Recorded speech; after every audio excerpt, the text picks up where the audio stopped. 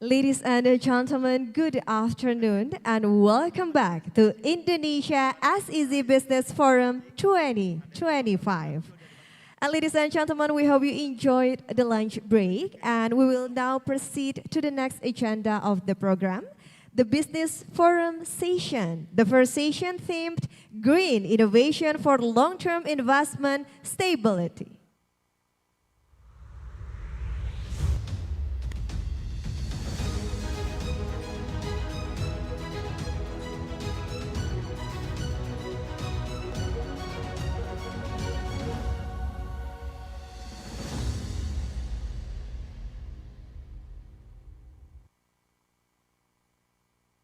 Ladies and gentlemen, this session serves as a dedicated platform for special economic zones, industry leaders, investors, and international partners to engage in direct dialogue, explore investment collaborations, and identify strategic opportunities across Indonesia's SEZ landscape.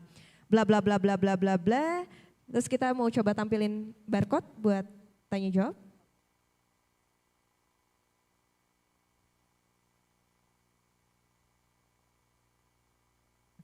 So ladies and gentlemen, if you have any questions to our speakers, please feel free to scan this QR code that appeared on the screen.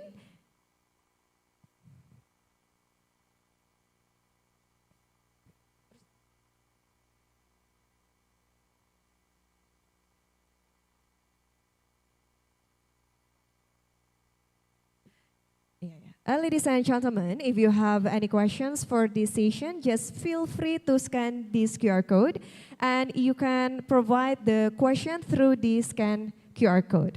Thank you so much. And now we will invite our panelists. And the first speakers we would like to invite to join us on the stage from Kura-Kura Bali SEZ, Head of Research and Business Analyst PT Bali Turtle Islands Development, Mr. Zaki Hakim.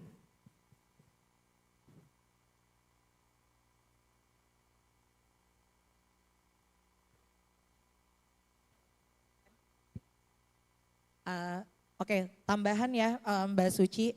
Jadi nanti setelah udah dari bridging kata-katanya sampai barcode, scan QR, barcode untuk Q&A, pokoknya peserta diminta untuk scan dari sekarang gitu untuk bertanya melalui itu, terus langsung aja present moderatornya.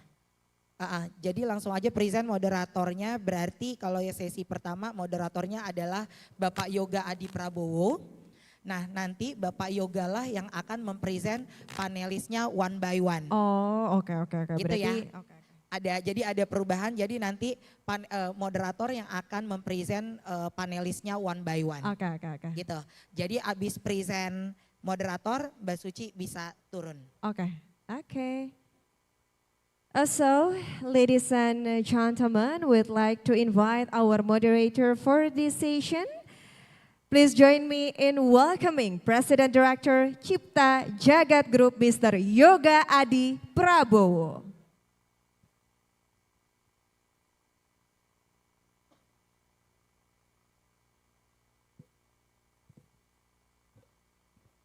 Oke, jadi nanti setelah MC akan present Pak moderator, misalnya kalau di sesi 1 ada Pak Yoga, nanti MC akan turun lalu stage-nya akan diambil alih oleh Pak Yoga.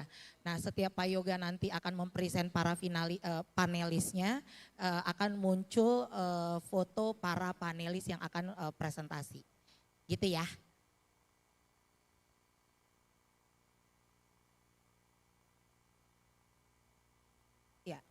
Jadi nanti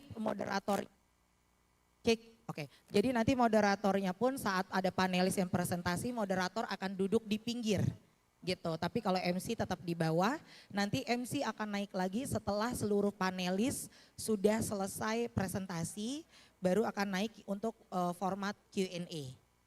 Nah Q&A nanti by MC karena akan mengundang para panelis lagi.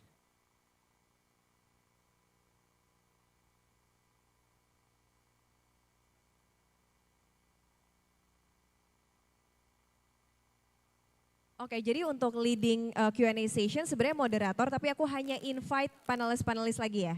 Ya, Oke. betul. Jadi nanti moderator untuk yang akan bacain Q&A-nya.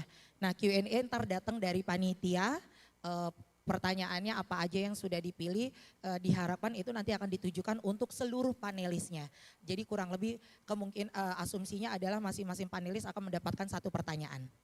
Nah, baru setelah sudah selesai bertanya, sudah di closing statement, baru nanti MC akan ajak untuk foto bersama. Gitu ya.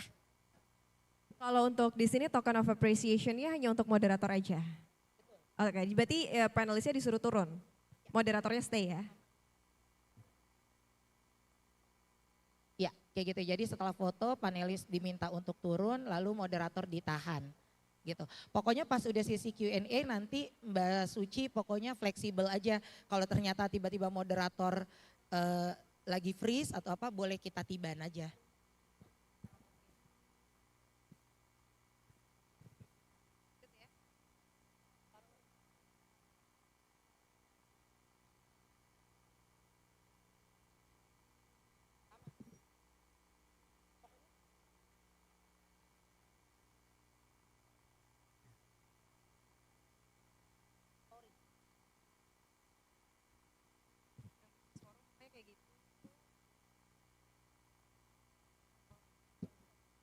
Ya, kita langsung skip aja karena forum 1 sampai 3 semuanya sama. Semuanya. Oke.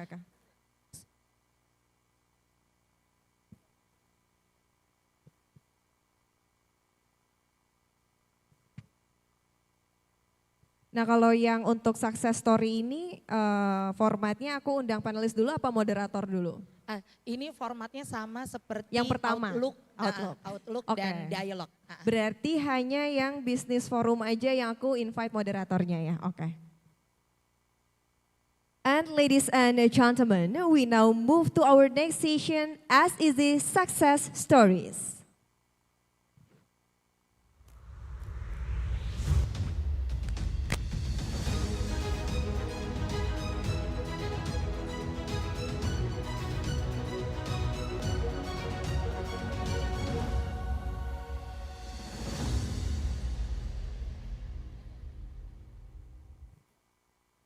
Oke, aku akan invite satu-satu ya, bla bla bla bla bla bla.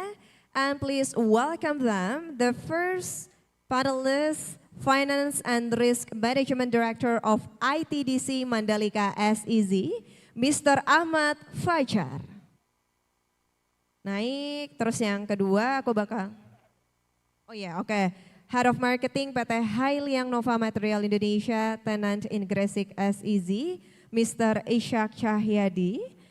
Terus yang ketiga aku akan undang President Director of In Journey Hospitality Sanur SEZ, Mrs. Christine Huta Barat, dan juga aku akan undang terakhir Direktur PT Matahari Tire Indonesia Tanan in Kendal SEZ, Mr. Wu Yujun.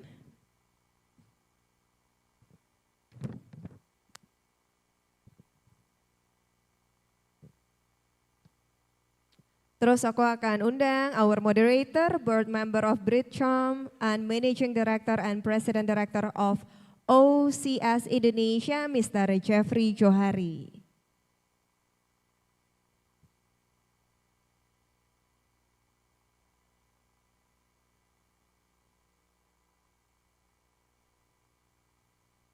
Oke, yang ini juga sama ya, yang dikasih token hanya moderator aja.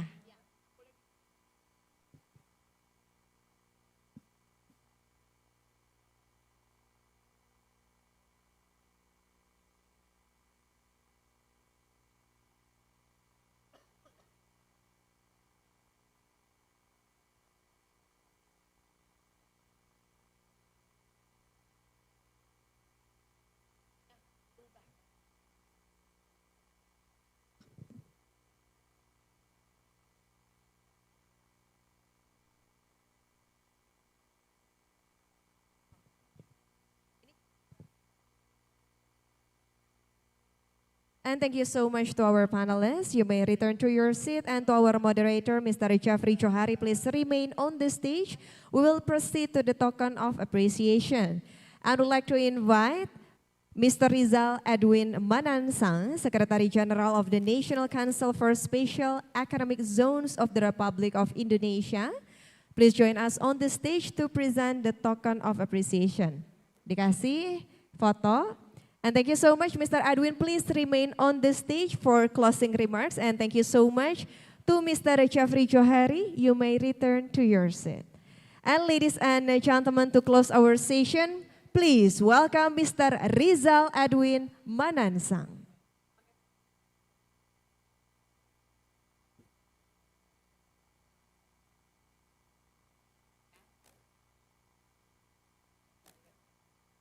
Terus closing.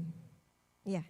Thank you so much to Mr. Rizal Edwin Manansang for delivering the closing remarks to each and every one of us. So ladies and gentlemen, this concludes the official program of the Indonesia Sez Business Forum 2025.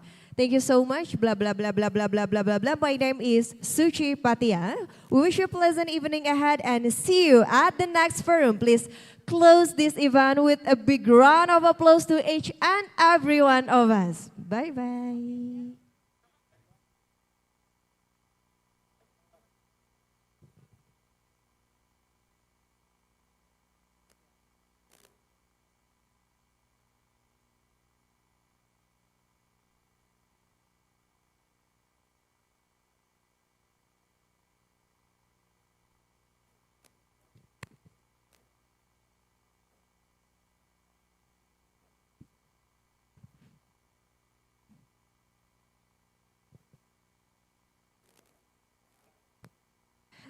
Ladies and gentlemen, for those who have registered or are interested in participating in the one-on-one business matching session, you may proceed to the front registration desk, and we also invite all participants to join the Add Yours activity on Instagram stories at Indonesia_SEZ by sharing your moments from the Indonesia Sez Business Forum and tagging at Indonesia_SEZ.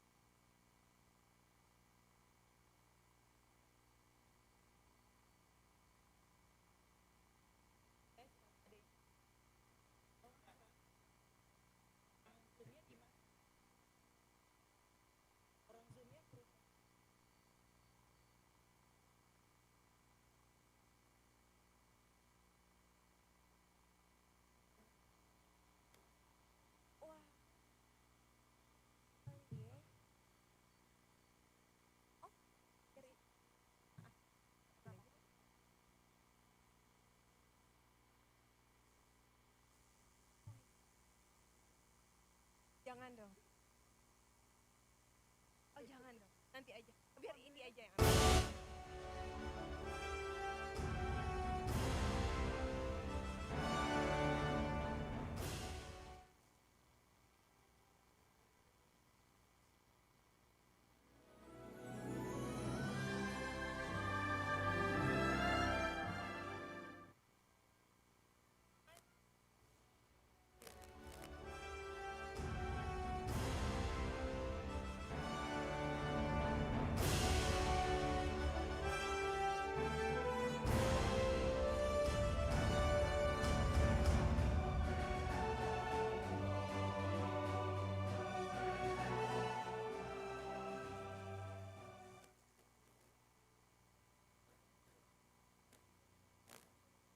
Oh iya iya, oke. Ya, Mem.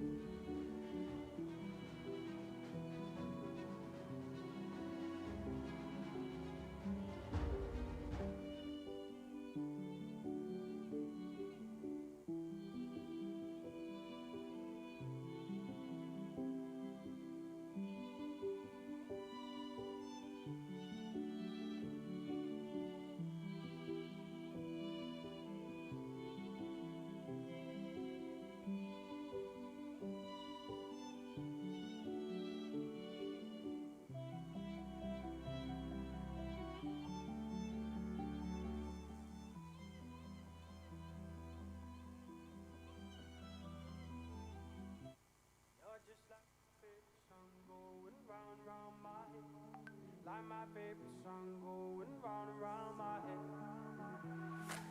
5 days on the freeway, riding shotgun with you. Two hearts in the fast lane, we had big dreams in blue. Playing sweet child of mine, and I still feel that line. Where are you now?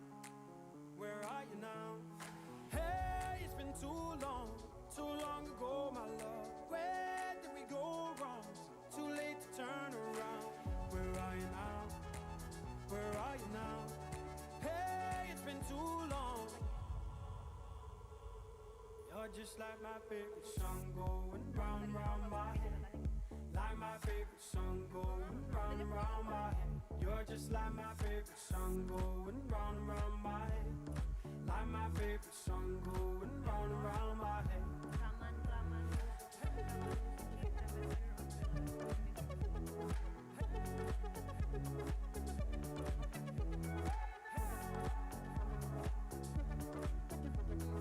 Hey, it's been too long. Some days I can feel it, but the feeling ain't all blue.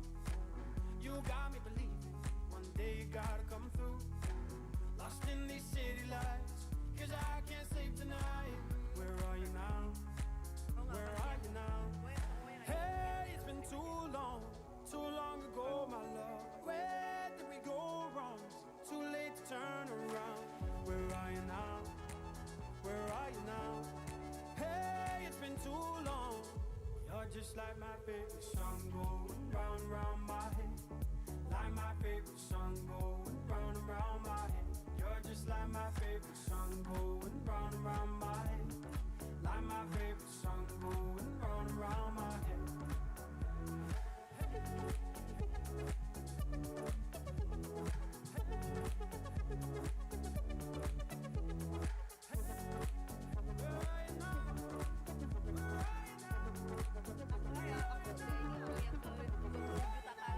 Setiap aku event minimal satu ada orang.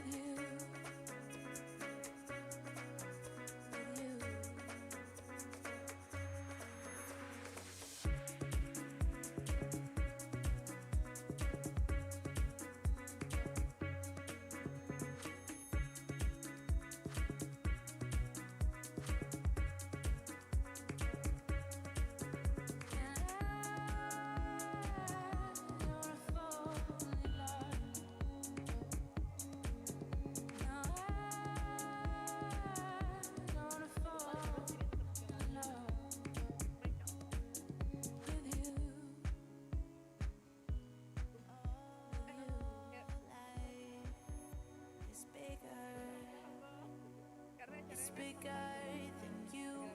You are not me. The lengths that I will go to, the distance in your eyes. Oh no, I've said too much. I said it out. That's me in the corner. That's me in the spotlight, losing my religion, trying to keep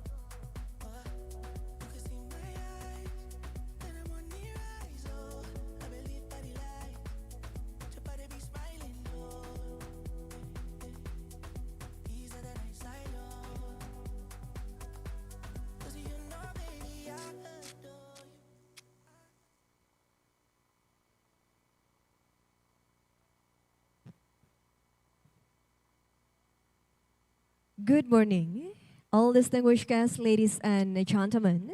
Welcome to Indonesia as Easy Business Forum 2025.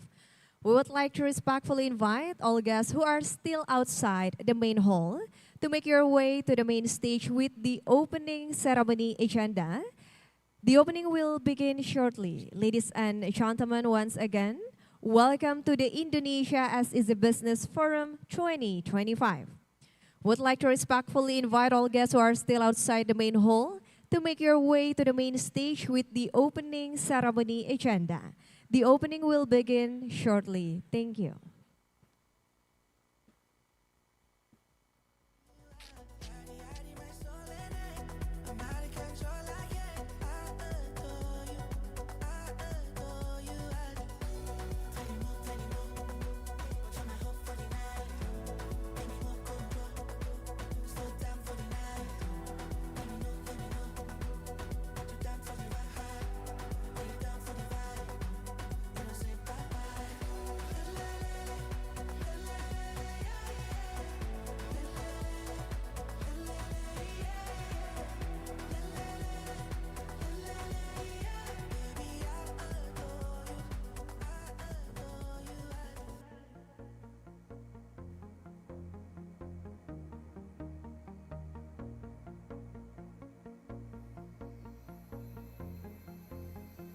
Lights go out and I can't be saved.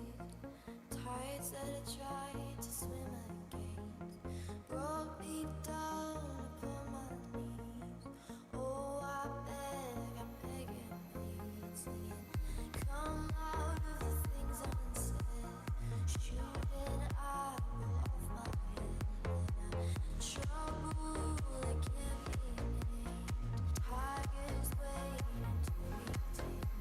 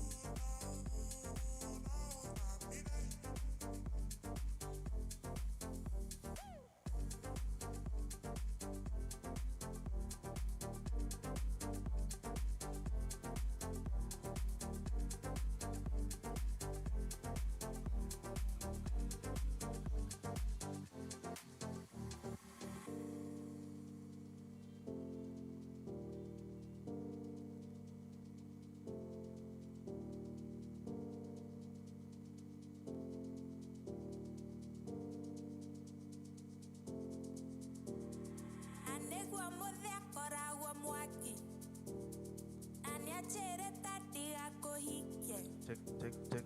Cek satu dua cek cek cek cek cek cek cek. Cek satu dua cek cek cek satu dua cek cek cek.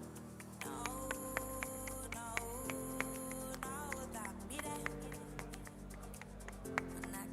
menake no no no tapi deh.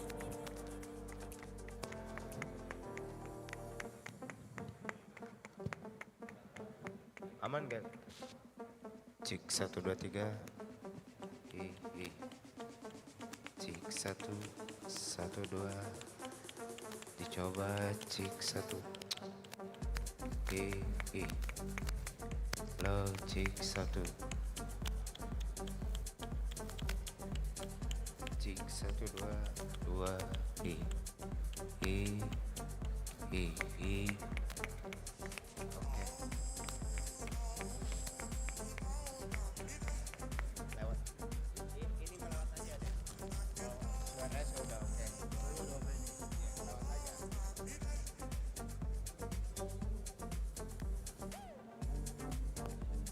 Cik.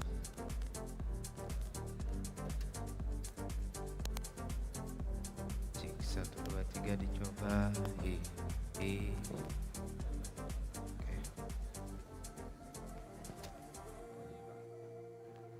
When you gonna stop breaking my heart? I don't wanna be another one.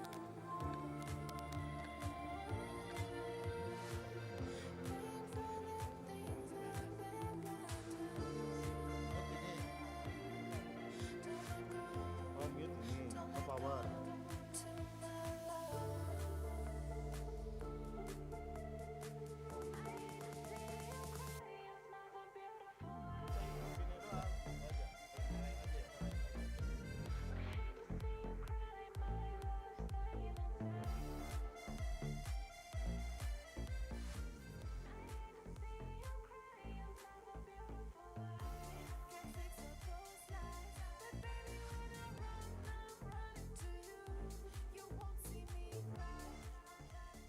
go. Don't let go to my love.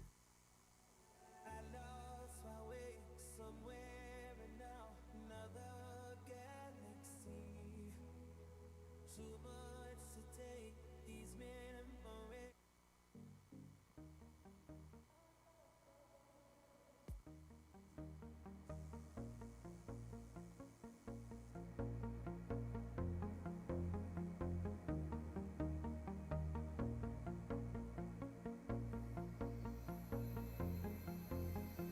Lights go out and I can't be seen. Tides that I tried to swim against brought me down upon my knees. Oh, I beg and plead, singing, come out of the things unsaid. Shooting arrow off my head. Trouble that can't be named. Tigers waiting to be tamed.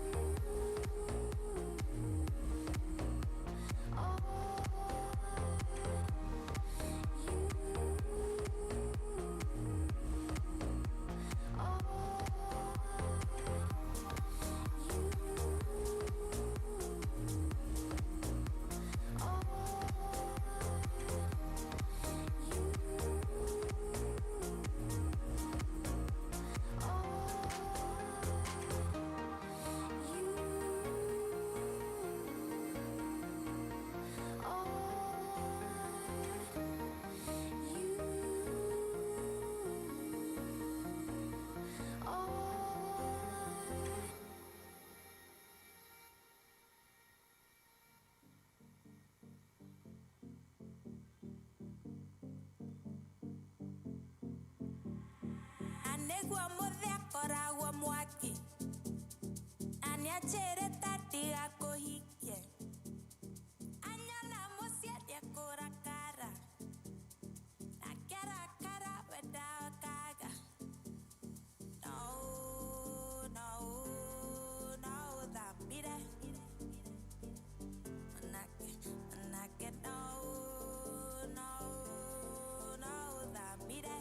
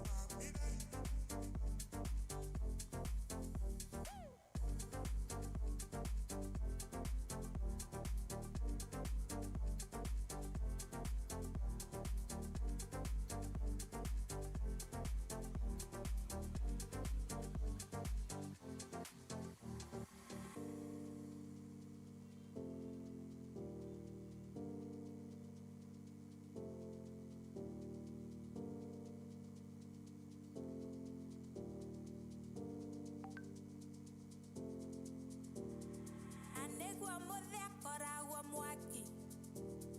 Anya chere tatiga kohike. Anya na mosia dia korakara. Nakara kara weda kaga. No, no, no, that mire. Manake, no, no, no, that mire.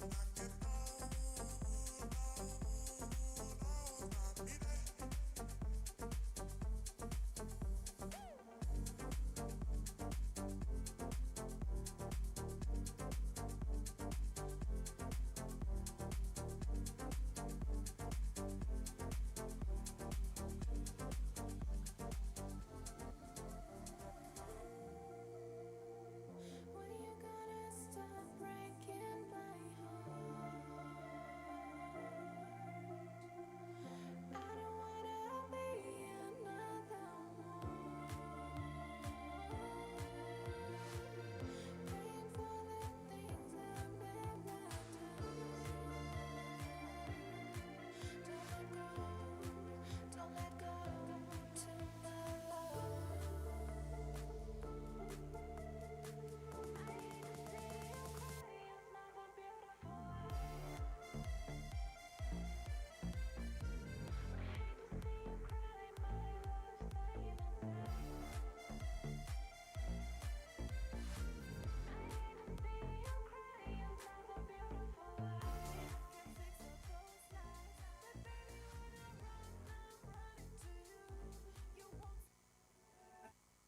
On a dark desert highway, cool wind.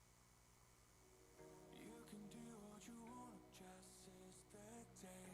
What you doing tomorrow's going come away. Don't you ever consider giving up. You will find it's a beautiful life. It's a beautiful life. It's a beautiful life.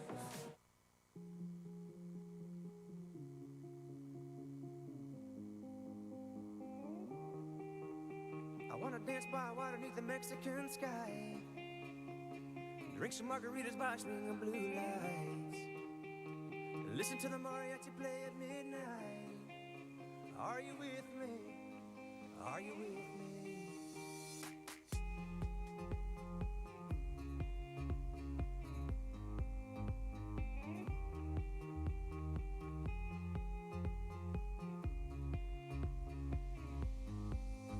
Are you with me?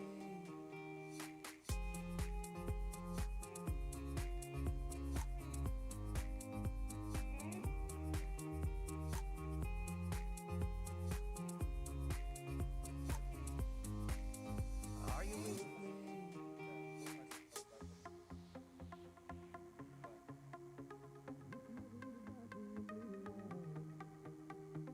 Listen to the mariachi play at midnight. Are you with me? Are you with me? I wanna dance by water beneath the Mexican sky. Drink some margaritas by swinging blue lights. Listen to the mariachi play at midnight. Are you with me? Are you with me?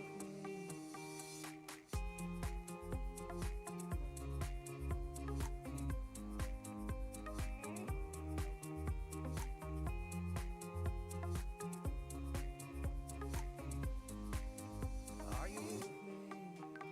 I wanna dance by water beneath the Mexican sky. Drink some margaritas by swinging blue lights. Listen to the mariachi play at midnight. Are you with me? Are you with me? I wanna dance by water beneath the Mexican sky. Drink some margaritas by swinging blue lights. Listen to the mariachi play at midnight. Are you with me?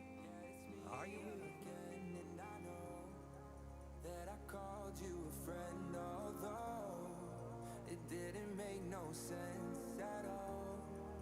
And I hope you don't mind. I've tried to give you all those little signs. I've tried to wait for a green light. Couldn't sleep last night, but I promise you that I'll take you far away. Don't wanna wait another day just to say, fuck it, let me love you. Lucky that I've got you. Oh baby, let me love you. Baby, let me.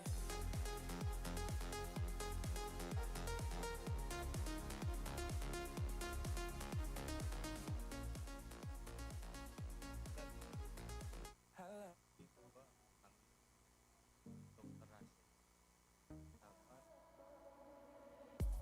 Plenty more.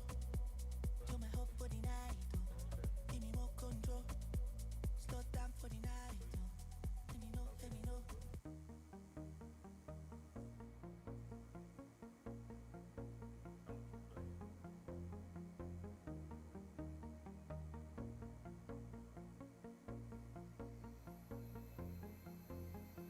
Lights go out and I can't be saved. Tides that I tried to swim against brought me down upon my knees. Oh, I beg and plead, singing, come out of the things unsaid. Shooting arrow off my head. Trouble that can't be named. Tigers waiting to be tamed.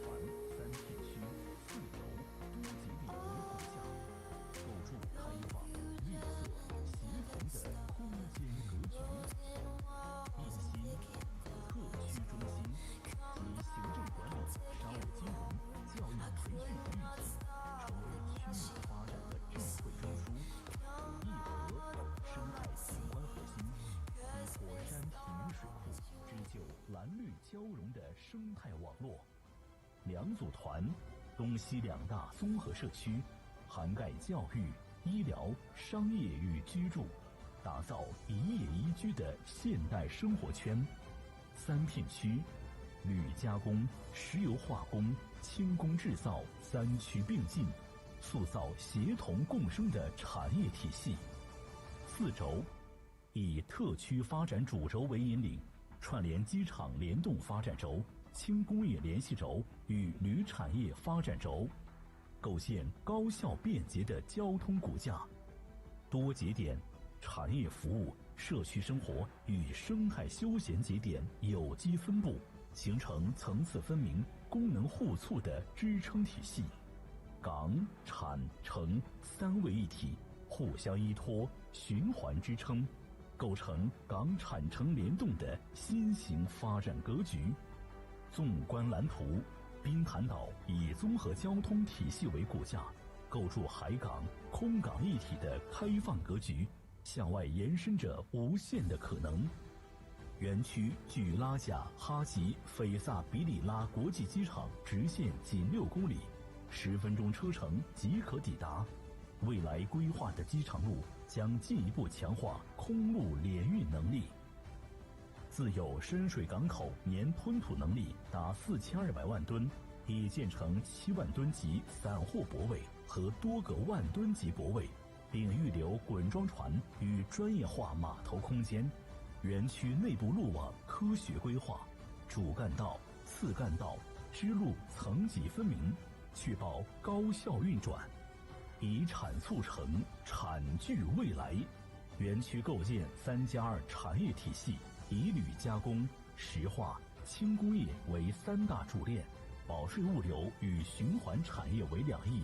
在这片投资热土上，铝产业链全面布局，以铝矿产业为核心上游，铝加工产业链构建从铝土矿、氧化铝、电解铝到铝材深加工的完整产业生态。目前年产氧化铝400万吨，规划100万吨级电解铝产能。从原料到材料，实现全链贯通、协同发展，并积极拓展交通运输、建筑材料、消费电子等下游领域，打造具有吸引力的全产业链集群。石油化工产业链依托港口优势，规划建设炼化一体化、乙烷制乙烯、精细化工3大板块，形成从上游炼油到中游裂解，再到下游精细化工的完整产业体系。轻工业产业链面向新加坡及东南亚市场，重点布局3大板块：一、电子装配产业聚焦智能终端与精密零部件生产，打造灵活高效的制造体系；二、食品冷链产业完善储运体系，保障区域食品加工与供应安全；三、包装材料产业以创新设计与绿色工艺，服务多元制造与出口需求；保税物流产业建设保税仓库、跨境电商履约中心、退换货维修中心；循环产业配套建设氢能中心、氮气中心、二氧化碳中心与液流储能中心，助力绿色转型。从益智蓝图到万亩产业集群，这里不仅是产业发展的热土，更是安居乐业的理想家园，秉持生活、生产、生态3生融合的发展理念，规划容纳10万人口、15分钟便捷生活圈，配套9年一贯制学校、职业教育中心、社区医院、商业中心，4个现代化邻里中心，提供零售、餐饮、市场、社区公园、健身设施等全方位生活服务。工业区配套服务半径750米至1500米，确保员工工作生活便利无忧。精心打造海岸景观带、山水双河与生态廊道，串联多元景观节点，让蓝绿交织的自然之美融入城市的每一次呼吸。绿色是卡朗巴塘发展的底色，能源输送、智慧物流研发中心， 2860兆瓦电力系统协同光伏、储能与垃圾发电，实现多能互补与废物零填埋。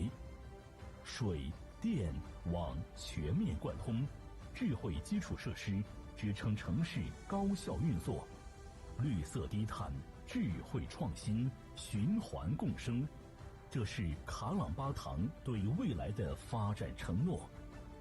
港产城联动发展，以产兴城，以城促产，自东向西，海港、产业、城镇递进布局，生态廊道贯穿南北，一业宜居，和谐共生，这是卡朗巴塘面向未来规划的生态之城。当朝阳升起海面，当万家灯火点亮希望，卡朗巴塘经济特区正以崭新姿态拥抱世界，未来已来。Ladies and gentlemen, good morning and welcome to Indonesia as Easy Business Forum 2025. We would like to respectfully invite all guests who are still outside the main hall to make your way to the main stage with the opening ceremony agenda, and the opening will begin shortly. So ladies and gentlemen, please be seated. Please proceed to enter the venue and be seated in the designated areas. And once again, ladies and gentlemen, we warmly welcome you and we hope you enjoy the event. Once again, welcome to Indonesia as Easy Business Forum 2025. We would like to respectfully invite all guests who are still outside the main hall to make your way to the main stage with the opening ceremony agenda. The opening will begin shortly, so ladies and gentlemen, please be seated in the designated areas. Thank you.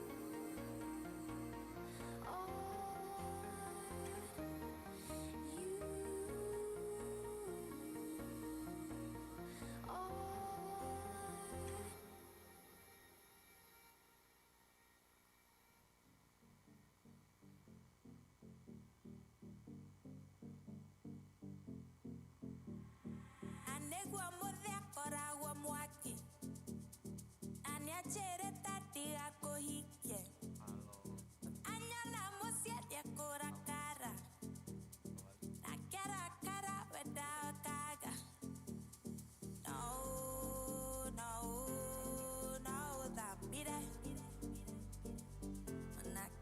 Manake, no, no, no, that be that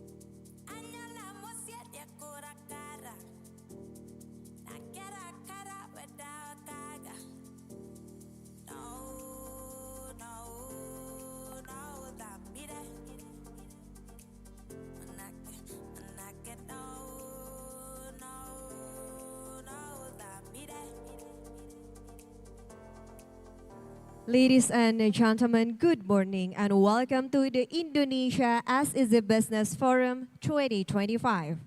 We would like to respectfully invite all guests who are still outside the main hall to make your way to the main stage with the opening ceremony agenda. The opening will begin shortly, ladies and gentlemen. Please proceed to enter the venue and be seated in the designated area. Once again, ladies and gentlemen, we warmly welcome you and we hope you enjoy the event. Ladies and gentlemen, good morning and welcome to the Indonesia Sez Business Forum 2025. Would like to respectfully invite all guests who are still outside the main hall to make your way to the main stage with the opening ceremony agenda. The opening will begin shortly, so please proceed to enter the venue and be seated. Thank you.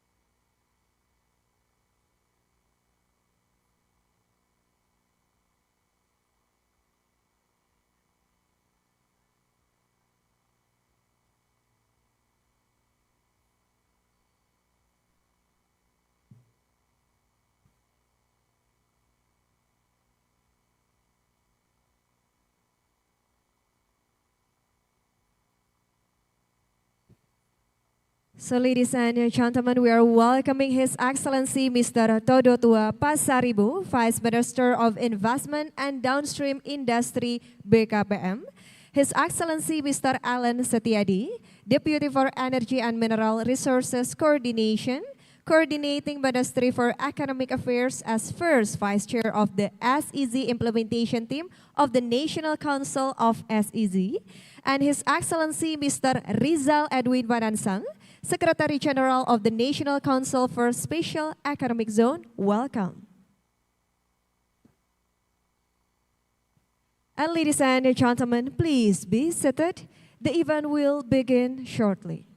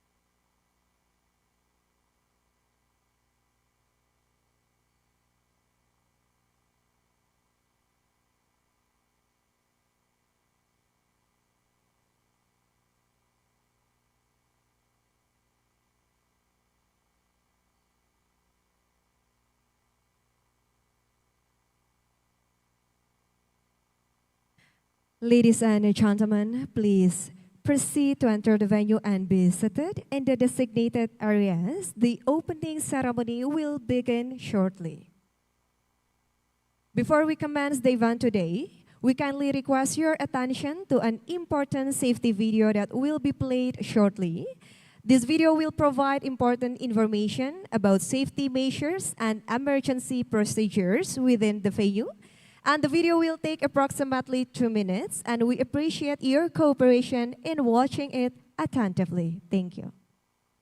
Welcome to the St. Regis Jakarta. Allow us to introduce to you the safety briefings of our hotel. We are currently at the Astor Ballroom, which is located on the second floor of the hotel. Like any other rooms in this hotel, this room is equipped with water sprinkler, fire extinguisher, smoke detector, fire hydrant box, public address system, and emergency staircase. At any condition, if you happen to hear a fire alarm, please do not panic and stay calm. For safety reason, please avoid using the elevator during emergency situation. In case of emergency, the emergency response team is available for 24 hours. Our assembly point is located at the lobby level in front of the hotel. Thank you for your kind attention, and we wish you an exquisite event.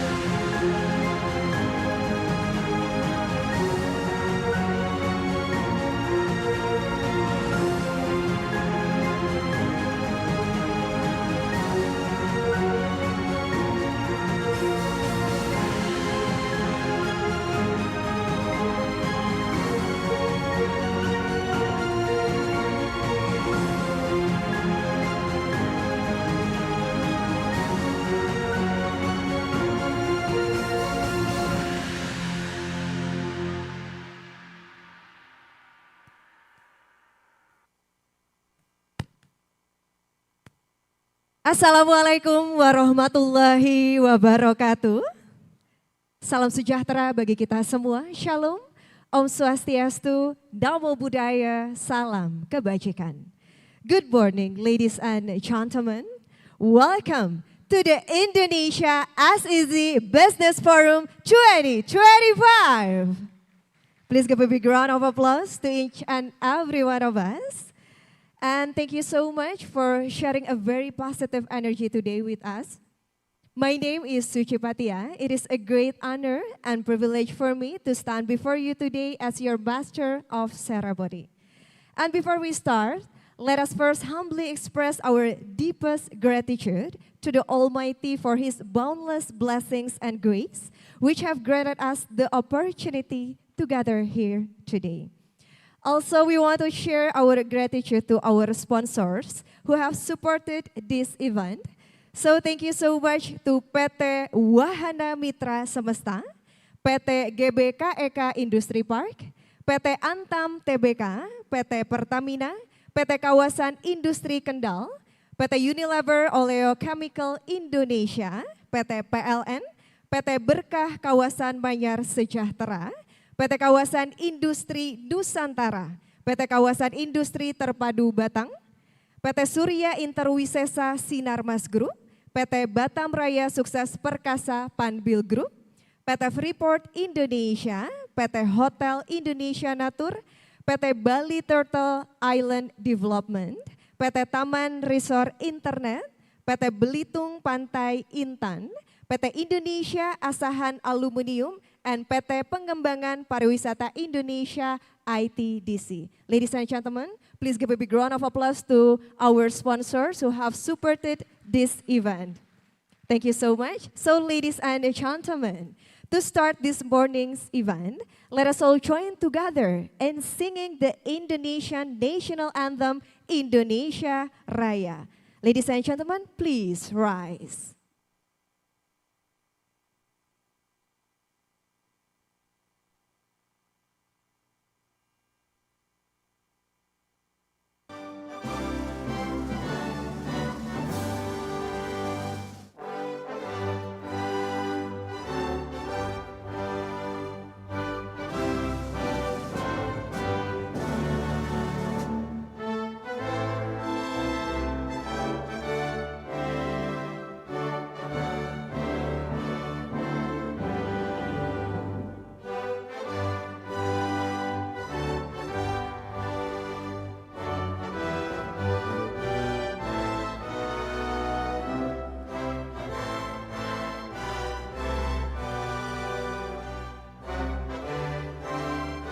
Halo Mbak, yuk.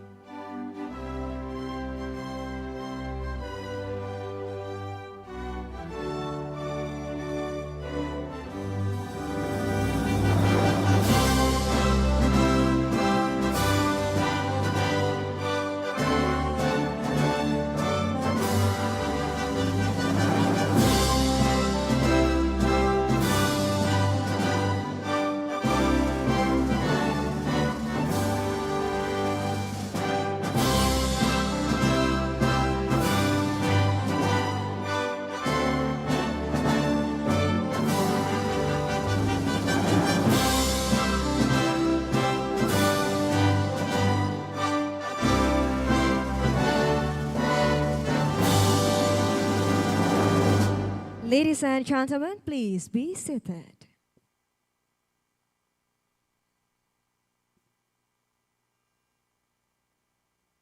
Ladies and gentlemen, we would like to extend a warm welcome to His Excellency Mr. Todo Tua Pasaribu, Vice Minister of Investment and Downstream Industry, BKPM, welcome. His Excellency Mr. Alan Setiadi, Deputy for Energy and Mineral Resources Coordination, Coordinating Ministry for Economic Affairs as first Vice Chair of the SEZ Implementation Team of the National Council of SEZ. Welcome. His Excellency Mr. Rizal Edwin Manansang, Secretary General of the National Council for Special Economic Zone. His Excellency Mr. Wang Lutong, Ambassador of the People's Republic of China to Indonesia. Welcome. His Excellency Sheikh Mohammed Ahmed Salim Al-Shanfari, Ambassador of the Sultanate of Oman to Indonesia. Welcome. His Excellency Professor Dr. Talib Khushukjan, Ambassador of Turkey to Indonesia. Welcome. His Excellency Dr. Raman Ramanowski, Ambassador of Belarus to Indonesia. Welcome. And the honorable business leaders and SEZ developers, members of the executive team of National Council of Indonesia SEZs, representative of friendly countries, embassies, and international organizations, esteemed speakers and moderators, welcome. And of course, we would also like to extend our gratitude to all participants who have attended the Indonesia SEZ Business Forum 2025, both those joining us in person and those participating online via Zoom. Ladies and gentlemen, today's forum is the pinnacle of the SEZ Investment and Strategic Acceleration Program, a national initiative designed to strengthen Indonesia's global competitiveness by accelerating ready-to-offer investment projects within special economic zones. So hosted by the National Council for Indonesia Sez in collaboration with 18 and CNBC Indonesia, and supported by the Coordinating Ministry for Economic Affairs. So this event, ladies and gentlemen, serves as a premier platform to connect SEZ developers, domestic and international investors, global business chambers, embassies, and industry leaders. So throughout the day, we will explore Indonesia's SEZ strategy for 2026, hear exclusive insights from government leaders, engage in business dialogues, and witness showcases from 25 special economic zones across the country. And more than 400 attendees are joining us today. Please give a big round of applause. Including SEZ administrators, multinational corporations, financial institutions, industry associations, and global partners from, among others, Australia, China, Japan, Korea, Europe, Singapore, the United Arab Emirates, the United Kingdom, and the United States. So this gathering brings together the key players shaping the future of Indonesia's sustainable and inclusive economic development. So ladies and gentlemen, without further ado, to begin our session, please welcome Deputy for Energy and Mineral Resources Coordination of the Coordinating Ministry for Economic Affairs of the Republic of Indonesia, as the first Vice Chair of the SEZ Implementation Team of the National Council of SEZ, to deliver his opening remarks. So please join me in welcoming His Excellency Mr. Alan Setiadi.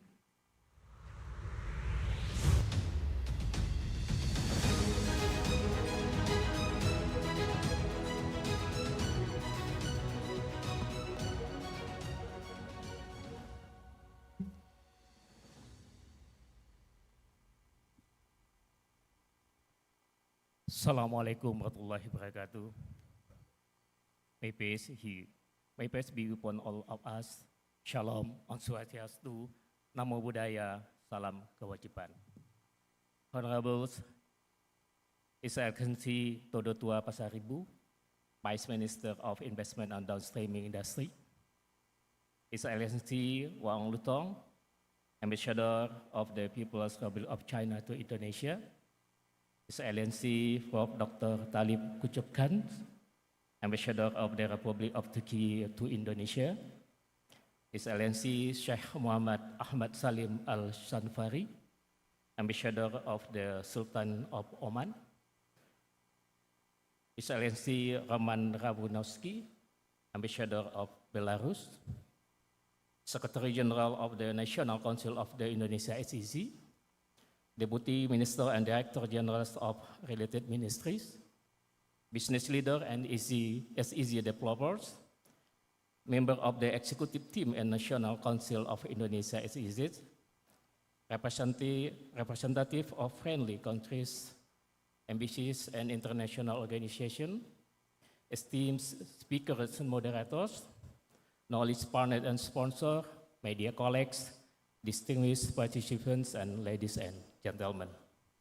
First, I would like to express my highest gratitude and appreciation to all of you for taking your time to attend to the important gathering, the Indonesia Sez Business Forum 2025. I'd like to convey a warm and regard from the Coordinating Minister for the Economic Affairs, Bapak Erlangga Hartarto, to all of you. His Excellency Minister apologized for not being able to attend the forum in person, since he must accompany President Prabowo on an overseas mission. Ladies and gentlemen, as we approach to end of 2025, the global economic environment remains highly dynamic. Nevertheless, Indonesia's economy also has remained resilient, achieving 5 to 0.5% GDP growth in Quarter 3 2025, on track for the annual 5 2.2% target.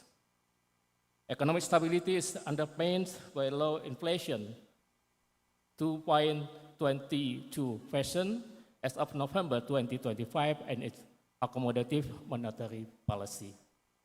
The non-oil and gas export sector was the fastest growing, and the manufacturing industry remains the main GDP contributor, around 90%, and remains expansive the last 4 months. We maintained a trade surplus for 66 consecutive months with $2.39 billion in October 2025. We also saw strong investment performance of 1.434 trillion rupiah, or $85 billion realized by Q3 2025, creating over 1 million jobs. We hold on an investment grade rating for major agencies, giving up optimism for positive growth in 2026. Ladies and gentlemen, in medium terms, Indonesia economic policy strategy aims to accelerate growth toward 8% over the next 5 years. It will be achieved through a key measures including enhancing downstream industry and foreign direct investment in export-oriented sectors, promoting blue and green economies, digital transformation, tourism, and the creative economy. The government is using 3 approaches to implement the strategy. First, revitalizing conventional economic engineers. Second, building new engineers like digital, green economy, modern biotechnology, then enhancing productivity and human resources competitiveness. The strategy is supported by enablers such as maintaining macroeconomic stability, ensuring a favorable investment climate, and strengthening the financial sector and social safety nets. Indonesia is also actively improving its standards and competitiveness, which is the main reason for ongoing OECD accession process. Furthermore, major trade agreements have been secured, including a substantial conclusion on Indonesia-European Union Comprehensive Economic Partnership Agreement, (CEPA), and signing the Indonesian-Canada CEPA in September 2025. Lastly, Indonesia has established 25 special economic zones that function as prototype areas, offering competitive fiscal and non-fiscal incentive and streamlined procedures. These issues are supported by integrated infrastructure and are designed to enable high productivity, efficiency, and certainty for investors. Their effectiveness is shown by low ICOR values 2 to 5, indicating they are high return investment destination, capable for driving efficient and high quality economic expansion. The government is committed to continually improving the competitiveness of both the SEZs and Indonesia as a whole. Ladies and gentlemen, this forum has been convened to reinforce the position of Indonesia's special economic zone as a pillar of high-quality growth and premier investment destination. I would like to express to my deepest gratitude to all guests and participants for joining us today. I'm confident the collaboration and synergy fostered through this forum will be help to achieve our shared objective of establishing SEZ as a key driver of national economic growth and catalyst for balanced regional development. I hope this forum generates breakthrough ideas and initiatives that strengthen to the SEZ contribution to Indonesia economic development. To conclude my remarks, I would like to respectfully ask the Vice Minister of Investment and Downstreaming, Mr. Todutua Pasaribu, to convey his remarks and officially open the Indonesia SEZ Business Forum 2025. Thank you, and I wish you productive and insightful engagement. Assalamualaikum warahmatullahi wabarakatuh. Selamat pagi. Thank you.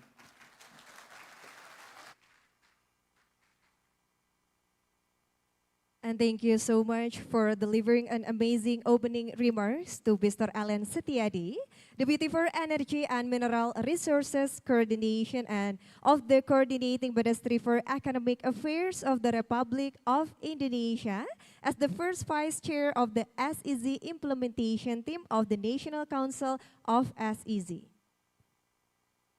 Ladies and gentlemen, now we would like to invite Vice Minister of Investment and Downstream Industry BKPM, please join me in welcoming His Excellency Mr. Todo Tua Pasaribu.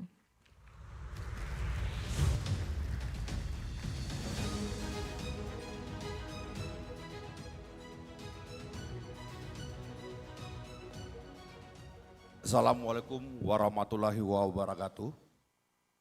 Good morning everybody. Salam sejahtera buat kita semuanya. Om Swastiastu, nama budaya, salam kebajikan. The Honorable Wang Lutong, the Ambassador Extraordinary from the People Republic of China. The Honorable Talib Ucukan, the Ambassador of Turkey to Indonesia. And then Sheikh Muhammad Ahmed Al-Sanfari, the Ambassador of the Sultan of Oman to Indonesia. The Honorable Raman Ramorski, the Ambassador Belarus to Indonesia. Bapak Ellen Setiadi, Deputy for Energy and Mineral Resources Coordination and at the Coordinating Ministry for Economic Affairs. And then Bapak Edwin Manansang, and also the host of this agenda, Secretariat General SEZ National Council, Bapak Daniel Tumpal, Director General for Economic Relations and Development Cooperation Ministry of Foreign Affairs. Now our Foreign Affairs Ministry have a new dirjen.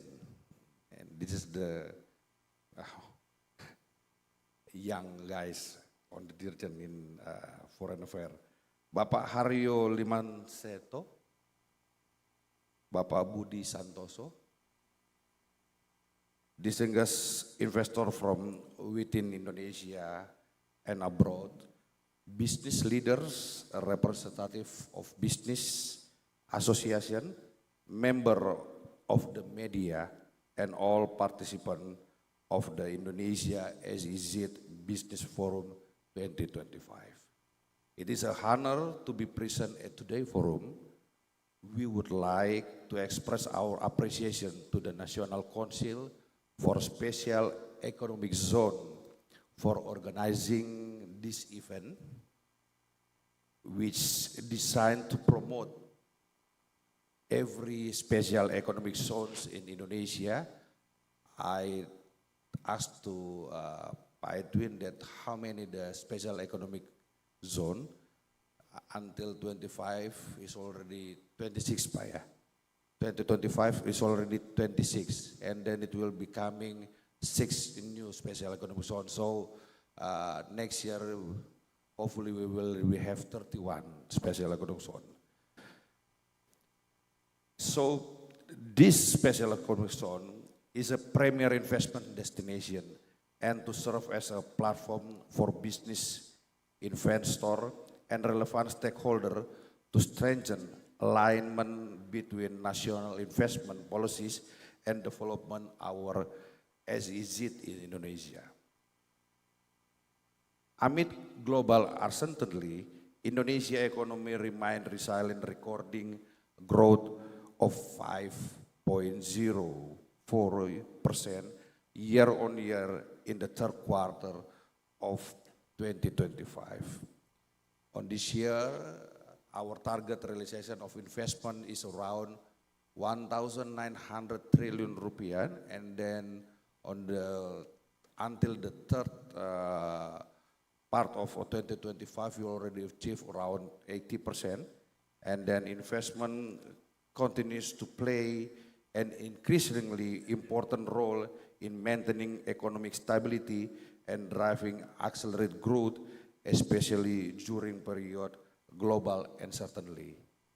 Realization investment on our economic growth is around 29% of our economic growth.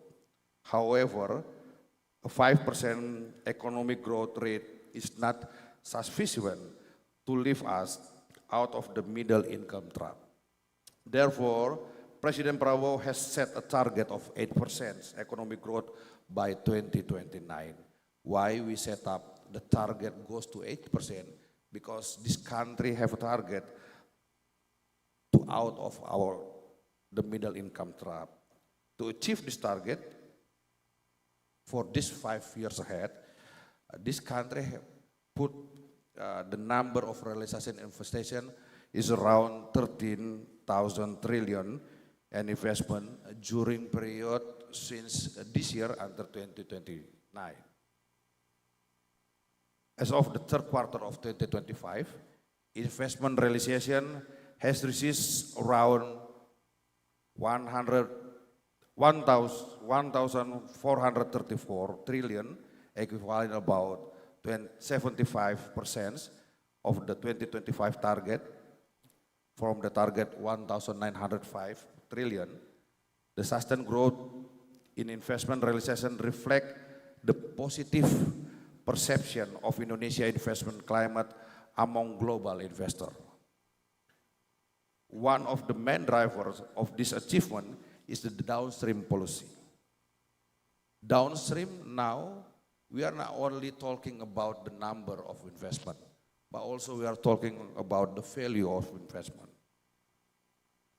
Downstream, in the same period investment, downstream industry raised around 431 trillion, contributing around 30.1% of the total investment realization.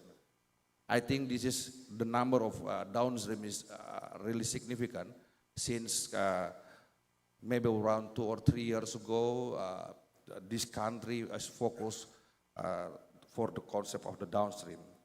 The government of Indonesia prioritized several strategic sectors with strong potential to drive economic growth, one of which the downstream industry. Indonesia is developing downstream activity for 28 key commodity. We already have the roadmap of the downstream, and then we have 28 focus commodity that we push to coming for the concept of the downstream, and then this is for the around 8 category coming from the mineral, oil and gas, and then coal, and then on the sector of plantation, agriculture, forestry, and etc. And then special economic zones play a strategic role in advancing the national downstreaming agenda while strengthening Indonesia investment competitiveness. With a total of 25 SEZ operating from Aceh to Papua, Indonesia offers a dedicated investment platform to accelerate a value creation across multiple sectors, including metals, energy, chemical, logistic, tourism, and technology-based manufacturing. Aligned with effort to enhance competitiveness, the government is also committed to transforming SEZs into green SEZs, prioritizing sustainability in both area management and industrial operation.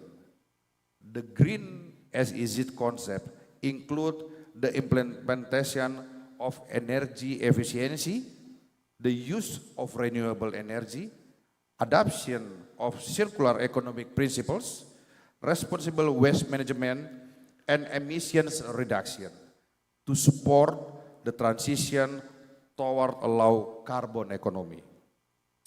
By aligning downstream policies with green industrial practices, SEZ provide a conducive environment for investors who prioritize sustainability and long-term value creation. Investor also benefit from various fiscal and non-fiscal incentive, integrated infrastructure, and faster, more transparent licensing and processes. So there is some of our transform about the investment in Indonesia, talking about the providing of license. Now we are coming with the concept of fictive positive to give the granted time of license processing, and then also for the service level agreement, we are also talking about the timeline, provide the license, and then also we will also transform our regulation, and then also about our fiscal and non-fiscal to create the competitive of investment in our country. The government has also strengthened legal certainty through the application of the positive fictive principle with the service level agreement and mandate under government regulation number 28. And then this is enhance the efficiency within the risk-based license framework. So for the closing, we are optimistic that with a strong economic foundation, well-aligned policies, and continuous investment climate reforms, Indonesia will achieve its high growth target amid global challenges. The investment target, industrial downstreaming agenda, and the realization of the Indonesia Mas 2045 vision will require full support from all stakeholders. We invite all investors, businesses, associations, financial institutions, and all elements of society to strengthen collaboration, sizes, opportunities within this evolving economic landscape and jointly accelerate the nation's structural transformation. Thank you. Wassalamualaikum warahmatullahi wabarakatuh. Waalaikumsalam warahmatullahi wabarakatuh. Mr. Todotua, please remain on the stage. We will have a group photo session. And we would like to invite our distinguished VIPs to join the photo session. I would like to invite Mr. Alan Setiadi, please join us on the stage. Mr. Rizal Edwin Manansang, His Excellency Mr. Sheikh Mohammed Ahmed Salim Al-Shanfari, Professor Dr. Talib Khushukshan, Mr. Wang Lutong, and Dr. Raman Ramanowski. Please join us on the stage for the photo session with the Vice Minister. Gentlemen, we'll have the photo group first.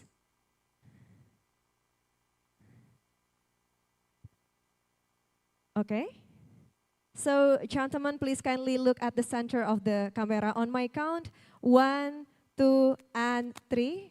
Once again, 1, 2, and 3. So, gentlemen, please remain on the stage still.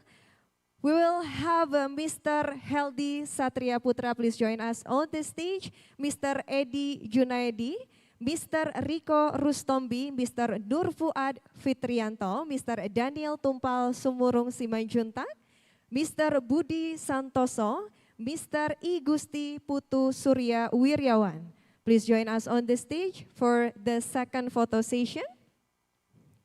Once again, Mr. Heldi, Mr. Edi Junaidi, Mr. Riko, Mr. Nur Fuad Fitrianto, Mr. Daniel Tumpal, Sumurung Simanjuntak, Mr. Budi Santoso, Mr. I Gusti Putu Surya Wiryawan. Please join us on the stage for the photo session.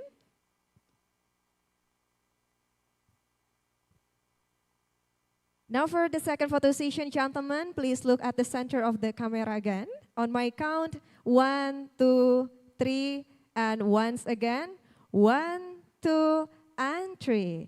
So ladies and gentlemen, please give a big round of applause and thank you so much to Vice Minister of Investment and Downstream Industry BKPM, His Excellency Mr. Todotua Pasaribu, and thank you so much for our distinguished VIPs.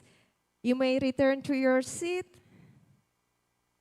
And thank you so much once again to Vice Minister, Mr. Todotua Pasaribu, Mr. Alan Setiadi, Mr. Rizal Edwin Manansang, Mr. Sheikh Muhammad Ahmed Salim Al Shanfari, Profesor Dr. Talib Kushuk Chan, Mr. Wang Lutong, Mr. Raman, Mr. Heldi Satria Putra, Mr. Edi Junaidi, Mr. Riko, Mr. Nur, Mr. Daniel, Mr. Budi Santoso, and Mr. Gusti. Thank you so much.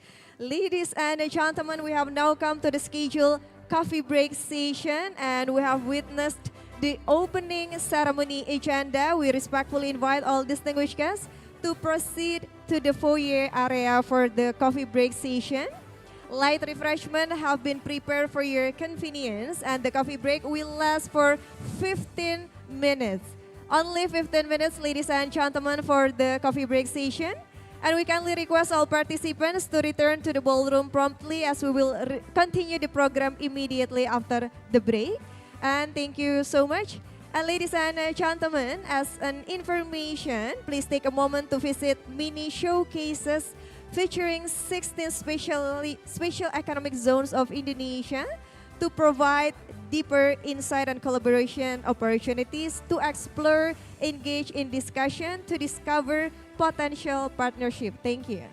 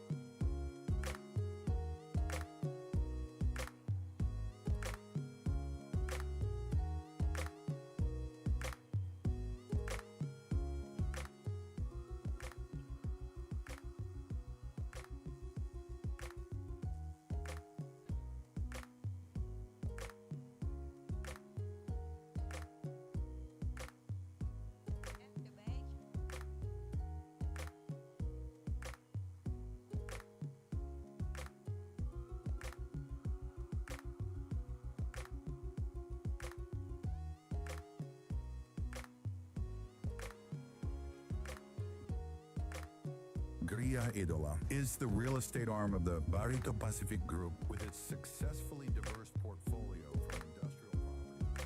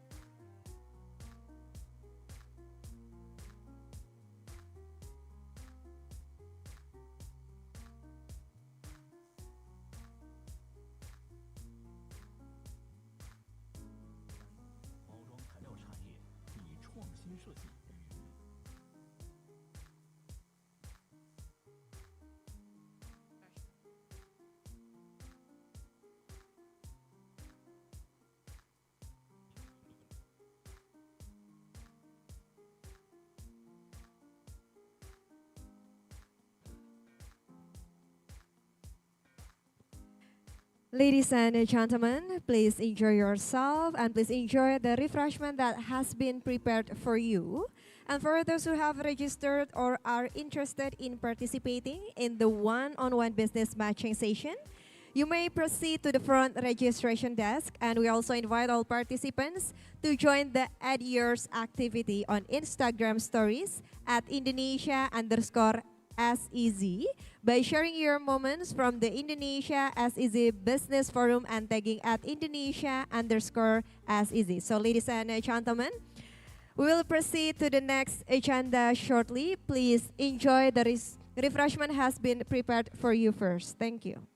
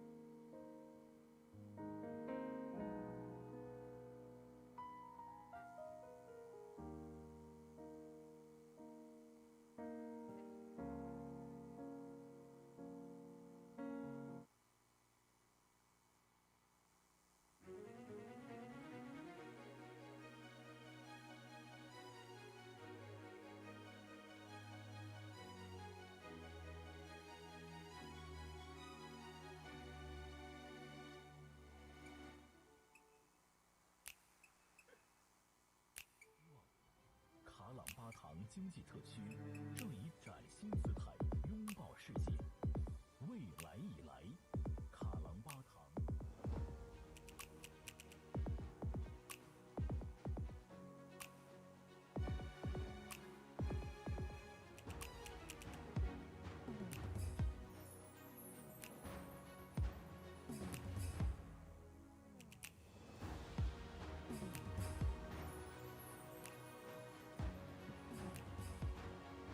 Ladies and gentlemen, we will proceed to the next agenda. Please be seated.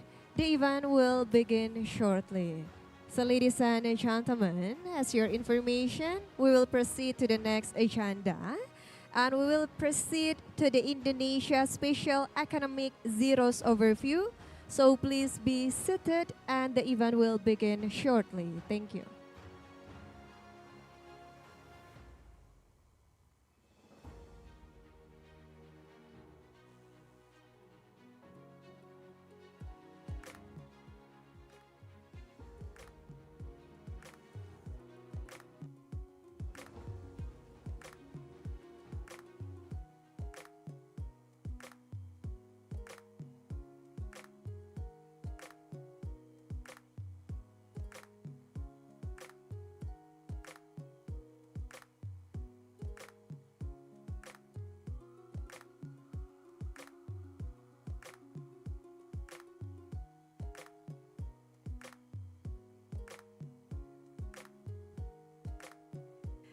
Ladies and gentlemen, please kindly enter the ballroom and please make your way to the main stage. We will proceed to the next agenda, Indonesia Special Economic Zones Overview. And the event will begin shortly, so please kindly be seated. The event will begin shortly. So ladies and gentlemen, please kindly enter the main ballroom and make your way to the main stage. The event will begin shortly. We will proceed to the Indonesia Special Economic Zones Overview. Thank you.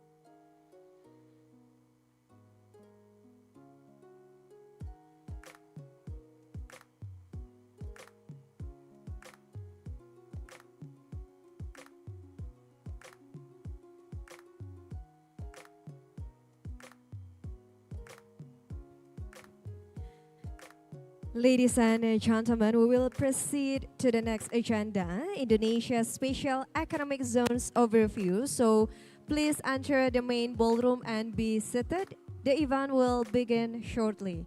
Ladies and gentlemen, we'll proceed to today's program, the Indonesia Special Economic Zones Overview.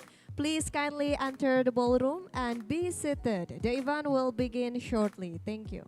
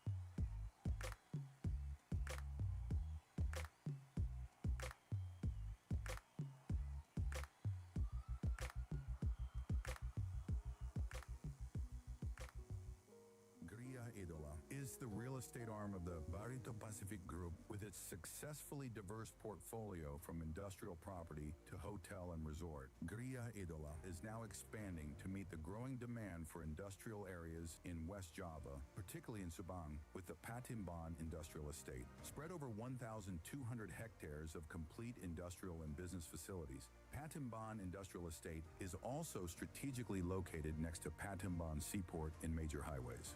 Our products range from ready-to-build industrial land.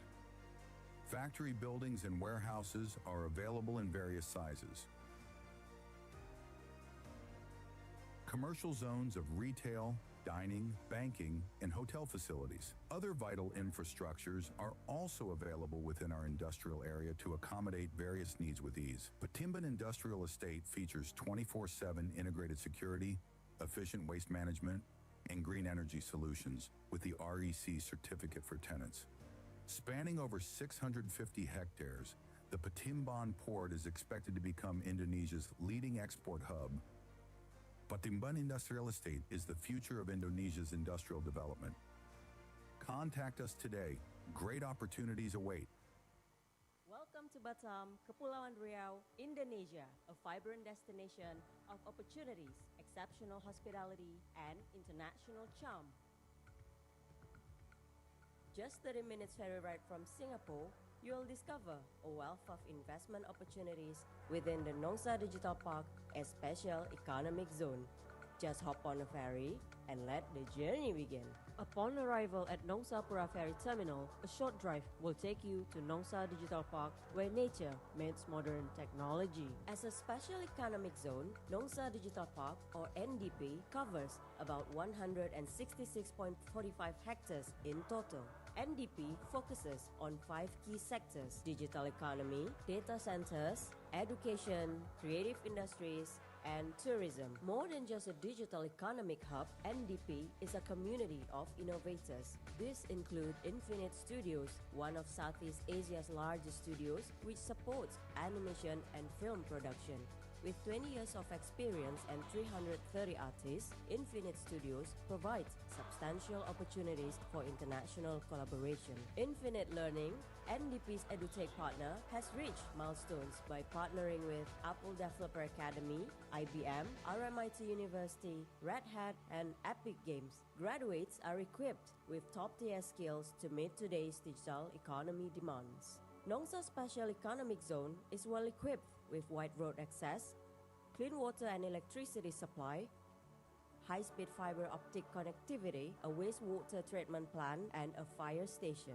Looking ahead, we're exploring on renewable energy solutions and developing the Hive, the epicenter of lifestyle and convenience, a vibrant commercial area with retail, F&B, and shop houses.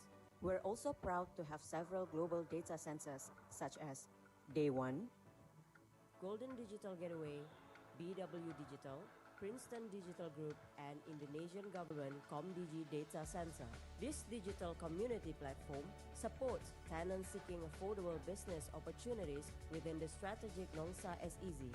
The secure and tech-friendly environment also hosts companies like Accenture and Infineon. NDP serves as an ideal site for digital businesses to grow, a vibrant campus offering flexible co-working spaces tailored to the needs of tech professionals. We prioritize safety with 24-hour surveillance. We also host networking events, workshops, and team-building activities to connect professionals across industries. After a long productive day, explore Batam's beautiful resorts, stunning landscapes, and exciting water sports. A perfect blend of work, learn, live, and play. Whether for business or leisure, discover why Nongsa Digital Park Special Economic Zone is becoming a top global destination.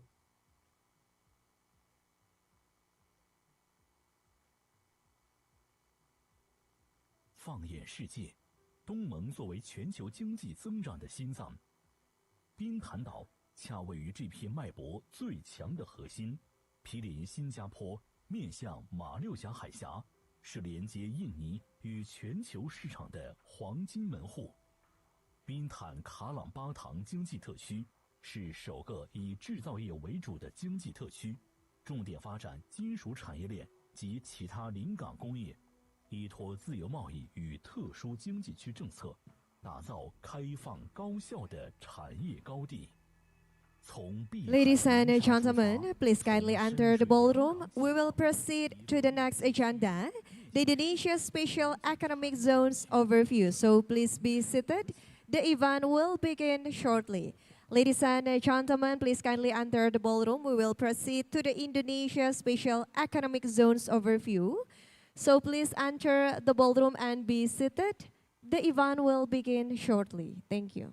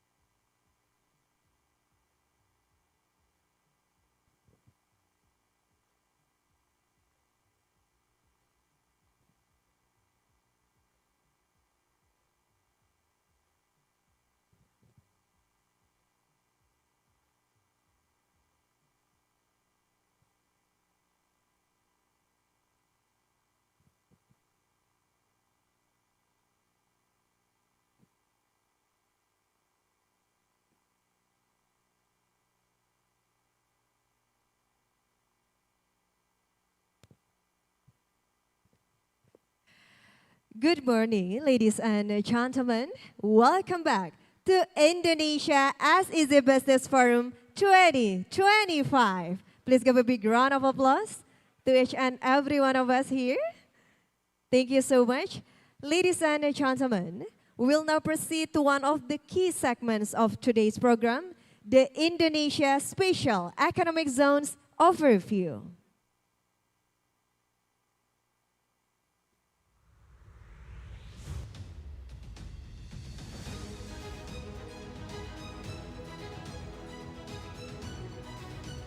So ladies and gentlemen, this session will present the current landscape, performance achievements, and strategic direction of Indonesia's special economic zones, as well as their role in strengthening national competitiveness, driving downstream industries, and accelerating high-value investment.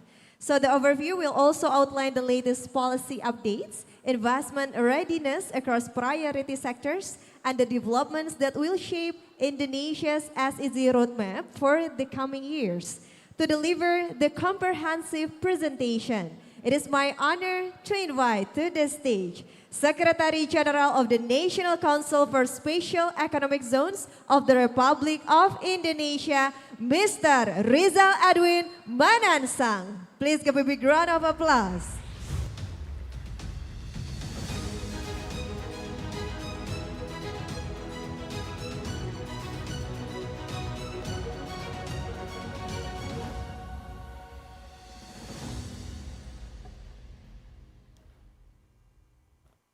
Assalamualaikum warahmatullahi wabarakatuh. Distinguished international investors, distinguished business leaders, executives of global enterprises, SEC developers, Chamber of Commerce and Business Association, representative from Indonesian government, representative from friendly country embassies, knowledge partners and sponsors, representative of international organization, media colleagues, and all distinguished participants, ladies and gentlemen. Allow me to begin by extending a warm welcome to all distinguished participants of the Indonesia SEC Business Forum 2025. I'm pleased to share that more than 400 participants are attending the forum in person and also in virtually. This forum is a strategic platform that brings government officials, business leaders, and investors together to strengthen our shared understanding of investment opportunities and the investment ecosystem in Indonesia special economic zones. It provides SEC developers with an opportunity to present major investment-ready projects to potential investors and expand international partnerships through business meetings, matchmaking, and thematic discussions. Ladies and gentlemen, next slide, please. Yeah. Ladies and gentlemen, special economic zones are vital to Indonesia's progress toward its Golden Indonesia 2045 vision. They promote industrialization, strengthen tourism, integrate supply chains, and create space for innovation and technology. They also serve as a new center of growth, raising community income and expanding national economic contributions, including those from eastern part of Indonesia, while supporting more equitable development. And with their competitive ecosystem and integrated facilities, SECs continue to accelerate Indonesia's economic transformation. As an introduction, I would like to highlight the key features of Indonesia's special economic zones that make them effective drivers of our economic growth. First, SEC provide a one-stop service for business licensing, ensure faster and more efficient establishment processes.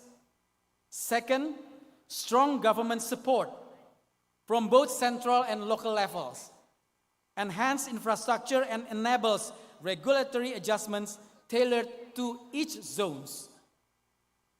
Third, SEC span diverse sectors including manufacturing, logistics, tourism, healthcare, and the digital economy, giving businesses flexibility to align with their strengths. And the fourth is SEC offer attractive fiscal and non-fiscal incentives. This is the most important thing for investors. And those advantages make SEC strategic hubs for investment and strengthen Indonesia's position in global supply chain. Ladies and gentlemen, SECs continue to enhance their competitiveness by offering ultimate facilitation measures supported by robust implementation certainty at both national and regional levels. We can see the fiscal incentives. Investors conducting business activities aligned with the core theme of an SEC are eligible for a corporate income tax holiday. The duration and specific requirements of this incentive depend on the value of the investment. Meanwhile, investors engaged in other types of activities are eligible also for a tax allowance. Investors also receive importation facilities. During the construction phase, capital goods are exempt from import duties, while during the operational phase, import duties on raw materials are deferred. In addition, VAT, value-added tax, and luxury goods sales tax are not collected. And also the local government will support SEC by offering 50 to 100% reduction in regional taxes and levies. And for non-fiscal incentives, the SEC administrator will provide one-stop service for business licensing and environmental permits. Also, land acquisition is simplified through accelerated procedures and granting of building rights or right of use up to 8 years.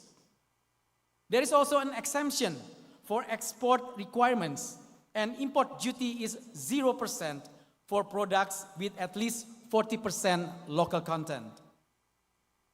Also, we have immigration benefit, include extended visa on arrival, which can be renewed up to 5 times, as well as limited stay permits for foreign workers and their families, senior tourists, and property owners. There is also eligibility to have a golden visa as well.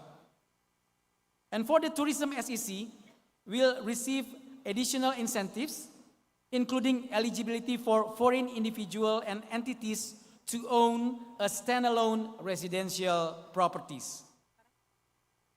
Distinguished participants, corporate income tax holiday for developers and business entities engaged in SEC core activities, consisting of, first, a 10-year tax holiday for a minimum investment of 100 billion rupiah or $6.9 million US. Second, a 15-year tax holiday applies to investment of at least 500 billion rupiah or $34.5 million US. And the third, a 20-year tax holiday is provided for investment of 1 trillion rupiah or $69 million US and above. Regarding the tax allowance, a tax allowance scheme is available for investors conducting business activities outside of the SEC core activities, or for investors with investment below 100 billion rupiah. This scheme offers the following benefits. First, a 30% net income deduction, and it is allocated over 6 years. Second, loss carry forward for up to 10 years. Third, accelerated depreciation and amortization. And lastly, a reduced dividend tax rate capped at 10%. This program offers significant financial advantages particularly for investment outside of the priority sectors of the SEZs.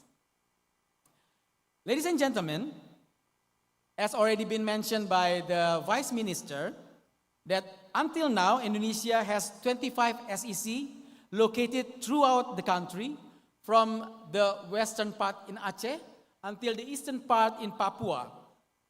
These include 13 industrial SECs, 8 tourism and healthcare SECs, 3 digital and education SECs, as well as 1 other service SEC, particularly for aircraft maintenance, repair and overhaul, or MRO.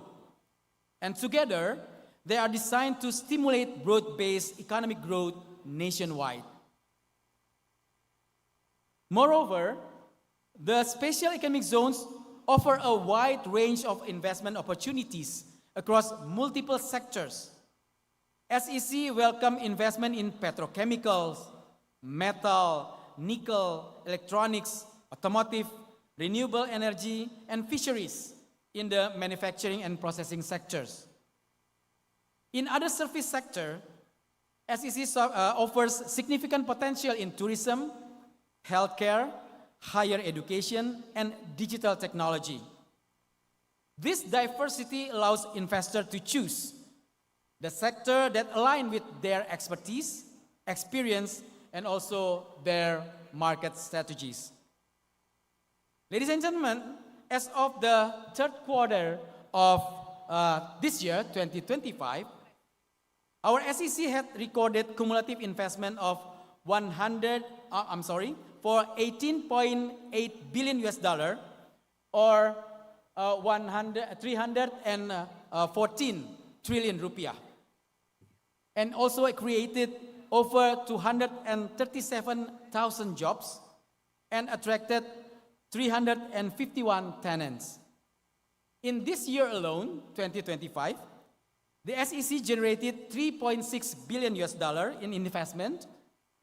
It is also exceeded workforce target by creating more than 79,000 jobs and reached about $5.43 billion in exports. This demonstrates their strong and consistent contribution to Indonesia's economic growth. Ladies and gentlemen, to enhance legal certainty and the business climate, the government of Indonesia has implemented major regulatory reforms.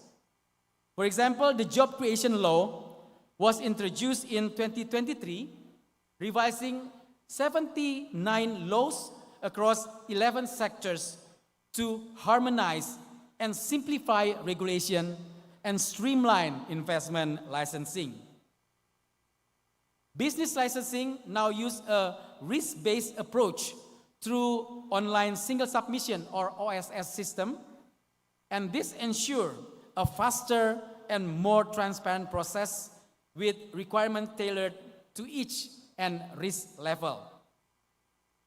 Those improvements are further strengthened by the issuance of Government Regulation Number 28, 2025.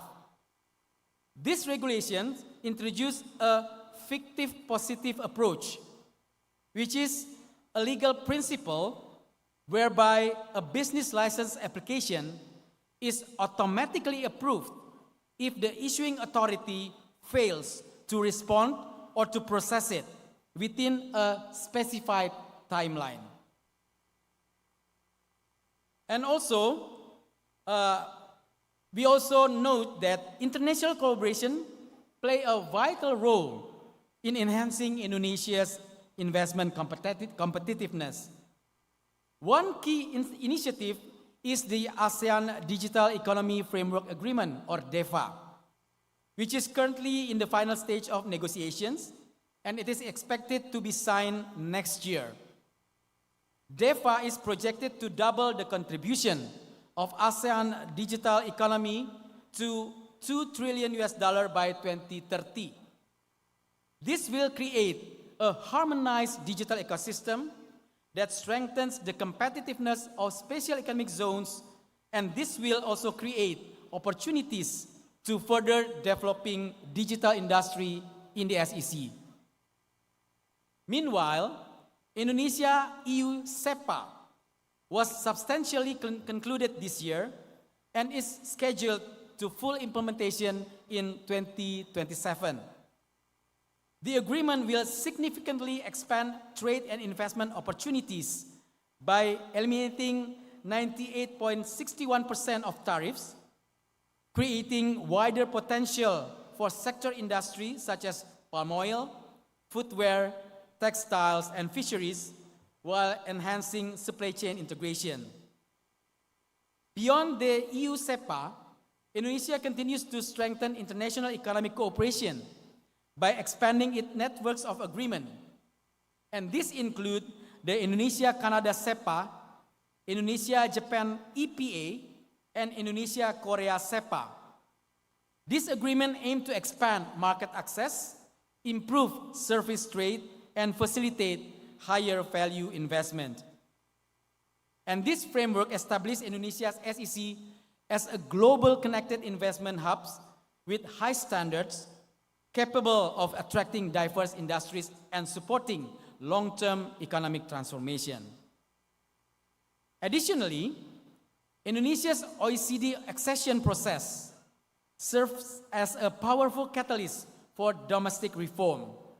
Aligning with OECD standards improves economic resilience, strengthens the quality of public policy quality, enhances tax and public procurement transparency, and promotes better state-owned enterprise governance. Ultimately, OECD membership elevates the credibility and governance of Indonesia SEC, ensuring stronger trust, greater investment certainty, and higher quality international investment. Ladies and gentlemen, as a final note, the Indonesia SEC Business Forum 2025 is a strategic platform that brings SEC developers, businesses, and investors together to explore collaboration and investment opportunities. Through dialogue session and one-on-one business matching, the forum will highlight projects that are ready to be offered, strengthen partnerships, and support the realization of investment. We anticipate tangible results, heightened confidence in Indonesia SECs, and significant B2B agreements that will contribute to long-term economic transformation.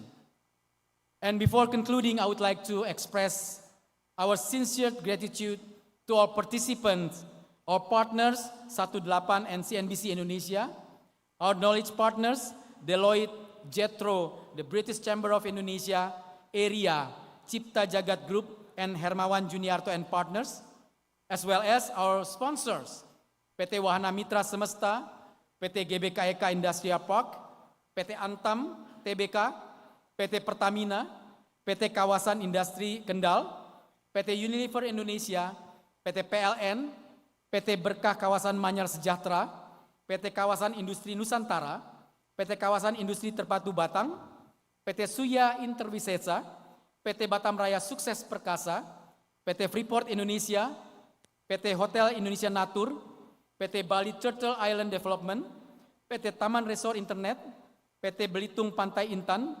PT Indonesia Asahan Aluminium, dan ITDC. My sincere appreciation also goes to the organizing committee headed by Ibu Neti for their utmost efforts in making this important forum possible. I hope this forum opens new doors and strengthens our collective efforts to improve our national economy. Thank you. Wassalamualaikum warahmatullahi wabarakatuh. Waalaikumsalam warahmatullahi wabarakatuh. Thank you so much to the Secretary General of the National Council for Special Economic Zones of the Republic of Indonesia, Mr. Rizal Edwin Badansang. Thank you so much for your amazing presentation that we have listened to the outline, the latest policy updates, investment, readiness across priority sectors, and developments that will shape Indonesia's SEZ roadmap for the coming years. So ladies and gentlemen, as your information for those who have registered or are interested in participating in the one-on-one business matching session, you may proceed to the front registration desk, and we also invite all participants to join the @years activity on Instagram and @Indonesia_SEZ by sharing your moment from the Indonesia SEZ Business Forum. And don't forget to tag @Indonesia_SEZ in your Instagram. So, ladies and gentlemen, we will proceed to our next agenda, a Special Economic Zones Outlook 2026. It is the first panel discussion, and it will explore key approaches to sustainability, investment resilience, and the evolving role of SEZs, carrying the theme, Transforming Indonesia's Special Economic Zones, Global Competitiveness and Investment Outlook 2026.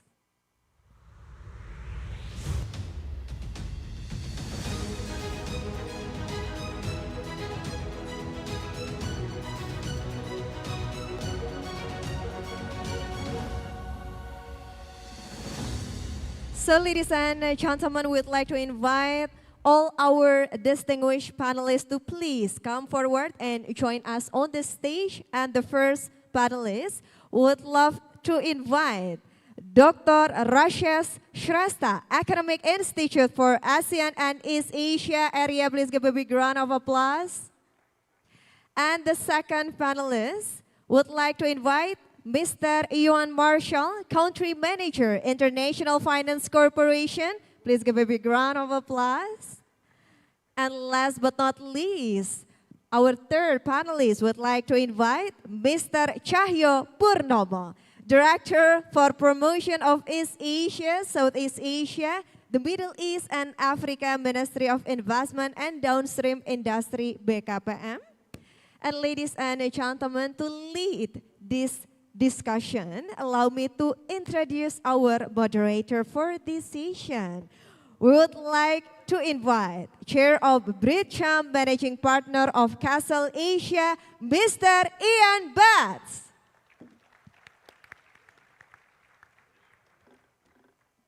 So, Mr. Ian, the stage is yours.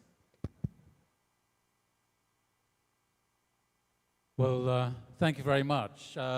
Distinguished dignitaries, ladies and gentlemen, guests, and thank you very much to Ibu Neti and the organizing committee for this excellent event today. It's my third time to visit. You can see the audience is getting larger every year, and I think that's a reflection of the respect in which the special economic zones in Indonesia are now being held by business, government, and private sector. Looking forward to our discussion very much this morning. Indonesia stands at a pivotal moment. Global supply chains are recalibrating with investment strategies shifting towards resilience and diversification. The country's special economic zones have emerged as some of the most strategically important platforms for attracting high-value, future-ready investment. And I think the presentations we've already heard this morning are an excellent reflection of that. The question before us today, then, is not whether the special economic zones can contribute to national growth. They already are. But it's how Indonesia can elevate these zones to compete with the world's best by 2026. And over the past few years, we've seen meaningful reforms. Pak Rizal's been speaking about those improvements in governance, incentives designed to attract advanced manufacturing and services, and a growing emphasis on sustainability and the digital economy. Yet, global investors are increasingly discerning. They compare the SEZs not only within ASEAN, but with benchmark jurisdictions across Asia, the Middle East, and beyond. Places where infrastructure, regulatory certainty, talent pipelines, and economic integration are all closely aligned. To stay ahead, Indonesia must continue evolving its special economic zone strategy. Today's session brings together leaders who are shaping that future. They will help us understand what is working, what still needs to be unlocked, and what we still need to do in order to harvest that success. We have with us today 3 excellent speakers in this, our first session. I would like to begin by welcoming Dr. Rashesh, Economic Research Institute for ASEAN and East Asia, or area. Also, we have Country Manager for the International Finance Corporation for Indonesia, Ewan Marshall, and we have Bapak Chayo Purnomo, Director for Promotion of East Asia, South Asia, the Middle East and Africa at the Ministry of Investment and Downstreaming Industry, BKPM. First of all, Dr. Rajesh, I'd like to invite you to make your brief presentation to us on what you believe the key strategies are for competitiveness within ASEAN, and perhaps a word on the best practices that we can expect to see in Indonesia's special economic zones. Dr. Rashesh, the floor is yours. Thank you very much, and thank you for inviting me to join this excellent panel and a very timely discussion, I think, given the global economic challenges and sort of things that are shaping investment around the world. So it's very important for Indonesia to sort of consider what are the key ways to improve competitiveness of its SEZ. So that's what I'm going to be sort of spending a few minutes talking about, and sort of trying to provide some, based on the analysis that we have done at area, try to provide some perspective on what could be sort of further improve the attractiveness of SEZs. And because I'm going first, so I just take this opportunity to just give the very broad layout of the land. And the key challenge, I think, for us to consider is that there are this global mega trends that are shaping the investment climate and decisions of firms that are looking for places to invest in. And one, of course, is the sort of perennial issue, sort of very well-known issue of technological changes that are affecting the production processes with AI and industry and automation, sort of changing the way things are products produced, which essentially then requires different kinds of skills and also different types of investments and different infrastructure that are necessary to attract those firms that are willing to adopt these new technologies. The second one is in terms of sustainability and green transition, both because of requirements from the developed country markets and also because of the sort of the global commitments to addressing climate changes. And here, I think one of the key effect of this is the need to have more advanced energy management systems, as well as to sort of foster more decarbonization within the SEZs. And here, I think if you look at some examples from ASEAN, across ASEAN, countries like Cambodia and Laos are trying to place themselves as a hub for green energy because they have the hydropower. And so what one of the strategy is to actually attract firms that may require sort of high levels of energy, and because they have clean energy available, so they want to attract firms based on sort of their green energy potential. So this is one example of how sort of investment attraction strategy is being affected by this sort of sustainability requirements. The third one, of course, is the growth in sort of industrial policy everywhere, including both developed and developing countries. And one of the implications of this is that the investments are also sort of returning back to many developed countries who are trying to provide subsidies and sort of promoting exports in key products, and so trying to sort of generate more competition for the investment funds. So I think this is the sort of the global climate, and we need to sort of to take this into account when designing our SEZ policy. And if you look at sort of what this means in terms of attracting investment to Indonesia, so I think there is more competition also from developing countries as well, right? So if you look at the recent investment patterns, for example, showing in the graph, India basically is a big country that has been attracting a lot of investments from the Western markets. And so recent data suggests that about half of the capital investment announced was for India. And this is sort of comparing India with other ASEAN countries. And all of these countries are actually developing their own SEZ policies. So they are providing good packages of income tax breaks, as well as sort of infrastructure and everything. So I think SEZ is quite a policy that is sort of very common across many developing countries. So there's a lot of competition for investments from this. So I need to understand where the competitive advantages lie.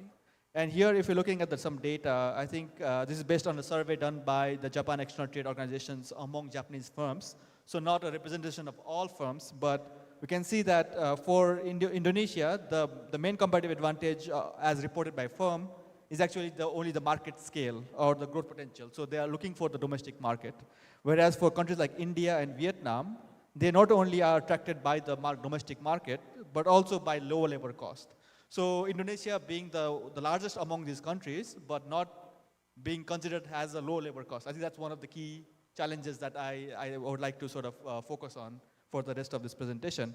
So how can we create more competitive advantages in Indonesia, particularly related to the labor and sort of to make Indonesia not only attractive in terms of the large domestic market, but also in terms of the potential of its labor force. And then related to this issue is actually related to where the investments are heading. So the investments, based on the latest data, are heading towards more advanced sectors. So these are the sectors that are more attractive for firms, which are also happen to be more skill intensive, right? And so it's not only about having a large labor pool, but also having a highly productive labor force. And that requires human capital investments.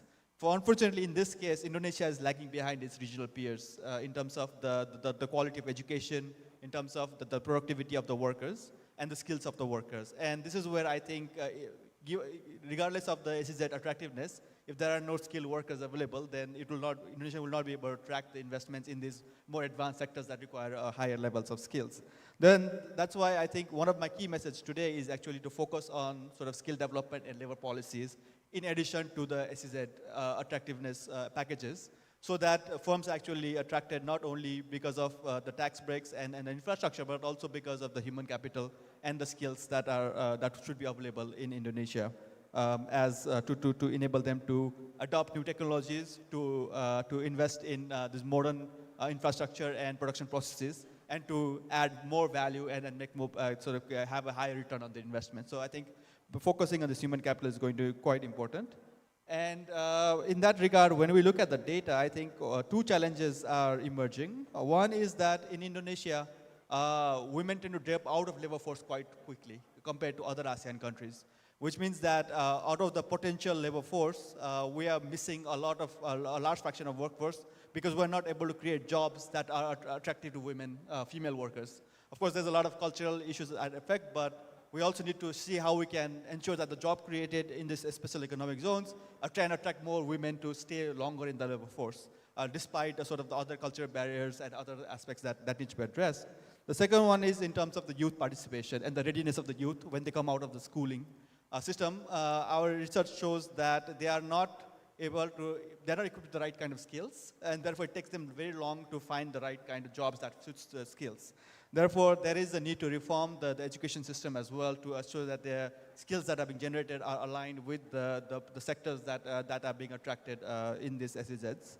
So to put all this together, what I would like to basically conclude is by saying that, so labor market reforms and skill development would be the key to Indonesia's competitiveness to attract more work for investment in those sectors. And that requires a lot of different things. And sort of it's the ecosystem of skills development, which is necessary to basically create a skills match between the demand and the supply side. So we need to sort of align the kind of skills that are being generated by the education system according to what the demand from the labor, from the firm side is there.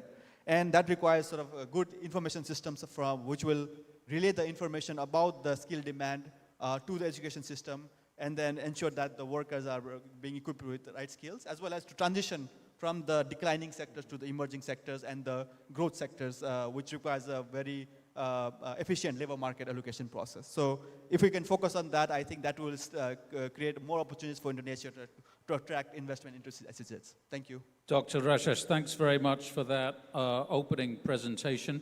It's clear we need to be aligned. Thank you.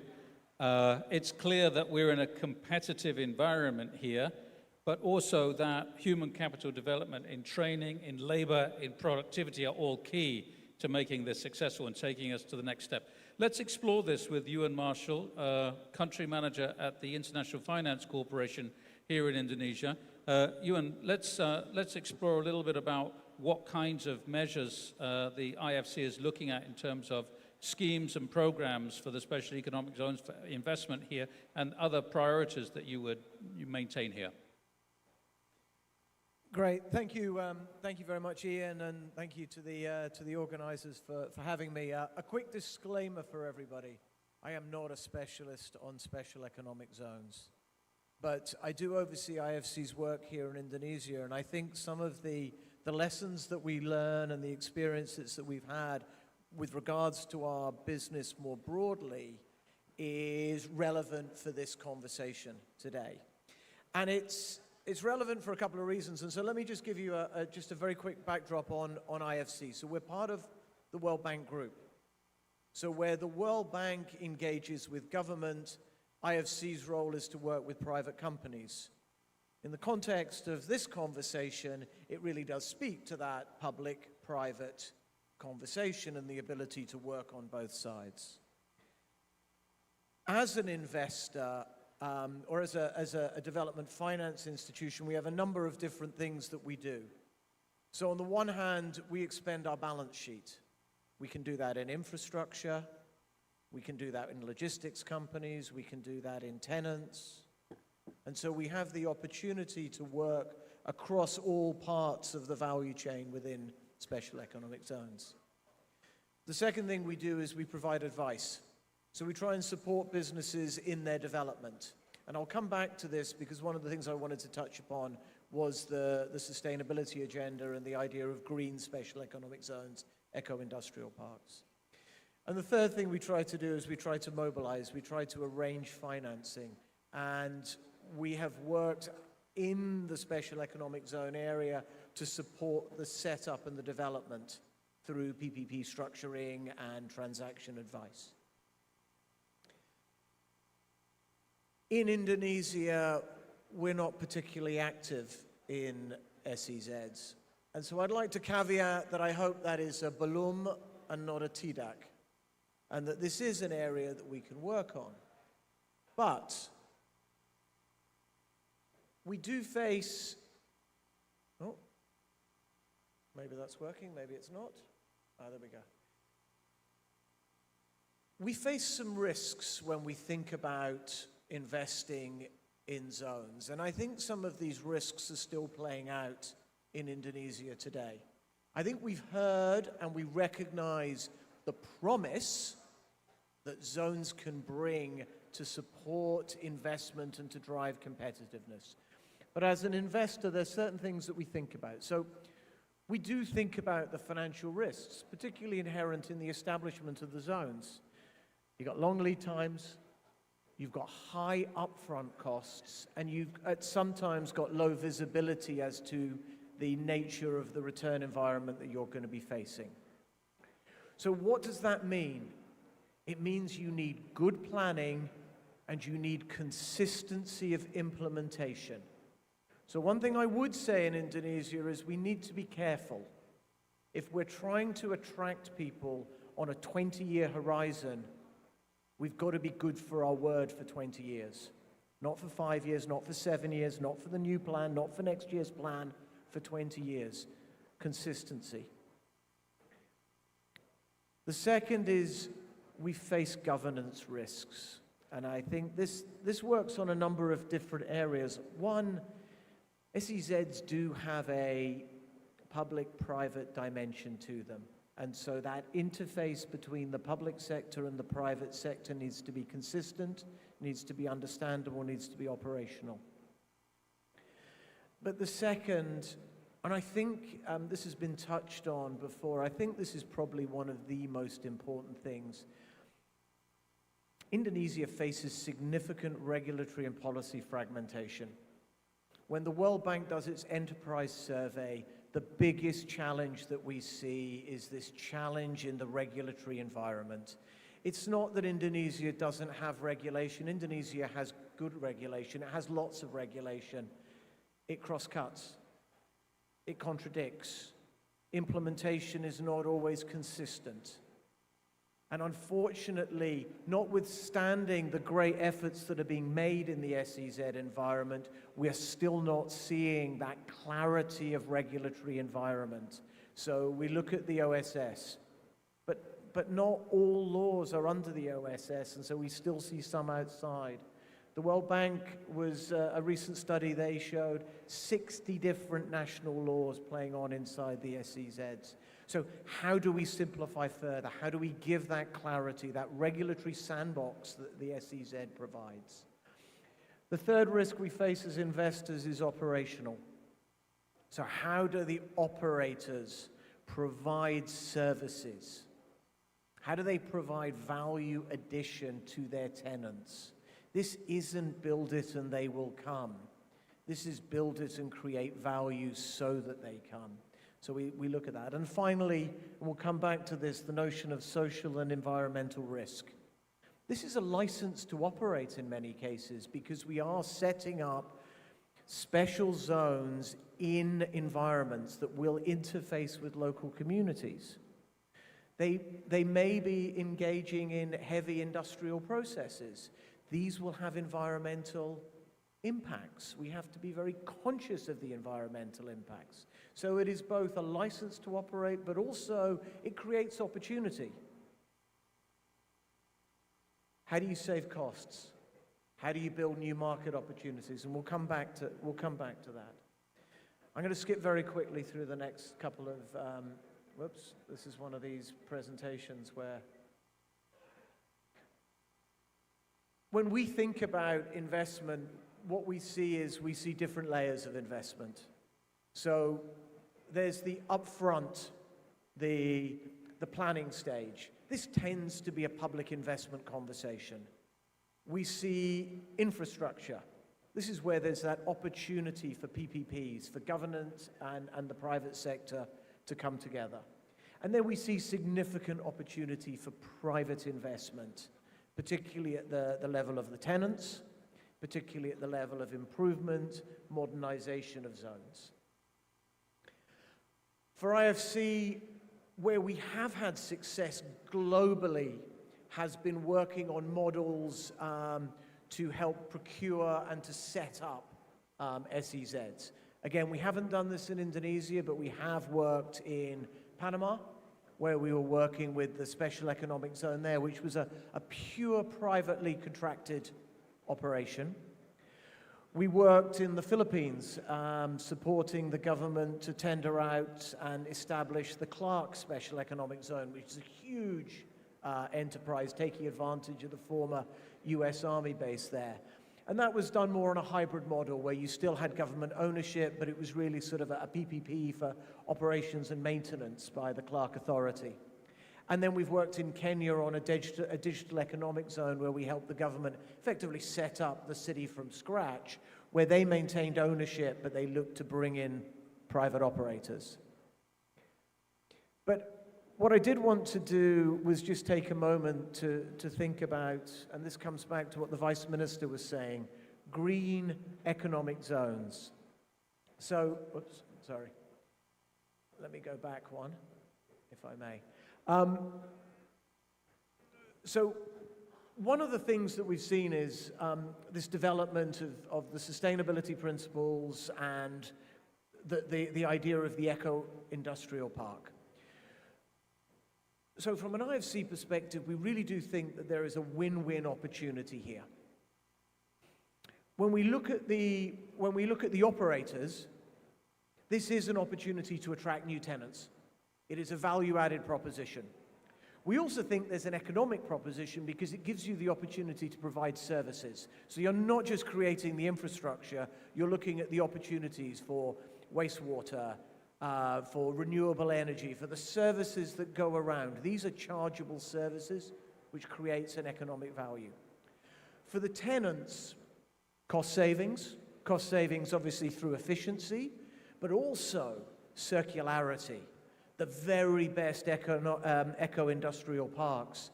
One person's waste is another one's input.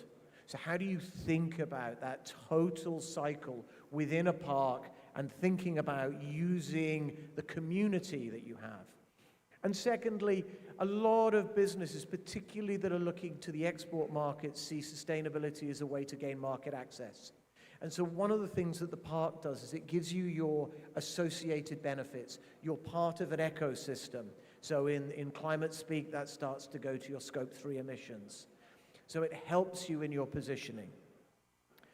One of the things that the World Bank Group is starting to launch is a certification program for industrial zones.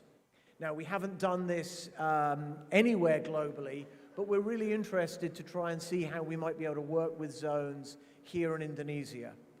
We've done a lot of work on the building side of things in Indonesia, and we've helped certify 5 million square foot of retail space.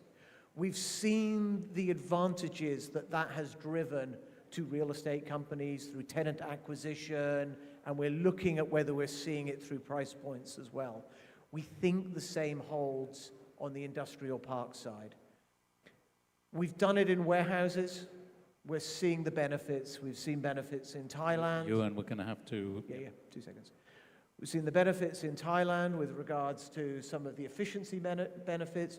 We've seen benefits in Mexico, which has helped financing advantages. So there is a great opportunity around that certification agenda. So Ian wanted me to finish with final thoughts. So I'm going to go to the final thoughts. I think just a couple of things to note. The first is, as we think about SEZs, it's not just an infrastructure play. This is about a long-term planning. It's about creating the environment and the ecosystem.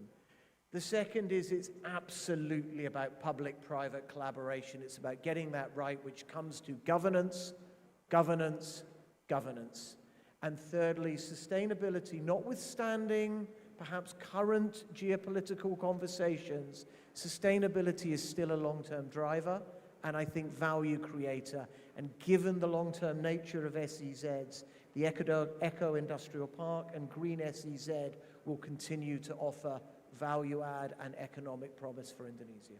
Ewan, thank you very much for that. So it's very clear what the challenges are here, but also those final thoughts are really the essence of what the government and the Secretariat really needs to achieve if we're going to move forward in 2026 in the way that has been outlined already. So thank you very much for that. But Chayo Purnomo, you have quite a task ahead of you. South Asia, East Asia, the Middle East, Africa, such an enormous territory. Given that, perhaps you could give us some highlights of how you see the government's strategy towards the special economic zones as we move into 2026, and perhaps a bit of an outlook in your comments. Thank you very much. Thank you very much. First and foremost, I would like to express our appreciation to Pak Edwin and all the team, Bu Neti, Pak Putu. I see Pak Paul, my old friends, Pak Bambang and so on and so forth. So, and I see some familiar faces here joining our important business gathering. And I think this is also a good, a platform for us to discuss a number of issues. And in particular, before coming back to your main question, I'd like to refer to IFC.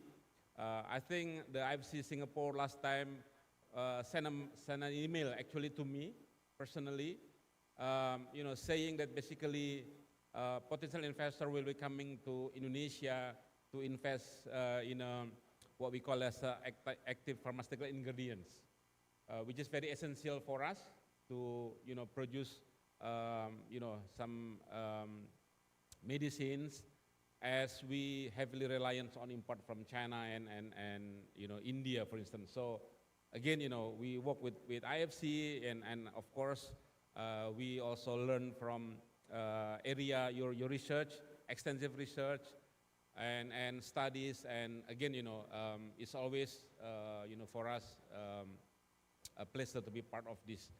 So coming back to your question, is actually the way we try to always make Indonesia as a promising investment destination is basically by working closely with so many stakeholders from different line ministries, including I think with the the so-called, the National Committee for Special Economic Zones, as we believe the next, driving engine of growth, when we want to attract investment is into all the, special economic zones that we have. I think at the moment we have about 25, and of course, as you can clearly see, you go around the table, you go around the corners, you see, some already making some, good progress, and of course, we would like to do more to basically make the EZ even more attractive and, competitive, And of course, from our side, it's always good idea to, engage also the existing investors, successful investors. For instance, this Friday, we will, do some follow-up meeting. As some investors in Gresik SEZ, at that site, actually, they, contacted me last Monday, asking for our support as they need to basically get things done when it comes to the full implementation of the tax holiday, incentive. So basically, they have already received tax holiday incentive, and now, they want to basically, get the approval from the DG, Director General for Taxation. So, jadi Pak Sekjen, ini sedang ada salah satu tenants yang mereka sudah dapat TH, tapi sekarang untuk proses implementasi. Sorry, I speak in bahasa Indonesia.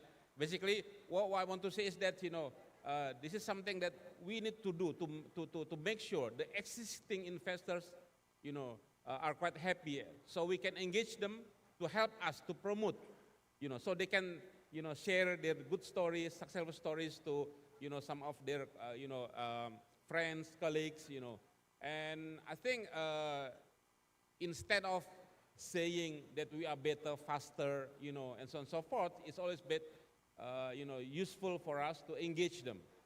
So including, by, again, you see many successful investors are doing investment in the special economic zones currently, but again, we will, be even happier if we can welcome even more, So again, the strategy is always for us, we cannot do all the magics overnight. So we need to, again, engage not only the key ministers at the national level, but also the local government, including the local, SMEs, by basically empowering them.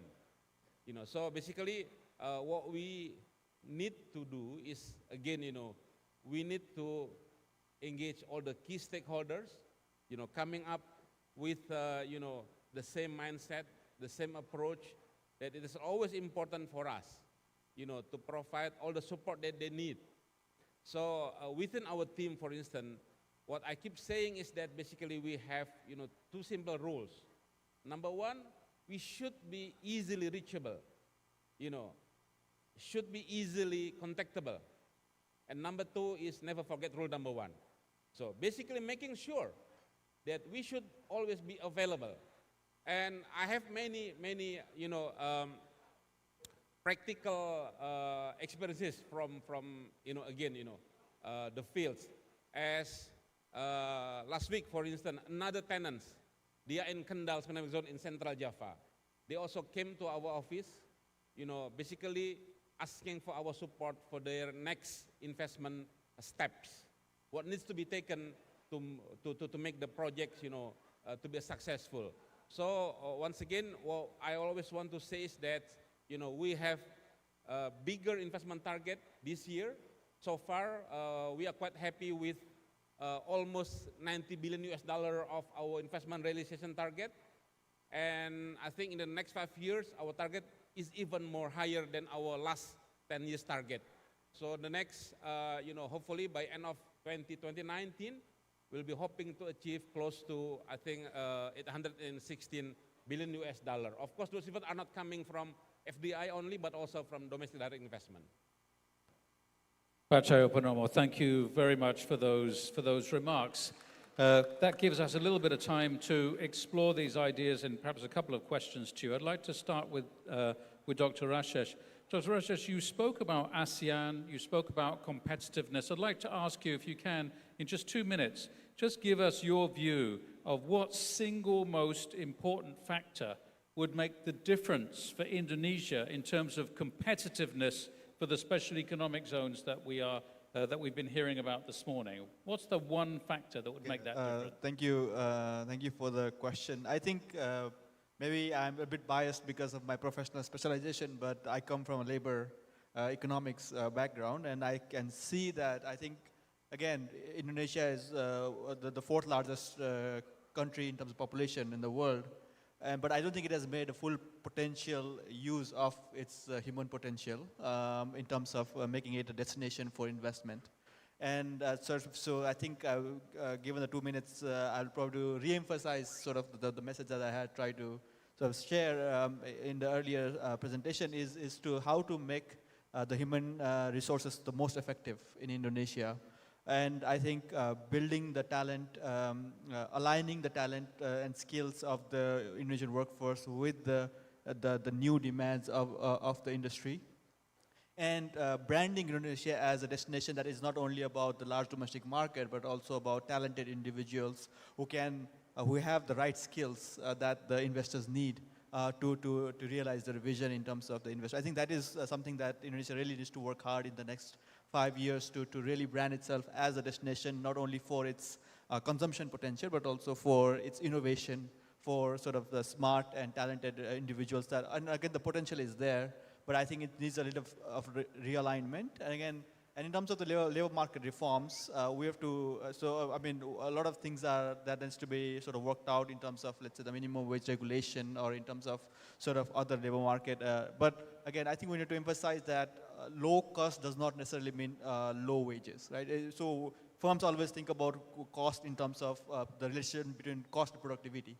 And I think you also mentioned earlier that it's about the productivity of the workers and whether they have the right skills and talent. So if they have the right skills, I don't think firms would be unhappy to sort of pay the higher wages as well. So again, we need to think of, we can have sort of good jobs. Again, we have to balance between sort of having a good jobs and not being exploitative, but also ensuring that firms can stay competitive because they are competing globally, right? And you're confident that Indonesia's special economic zones can compete in that environment? Exactly, yeah, and they need the right resources, or human resources, to be able to do that. Because again, all of these incentives that was mentioned, again, very good incentives, but a lot of countries are doing it.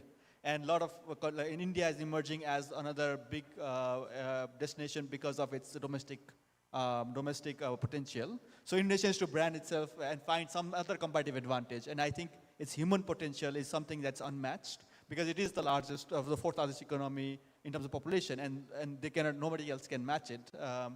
So if we can build that a bit more, I think that will make Indonesia really stand out and make it a really good investment destinations for global players. Thanks very much for that, Dr. Rajesh. I'm going to come to Ewan. This will be your last opportunity, Ewan. You talked about governance reform, policy, and the regulatory environment. If you could make a recommendation to the government about a single factor or two that they could make as we move into 2026, what reform measure would that be?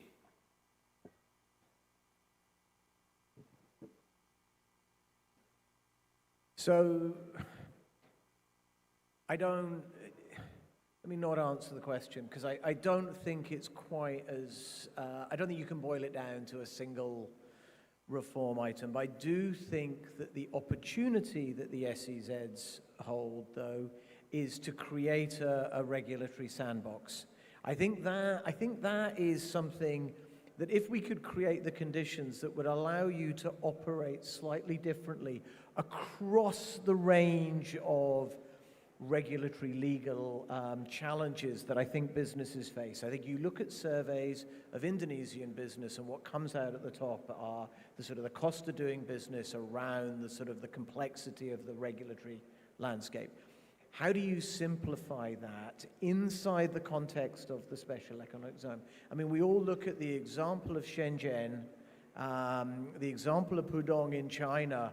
Very early on in the 80s, the whole notion was, let us try and create a space to allow things to happen slightly differently from the rest of the country. And I think that's a great opportunity because as we saw on the slide, we've got the 25 going to 31 zones. We have 31 different sandboxes that we can play in. And I think that would be a really interesting development. Ewan, thanks very much for that. And finally, Pak Chahyo, with your experience across the broad territories that you cover geographically, what can you tell us about the steps that BKPM is doing on the ground here in order to achieve the objectives we've been speaking about with regard to the special economic zones? What practical steps is BKPM taking? Right, thank you. So many SZs operators, work closely also with us when they want to promote. And, I remember some of them, they went to China last month.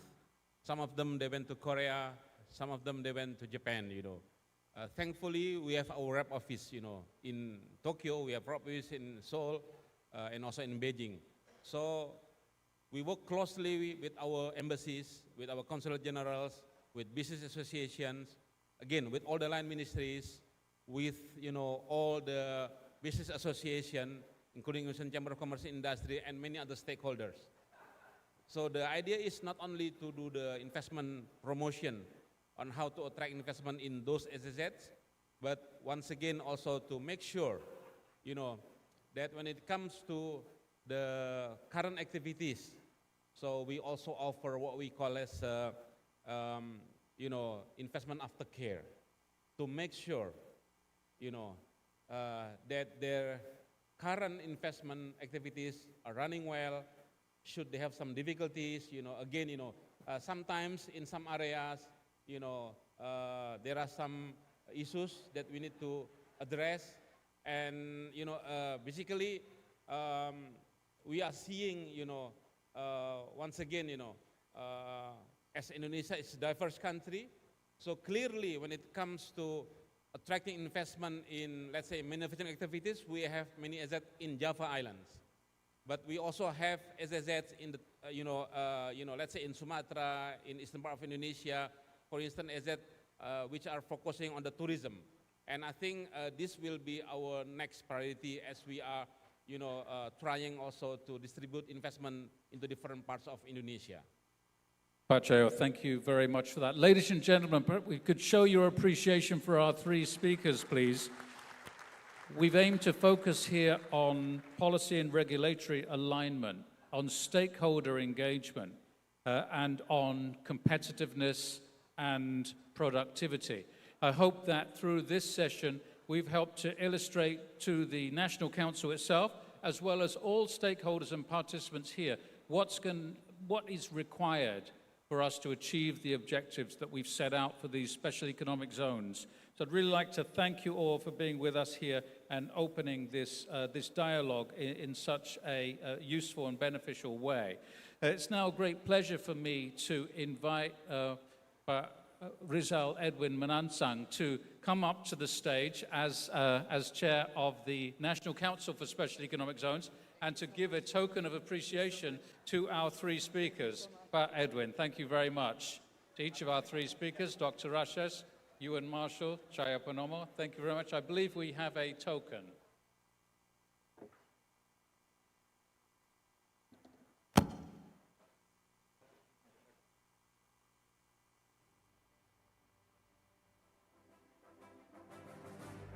Check. Yeah, thank you so much to our moderator, Mr. Ian. And now, we'll present a token of appreciation. The first one to our moderator, Mr. Ian Betts. Please give a big round of applause.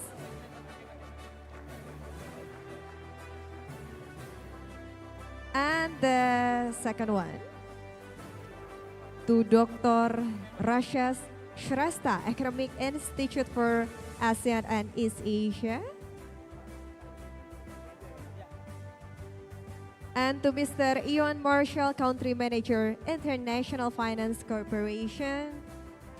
And then, last but not least, it will be presented to Mr. Cahyo Purnomo, Director for Promotion of East Asia, Southeast Asia, the Middle East and Africa, BKPM. We will have a group photo session first. Gentlemen, please come forward. And please kindly look at the center of the camera. And please show the token of appreciation to the camera. Okay, on my count, 1, 2, 3. And once again, 1, 2, and 3. Ladies and gentlemen, please give a big round of applause to our panelists and our moderator. Such an inspiring session, and thank you so much once again to our panelists and moderator. You may return to your seat. Ladies and gentlemen, we have listened to the first panel discussion carrying the theme Transforming Indonesia's Special Economic Zones, Global Competitiveness and Investment Outlook 2026. And this session has explored key approaches to sustainability, investment resilience, and the evolving role of SEZs. And ladies and gentlemen, and for those who have registered or are interested in participating in the one-on-one business matching session, you may proceed to the front registration desk, and we also invite all participation to join the Add Years activity on Instagram stories at Indonesia_SEZ by sharing your moment, ladies and gentlemen, from the Indonesia SEZ Business Forum, and please don't forget to tag at Indonesia_SEZ. So ladies and gentlemen, we will proceed to the next agenda. Our upcoming session is the SEZ Business Dialogue.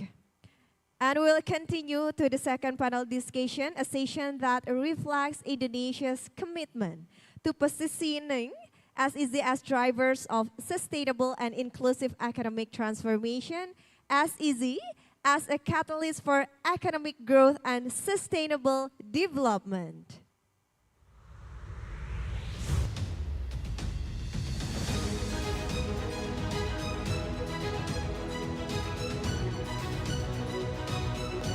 Ladies and gentlemen, we'd like to invite all our distinguished panelists to please come forward and join us on the stage. And the first panelist would love to invite Mr. Devara Kondasai Krishna, Managing Director, Oleochemical Unilever Asia. Please come to the stage.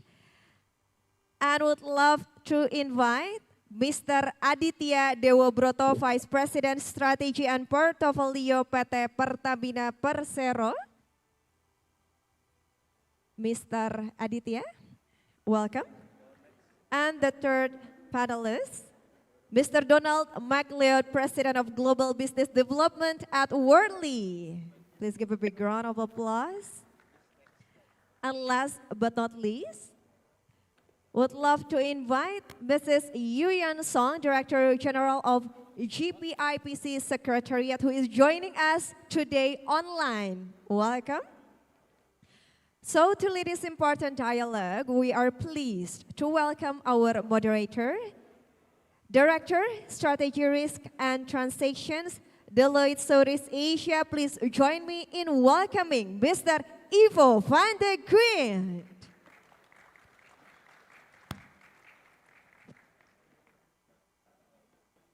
So, to our moderator, the stage is yours.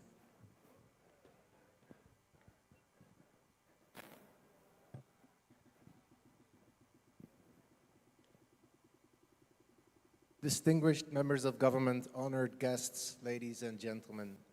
It is a pleasure to moderate this business dialogue on SEZ as a catalyst for economic growth and sustainable development. Thank you, Ibu Neti, for the invitation. When we talk about special economic zones, the conversation often starts with incentives, infrastructure, and investment flows. These are, of course, essential. But as Indonesia and the global economy now face the urgent need for climate transition, supply chain redesign, and inclusive growth, the role of SEZs is evolving beyond just investment destinations. Today, SEZs are increasingly expected to act as drivers for industrial productivity, for decarbonization, and for more inclusive and sustainable development. And the timing is critical. As Indonesia moves towards Indonesia Emas 2045, Indonesia is pursuing ambitious growth targets as well as sustainability outcomes, including emissions reduction, energy transition, and improved social outcomes. The question is no longer growth versus sustainability, but rather how to design growth models that deliver both.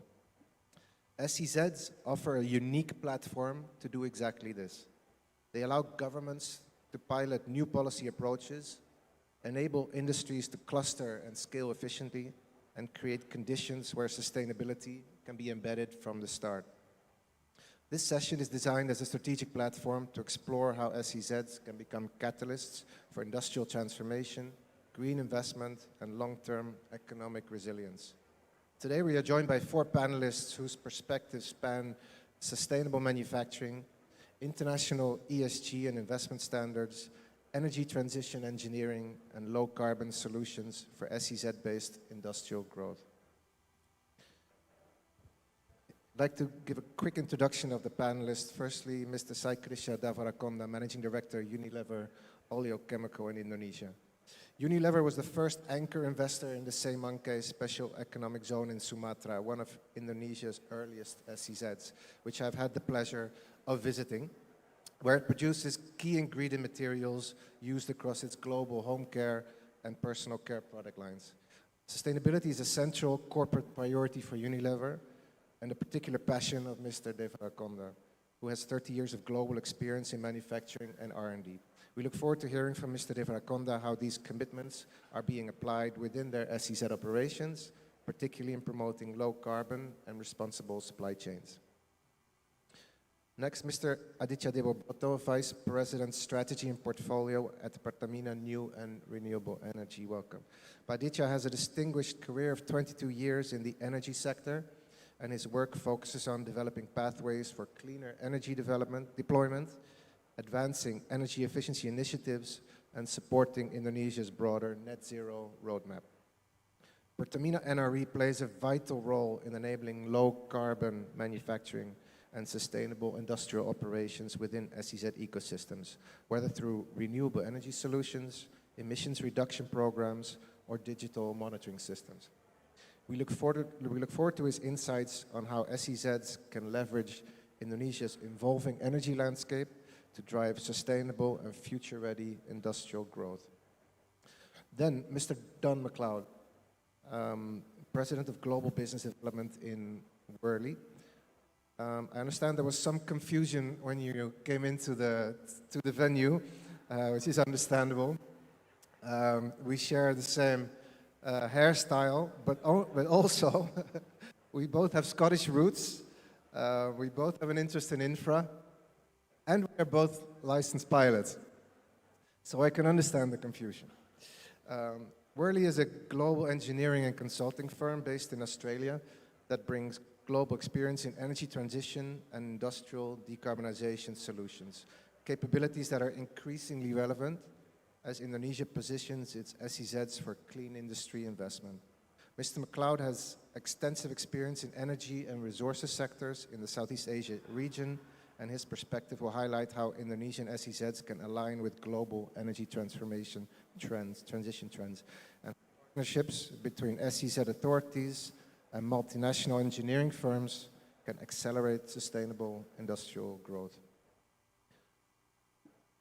Last but not least, I see there, Ms. Yuyen Song, Director General of GPIPC Secretariat.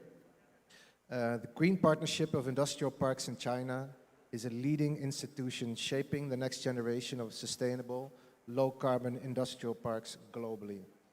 GPIPC works to align zone development with global ESG standards, strengthen infrastructure and governance for sustainable industrial clusters, and facilitate international green investment partnerships. GPIPC was one of the founding members of the Global Alliance of Special Economic Zones and are actively involved with the National Council for Special Economic Zones in Indonesia. Ms. Song brings a valuable global perspective on what SEZs must build, both technically and institutionally, to meet rising expectations around responsible sourcing, circularity, and compliance readiness. Together, we will explore two core questions. First of all, which capabilities are most critical for enabling sustainable industrial growth? And two, how can Indonesia's SEZs win in the global competition for sustainable investment? Let's start with our first question. As Indonesia continues strengthening its special economic zones, what key capabilities will be most important for SEZs to cultivate, whether in manufacturing ecosystems, infrastructure, governance, or technology, to support sustainable, low-carbon, and globally competitive industries? First of all, Mr. Devarakonda, from the perspective of a global manufacturer, what SEZ features most enable sustainable and circular production? And can you give some examples from your experience in Seemanke? Good afternoon, everyone. Firstly, very warm welcome, and Unilever is quite honored to be here as part of the SEZ Business Forum. This is my second time I'm attending this, and I'm seeing this growing from strength to strength, just like the way Unilever has grown from strength to strength in Seemanke's SEZ. We are quite one of the old tenants out there because we are 13 years old in that particular SEZ. And I must say that with the help of BKPM team and Pak Edwin and his team, our first port of call on anything that happens is, the BKPM team comes to our mind. And I think that is a great assurance when something that comes and hits you, something like, say, DMO, all of a sudden something comes and hits you, your business, you get completely off guard, and when you get destabilized from your regular rhythm, you need to share with someone, understand what need to be done, and the guidance that is required comes from BKPM. Thank you so much for that. And the support that we get from the coordinating ministry, from the government and all of the government departments has been excellent. And that is one of the main reasons why today Unilever has invested close to about €500 million in one manufacturing site. And it's not very common within the world of Unilever to have a country's asset value of €500 million in a site. The reason that apart from, of course, the excellent government assistance that we have, is the Unilever's ambition to use sustainable, traceable, and certified palm oil in all our products. And we are one of the largest palm oil users. And unfortunately, we don't use palm oil as such, but we use the second order, third order, even fourth order derivatives. And as you move away from the palm oil to the various derivatives, it becomes so much more difficult and complicated to maintain the traceability and the sustainability of the palm oil.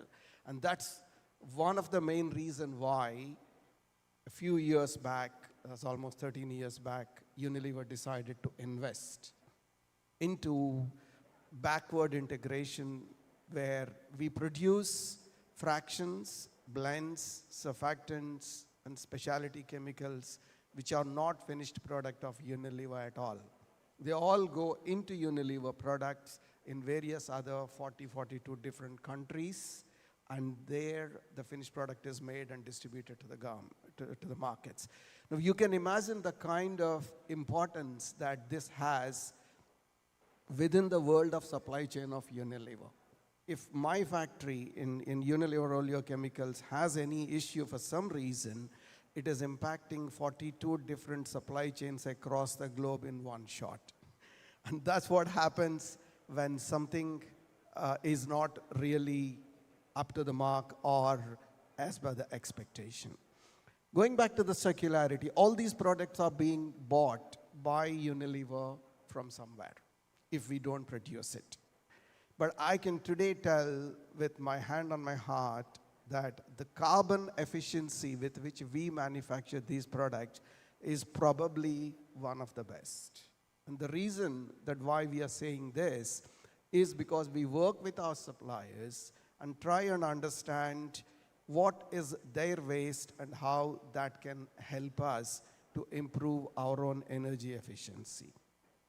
To give you an example, in a palm oil mill, I'm sure that all of you would know that there is an effluent, and that is called as palm oil mill effluent.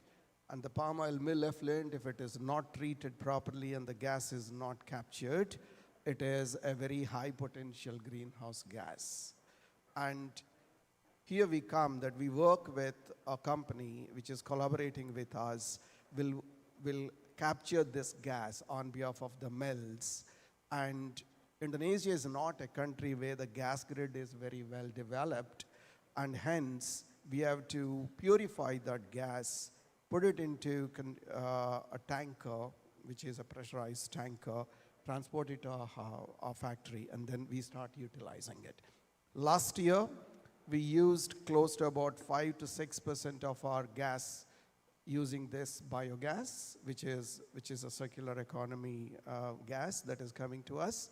But this year, it has increased significantly. It's almost got doubled, and we have plans to increase it further. And I think that is something that is possible only because we have been present in a ecosystem that is like a Simanke industrial estate, which is in the middle of plantations, and we have our partners who are very, very having similar mind to help us and then try and bring this. And the remnants of this process are then again used as fertilizer, I was reading, right? Is that correct? For the biogas process? Yeah, so this is not a new technology. I mean, this process is existing, but it's a bioprocess, and it's important that you capture that gas and then you purify it to a grade that it can be used into some specialized machines like turbines, etc., and boilers, so that it doesn't create any problem in the. I understand. Thank you so much. Mr. Dewo Broto. Yes. From an energy perspective, what capabilities should SEZ prioritize to ensure reliable, low carbon, and efficient energy systems that support sustainable industrial operations? Yeah, thank you, Mr. Ivo. Good afternoon, Pak Edwin, and also the distinguished guests and also the distinguished panelists. I'm come from Pertamina NRE. Actually, this is the renewable arms of Pertamina. So as you may aware that currently Pertamina is a state-owned enterprise that have a role to secure the energy supply for all the people of Indonesia. For the Pertamina NRE, actually our role is to be an enabler to provide green electricity, meaning the green power plant using the renewable sources. And aside from the Pertamina NRE roles, as a Pertamina group, we also try to be able to have one Pertamina mission. Yeah, so we also provide the gas and also the fuel that maybe the SAZ needs. So special economic zone is actually Pertamina is very keen to look for the prospect that we can provide. So as you can see that this is our portfolio today. As per today, we already have one project in special economic zone Semangke. We provide the biogas power plant. This is with a capacity of 2.4 megawatts. And also from that power plant, we can have a supply for carbon credit with the volume of 50,000 ton per CO2 equivalent per year. So we are expecting to have more projects on the other special economic zone. In our current pipelines, we have 2 upcoming projects. One is also in Semangke. We try to build a solar power plant with a capacity of 3 megawatts. And also we try to develop another solar panel or solar power plant in Batang with a capacity of 5 megawatts. And for the future plan, we try to also have a discussion with other special economic zone. In short, that actually we try to have we have to provide the solution for the special economic zone related with their commitment with their plan to have a more sustainable or more green energy commitment to the government. I think that's Mr. Ibu. Thank you very much. Mr. McLeod, how can SEZ infrastructure position Indonesia as a destination for clean energy and decarbonized industry? Thank you for the question, Ivo, and thank you to the organizing committee for allowing me the opportunity to speak with you today. So a word that I think every distinguished speaker this morning has mentioned is certainty. Capital loves certainty and conversely hates uncertainty. To win global investment, we need to think of the special economic zones less as landlords selling land and more as services business providing green utilities. So by master planning the shared infrastructure, providing the hydrogen backbones, providing the CO2 pipelines, providing renewable power, we can de-risk the investment for tenants, and then that will allow Indonesia to unlock that green premium. Worley is partnered with the Princeton University in the United States, and we have studied thousands of projects to understand how we can move from ambition to reality. And what we found was it wasn't the technological challenges that hinder progress. The resounding word in all of it was trust. Trust. And trust is obviously associated with certainty. So these industrial clusters, these special economic zones, when we can master plan and bring everybody together, so the engineering consultants, the financiers, the government regulation, we can then make the magic happen and build that trust and allow all of the tenants and investors to move forward, like Unilever and others. Yeah. Thank you. Ms. Song, hopefully you can hear us online. How do SEZs demonstrate ESG readiness and good governance to international partners? And can you give some examples from your wide experience working with industrial parks? Okay, so I'm so glad to attend this conference. I just want to introduce in China, just set up two special economic zones. Is level economic development. Or member of the movement. So in the 200 in that there are more than 50 industry zones achieve years and industry national green belt. So why I just wanted these numbers? I want to especially now. Maybe the industry zones need some ESG standards and some the management systems, and then the SEZ manager and all that to step by step achieve that. So I think GPIPC is the founder member of Global Alliance of Special Economic Zones. 2 years ago, good size, we call that Global Alliance Initiative for EG. So we just some good case that all the countries. We found if the country can make I think definitely systems or standards focus on sustainable development, the SEZ can follow that and easily to make good performance on sustainable development.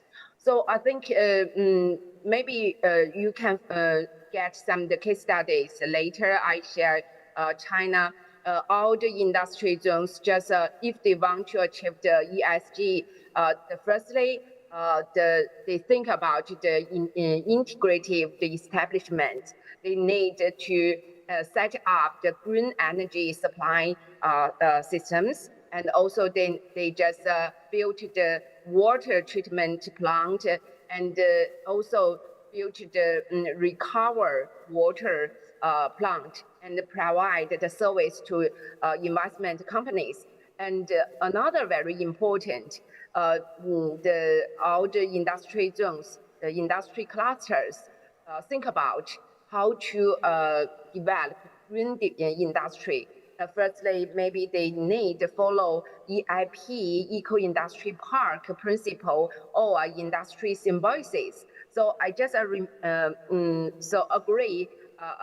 just that gentleman side, all the industry companies need trust.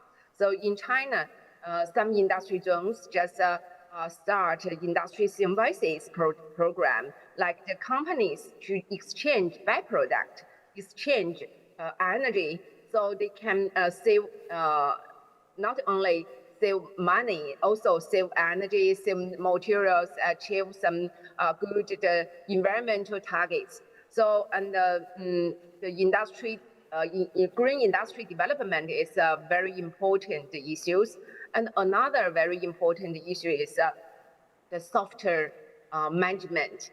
You know, the local authority, SEZ, the operator need to provide some good environment, business environment, to provide some training, provide some service, one-stop service center with some green issue service. So maybe in China, some of the industry zones also to cite some encourage policy, give some good benefits to green companies. So I think maybe this case studies or experience can be referenced by the Indonesia industry zones, because we have good communicates with the Indonesia industry zones, many of industry zones. I found so many industry zones have started make a work plan. Maybe they can think about to follow some international SEZ systems guidelines.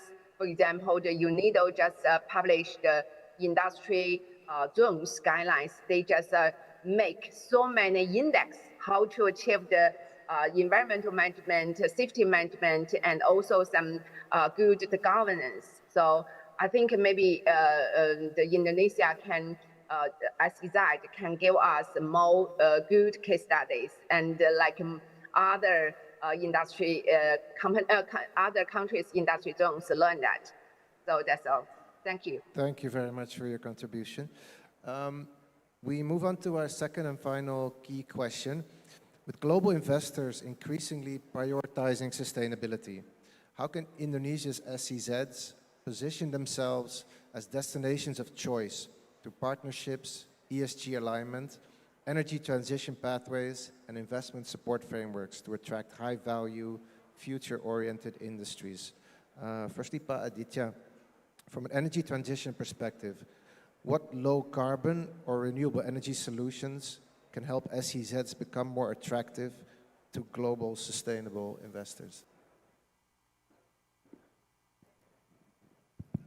Yeah, I think for the renewable energy development, I think the two main critical factors is actually the technology. First of all, is technology, because in the future we expect that we can provide a competitive tariffs to the client, meaning that we expect the technology will be more advanced so that we can have a more cheap equipment. So in that sense, currently we are doing some strategic partnership with other global companies, global players that they have more advanced technologies, so we can learn from that and also acquire some technologies from the outpartner. And also we have some other collaboration in other areas, like financing with other global players also. I think that's what we do, Pak Ivo. Thank you very much, Pak Aditya. Mr. Devarakonda, what signals or commitments from an SEZ matter most to a multinational deciding where to invest? I think in general, if you look at any investments that we do within Unilever, they are looked at reasonably in a longer term way. They are never for about a couple of years or 5 years or 6 years. They're much more than at least a couple of decades is what that we look at. And for that, I think it is important to have a consistency in policies.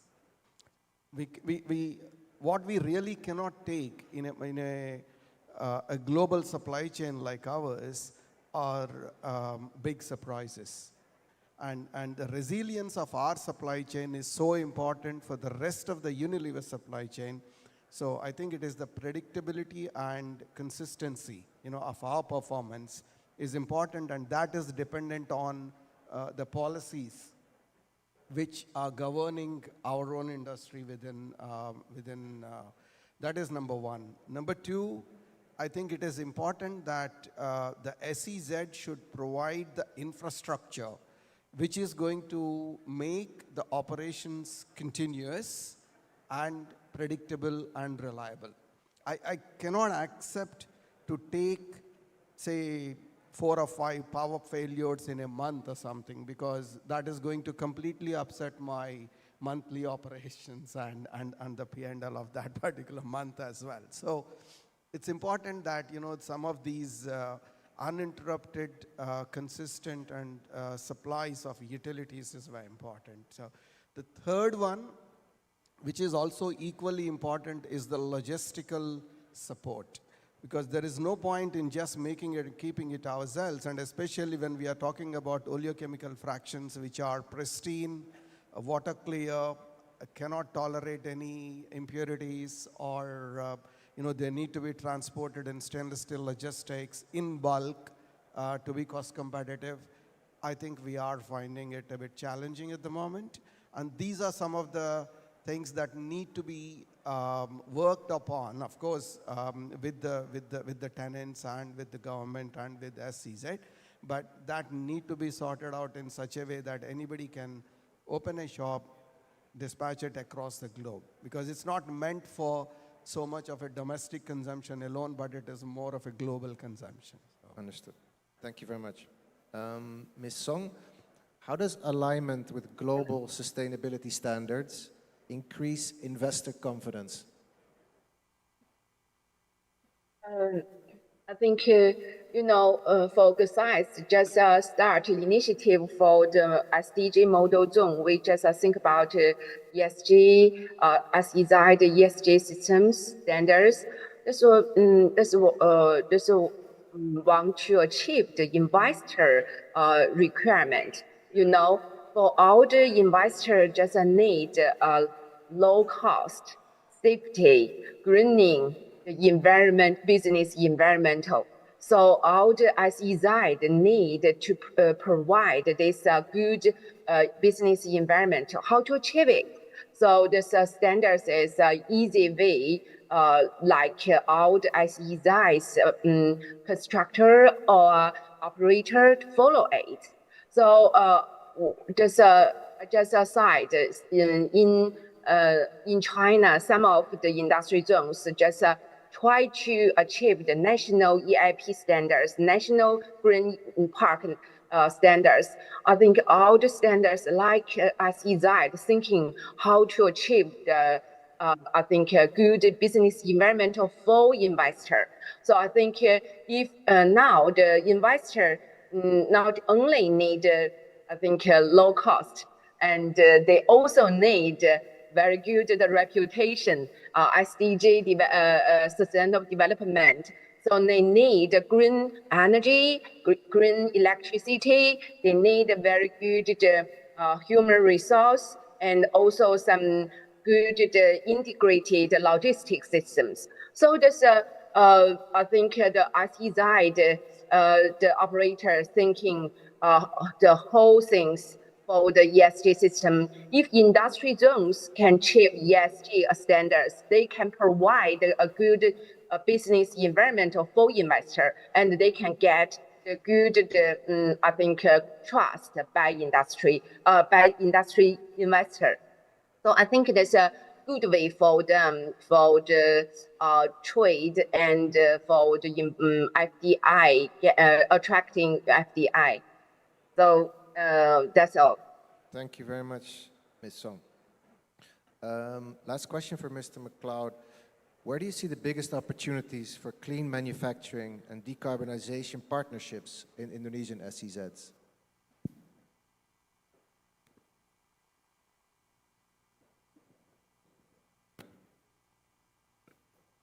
So I think Indonesia is blessed with some real ace cards in this, I think. The geological formations you've got that allow carbon capture storage, the significant amount of geothermal renewable energy you've got, combined with an abundance of critical minerals, make Indonesia a very special place relative to your neighbors. So I think, you know, combining these, obviously following the downstreaming, you know, phase one was stopping the export of raw material, phase two moved to downstreaming, but phase three, where the big prize is, I think, is getting the green premium for those products going to US and EU markets that will pay for that.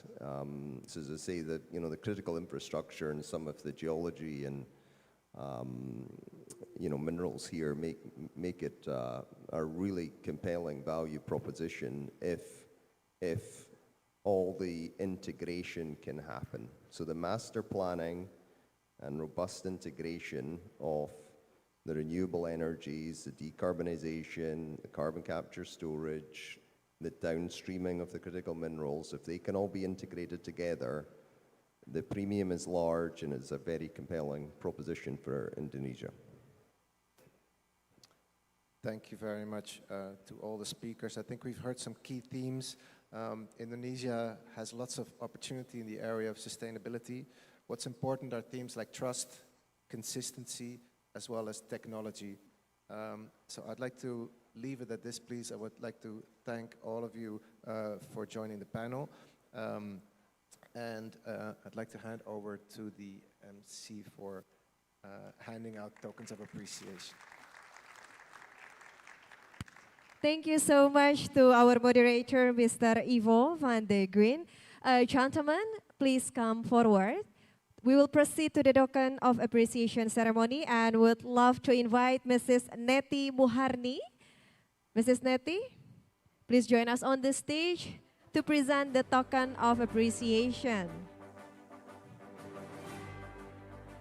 So the token of appreciation will be presented by Mrs. Neti to all panelists and moderator. And the first one to Mr. Ivo van de Green, Director Strategy Risk and Transactions, Deloitte Southeast Asia.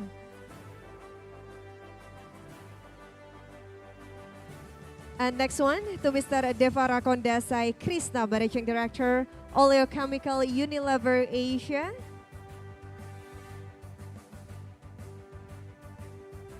And next one to Mr. Aditya Dewo Broto, Vice President, Strategy and Portfolio PT Pertamina Persero.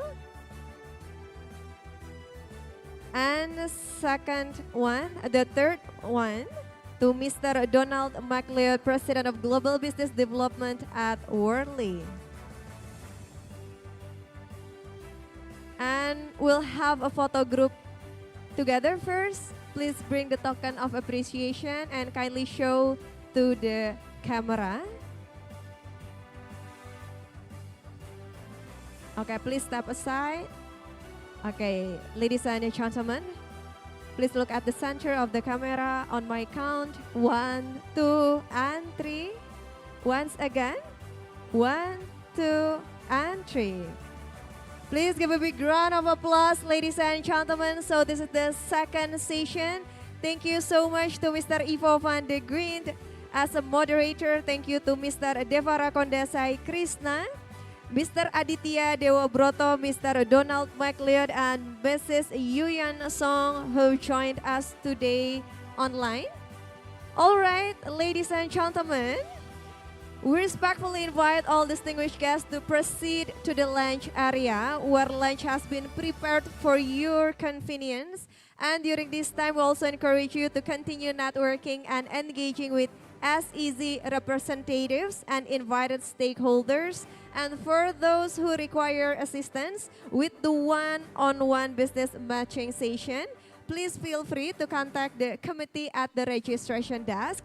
And we also invite all participation to join the Add Yours activity on Instagram stories at Indonesia_SEZ by sharing your moments from the Indonesia SEZ Business Forum. And don't forget to tag the Instagram at Indonesia_SEZ. The lunch break will last for 1 hour. We'll be back at 1:30. 1:30, ladies and gentlemen, please kindly enter back the ballroom. And please stay until the end of the agenda. We still have so many upcoming events. The lunch break will last for 1 hour, and we kindly request all participants to return to the ballroom on time. As we will continue the program with the next panel session immediately after lunch. And for the prayer room, ladies and gentlemen, it's to the basement 1. So everyone who wants to pray, please proceed to the basement 1 and proceed to the lunch area where lunch has been prepared for your convenience. So I am Suci Patia, and I'll see you later at 1:30. Bye-bye.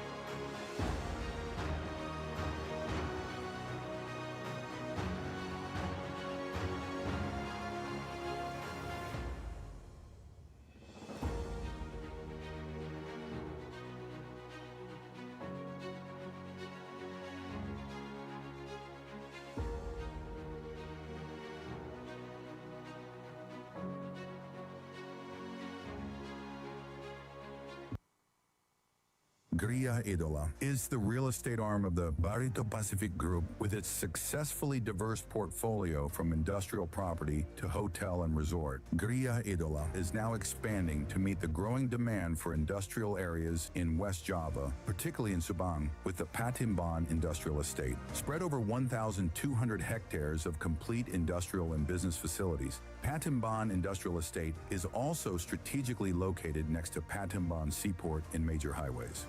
Our products range from ready-to-build industrial land. Factory buildings and warehouses are available in various sizes. Commercial zones of retail, dining, banking, and hotel facilities. Other vital infrastructures are also available within our industrial area to accommodate various needs with ease. Patimban Industrial Estate features 24/7 integrated security, efficient waste management, and green energy solutions with the REC certificate for tenants. Spanning over 650 hectares, the Patimban port is expected to become Indonesia's leading export hub. Patimban Industrial Estate is the future of Indonesia's industrial development. Contact us today. Great opportunities await. Welcome to Batam, Kepulauan Riau, Indonesia, a vibrant destination of opportunities, exceptional hospitality, and international charm.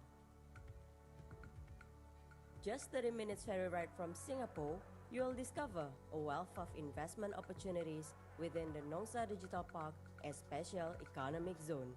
Just hop on a ferry, and let the journey begin.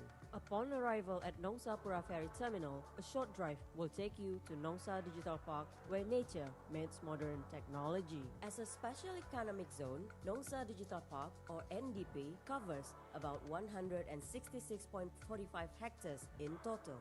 NDP focuses on 5 key sectors: digital economy, data centers, education, creative industries, and tourism. More than just a digital economic hub, NDP is a community of innovators. These include Infinite Studios, one of Southeast Asia's largest studios, which supports animation and film production. With 20 years of experience and 330 artists, Infinite Studios provides substantial opportunities for international collaboration. Infinite Learning, NDP's EduTech partner, has reached milestones by partnering with Apple Developer Academy, IBM, RMIT University, Red Hat, and Epic Games. Graduates are equipped with top-tier skills to meet today's digital economy demands. Nongsa Special Economic Zone is well equipped with wide road access, clean water and electricity supply, high-speed fiber optic connectivity, a wastewater treatment plant, and a fire station. Looking ahead, we're exploring on renewable energy solutions and developing the Hive, the epicenter of lifestyle and convenience, a vibrant commercial area with retail, F&B, and shop houses. We're also proud to have several global data centers such as Day One, Golden Digital Gateway, BW Digital, Princeton Digital Group, and Indonesian government ComDigi Data Center. This digital community platform supports tenants seeking affordable business opportunities within the strategic Nongsa Sez. The secure and tech-friendly environment also hosts companies like Accenture and Infineon. NDP serves as an ideal site for digital businesses to grow, a vibrant campus offering flexible co-working spaces tailored to the needs of tech professionals. We prioritize safety with 24-hour surveillance. We also host networking events, workshops, and team-building activities to connect professionals across industries. After a long productive day, explore Batam's beautiful resorts, stunning landscapes, and exciting water sports. A perfect blend of work, learn, live, and play. Whether for business or leisure, discover why Nongsa Digital Park Special Economic Zone is becoming a top global destination.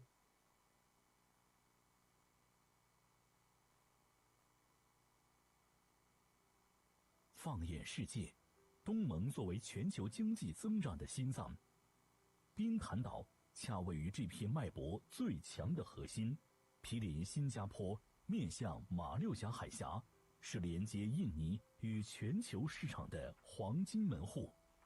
宾坦卡朗巴塘经济特区是首个以制造业为主的经济特区，重点发展金属产业链及其他临港工业，依托自由贸易与特殊经济区政策，打造开放高效的产业高地。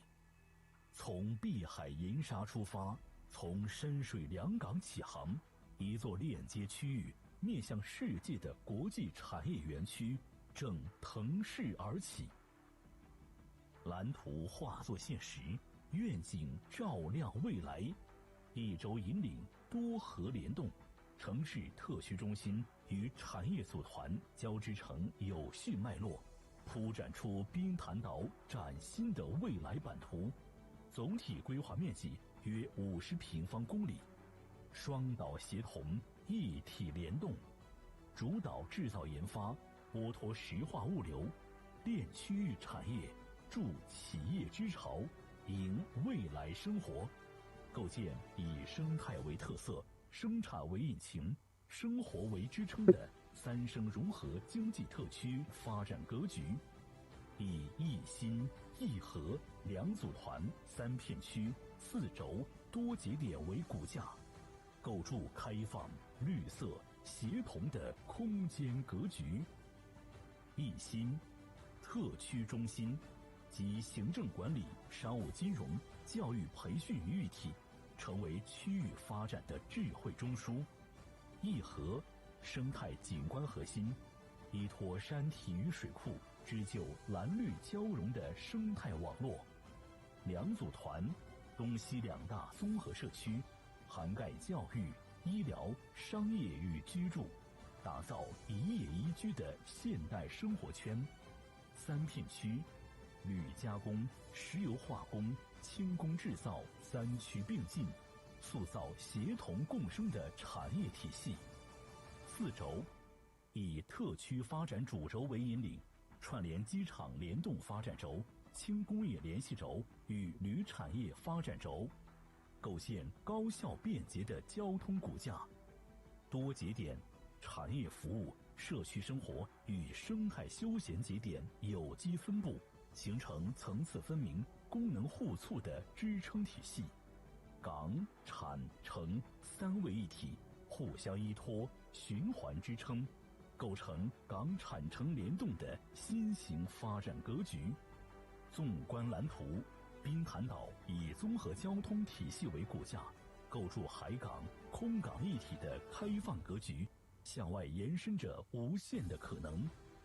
园区距拉贾、哈吉、斐萨比里拉国际机场直线仅6公里，10分钟车程即可抵达。未来规划的机场路将进一步强化空路联运能力。自有深水港口年吞吐能力达4200万吨，已建成7万吨级散货泊位和多个万吨级泊位，并预留滚装船与专业化码头空间。园区内部路网科学规划，主干道、次干道、支路层级分明，确保高效运转。以产促成，产聚未来。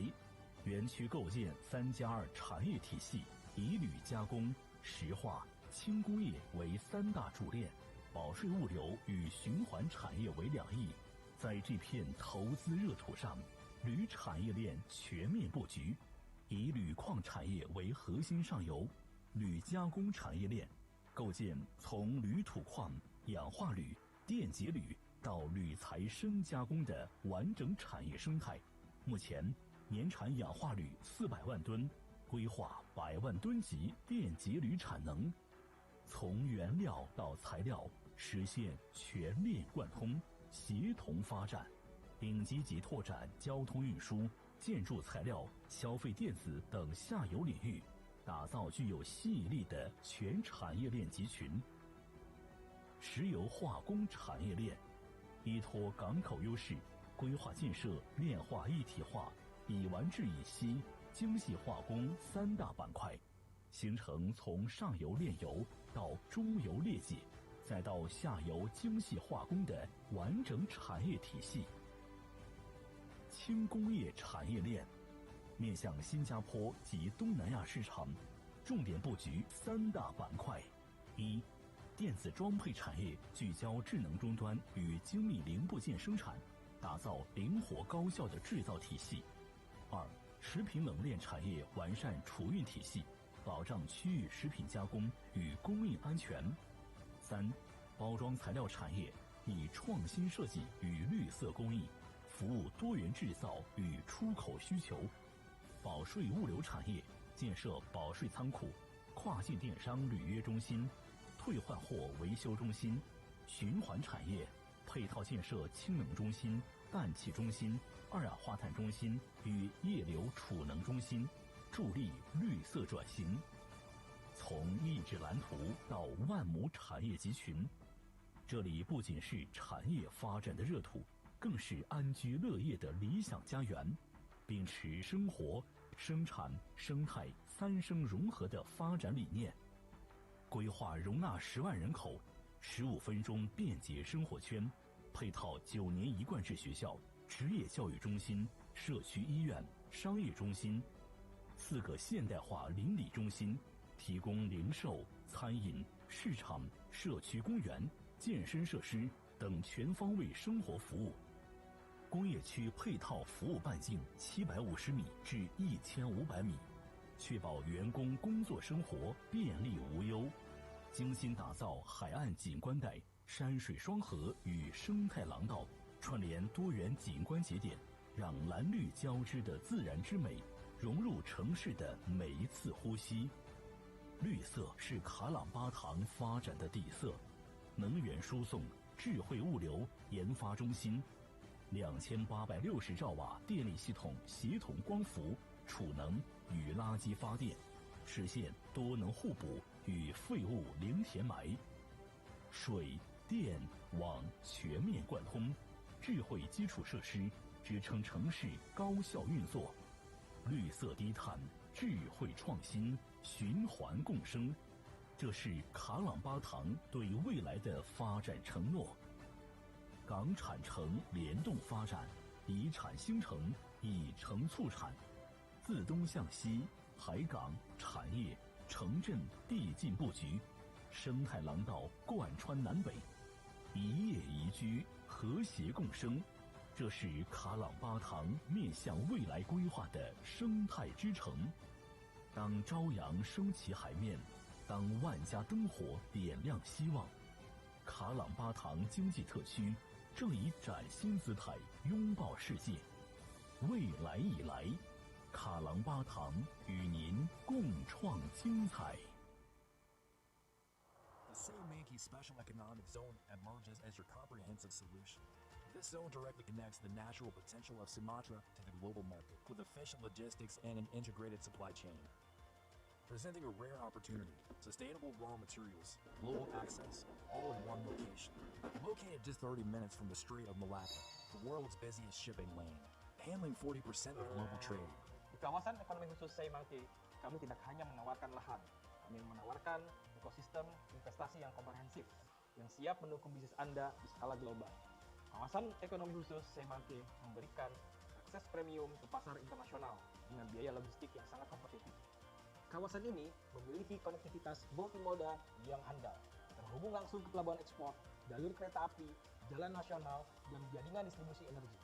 The zone covers an area of over 1,900 hectares and is designed as an industrial ecosystem. That integrates three main zones: industry, logistics, and tourism, supported by a mature master plan and efficient internal connectivity. The zone's facilities and utilities include essential infrastructure such as a water treatment plant, wastewater treatment, a dry port, storage tanks, a natural gas network, and a PLN main substation. Also available internet network, solar panels, and a biogas system. As part of our green energy commitment and industrial digital readiness, investors in SEZ Seimanki will enjoy a competitive package of fiscal incentives, including an income tax exemption for up to 20 years. VAT exemption on imported raw materials, ease of capital, profit repatriation, as well as special treatment for import duties.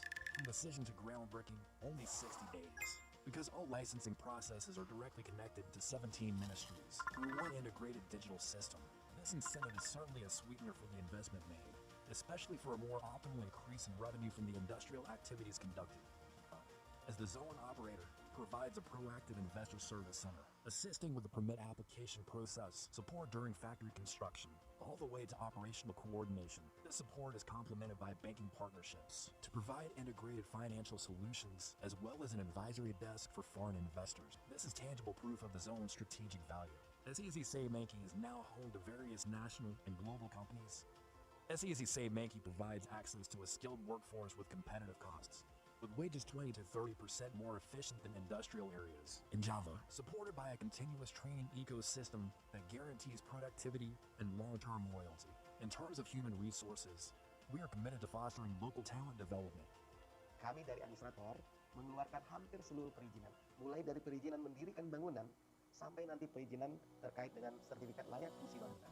SEZ Seimanki has been designed with environmental, social, and governance standards, helping companies meet their ESG commitments without additional investment. The zone's development also emphasizes sustainability. Solar energy, bioenergy, waste treatment systems, and green open spaces are part of the zone's design, ensuring industrial growth is aligned with the future of the environment.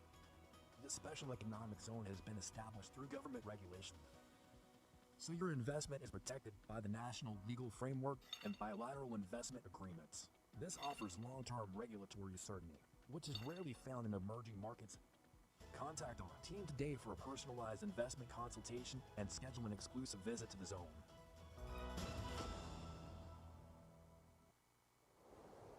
Every year, more than 2 million Indonesians travel abroad to seek medical treatment. This represents more than 150 trillion rupiah in annual spending going offshore. Across Southeast Asia, medical and wellness tourism is an 800 trillion rupiah industry that is forecast to grow at more than 12% yearly.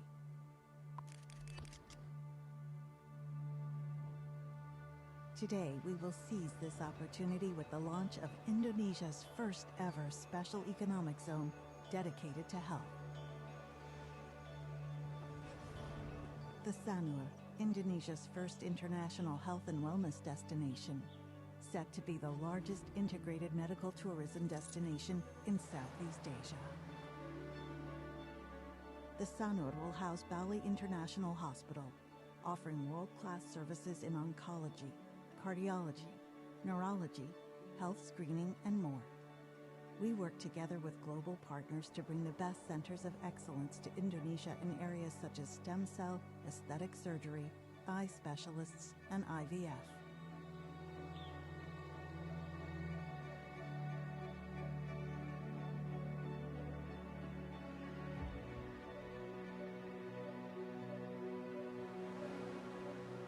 As a supporting facility in the integrated medical tourism destination, the Sanur provides 2 5-star beachfront resorts, a world-class convention center to host global medical conferences, a variety of wellness facilities, as well as Indonesia's first ethnobotanical garden with hundreds of Indonesian plant species, showcasing Indonesia's rich ethnomedicinal heritage.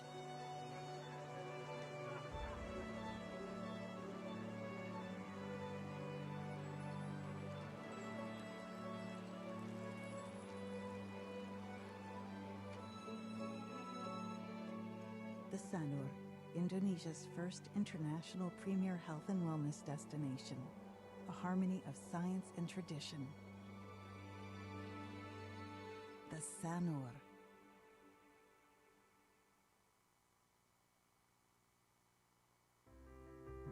Tahun lalu, Unilever Indonesia Foundation lahir untuk mewujudkan mimpi perusahaan, mencerahkan kehidupan di setiap harinya. Namun sejak awal, perjalanan ini tidak bisa kami lakukan sendiri.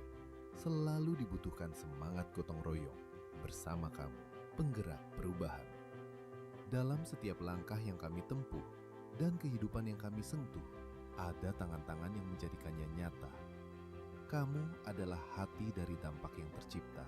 Kamu adalah para pemimpi yang tetap berdiri apapun rintangannya.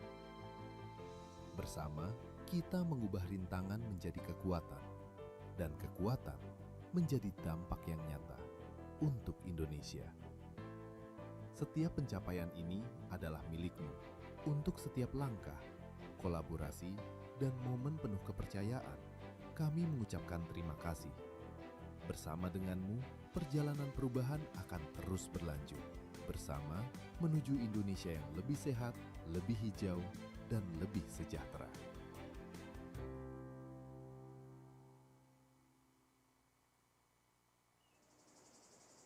Listen closely to the whispers of the wind and the gentle lapping of waves. Do you remember me? I'm still here.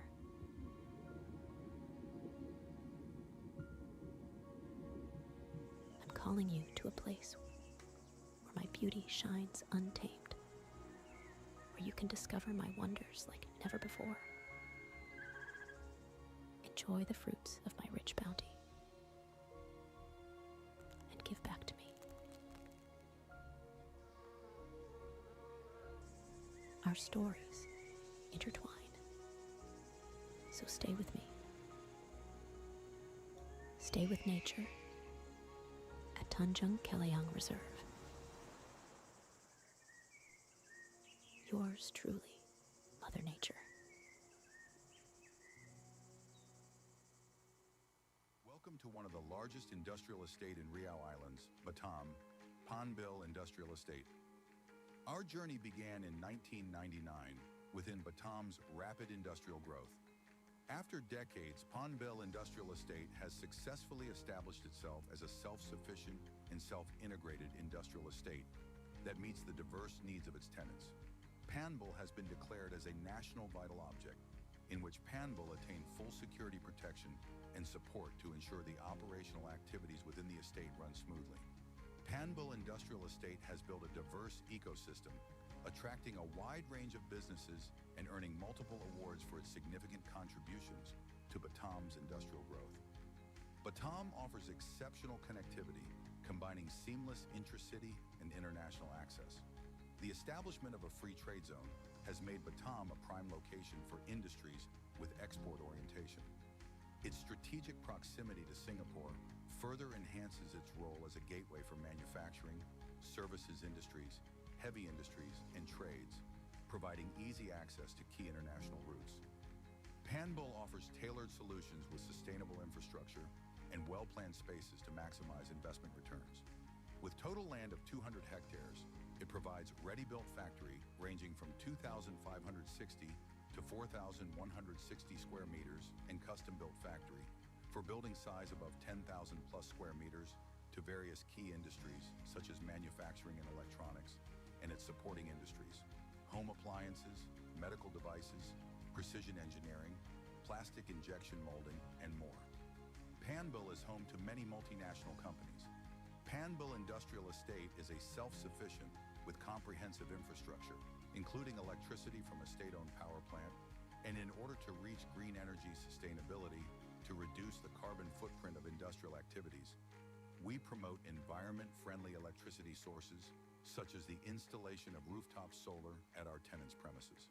Panbul provides clean water supply from our own water treatment plant, wastewater treatment plant for wastewater management, gas distribution with Pertamina Gas Negara, and fiber optic telecommunication. Panbul Self-Integrated provides a range of supporting amenities within its integrated industrial estate, including commercial area, residential areas, hotels and apartments, as well as natural tourist attractions. We offer a one-stop service to ensure smooth operations for our tenants. We assist with handling VIP guests from ferry terminals or airports, business permits and licenses, manpower recruitment, and cargo logistics services. We ensure that the journey of our tenants and guests runs smoothly without any hassle. Panbul Industrial Estate is undergoing a substantial expansion, with development projects underway in 2 key locations. Specifically, now developing 100 hectares of prime industrial land in Tembisi, and a larger than 840 hectares sites, and has the potential for development to 2,000 hectares at Panbul Tanjung Saum, situated on an island roughly 2 kilometers off the eastern coast of Batam. Panbul Industrial Estate, an integrated solution for your investment.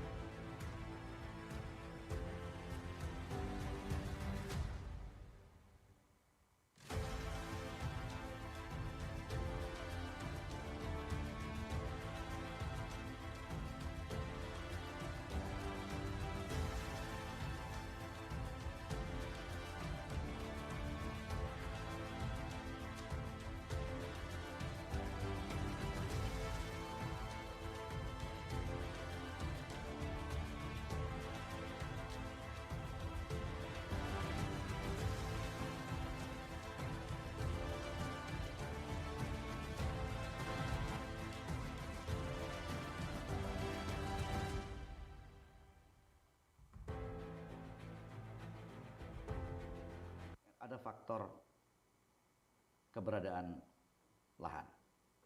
Maksudnya lahan yang siap gitu kan.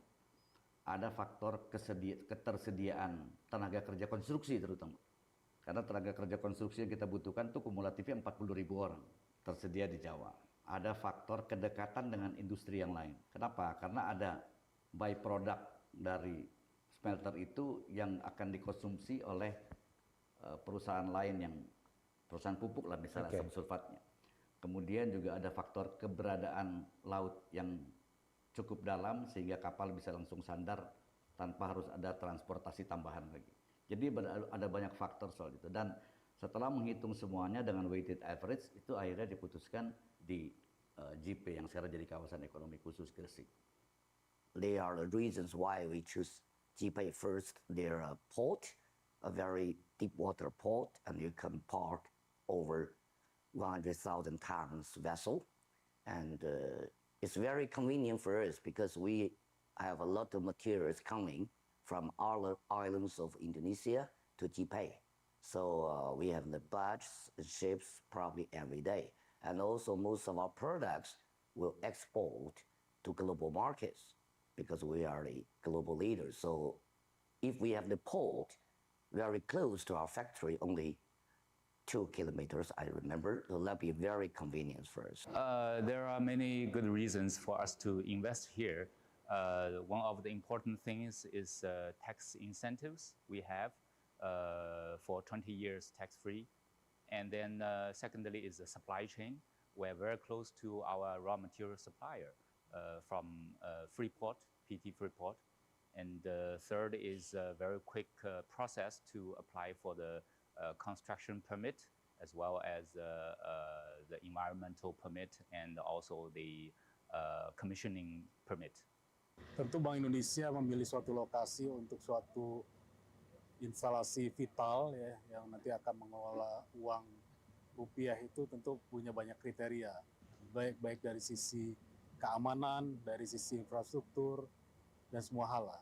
We've chosen JP because integrated port is located with the industrial complex. Also, JP has a clear plan about the renewable energy for the future. Currently, we've been about 1 year here, and we are so supported by JP when we start our first project.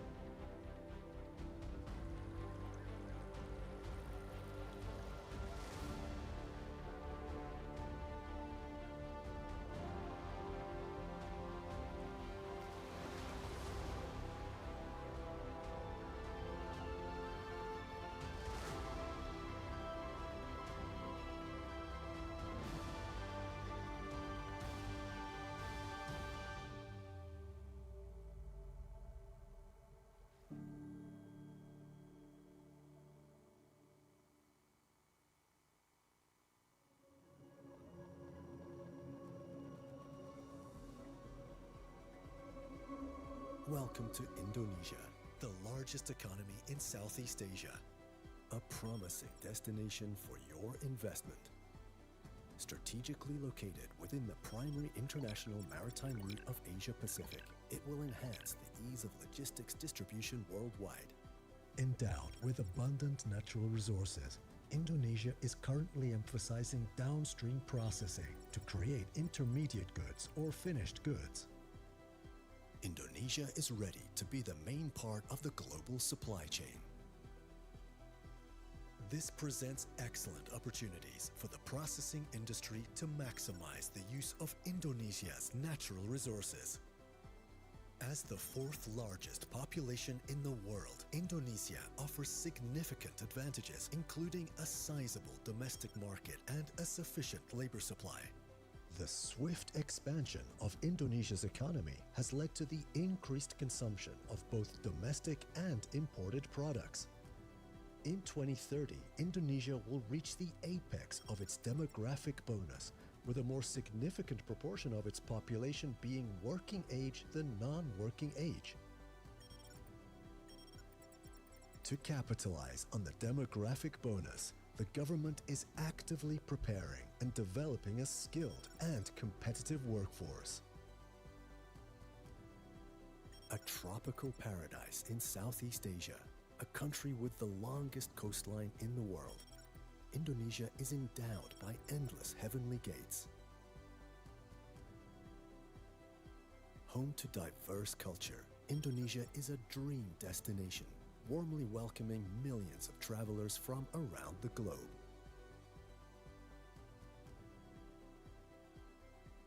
Indonesia is regarded as an investment-grade country by foreign investors through the upgrade of its international long-term foreign and local currency rating to BBB by international rating agency Fitch Ratings. This rating demonstrates international stakeholders' confidence in Indonesia's macroeconomic stability and medium-term economic prospects.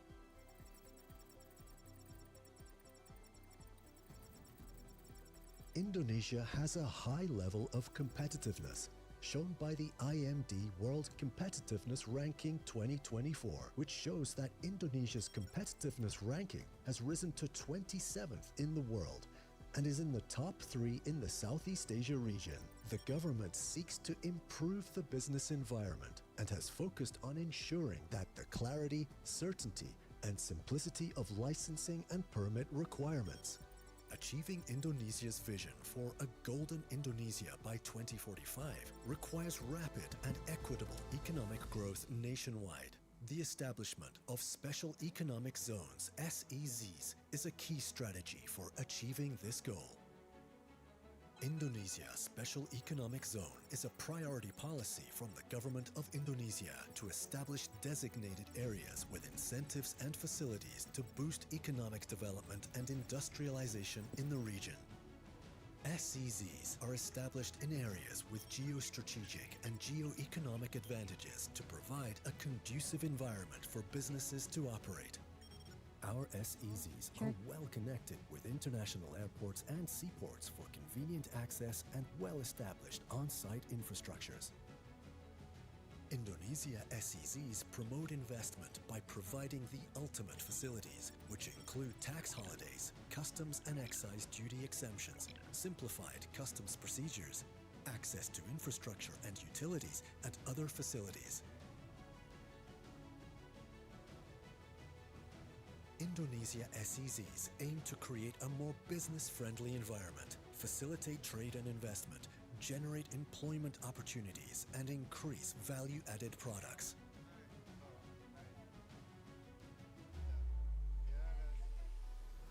Seimangke SEZ. Located at the heart of the palm oil and rubber plantations of Indonesia, Seimangke SEZ is also integrated with railways that have direct access to the seaport.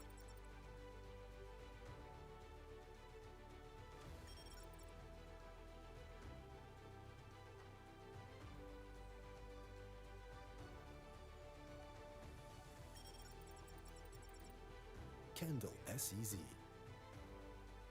Located in a mature infrastructure area with an immense supply of skilled labor, Kendall SEZ is the investment destination for the high technology industry.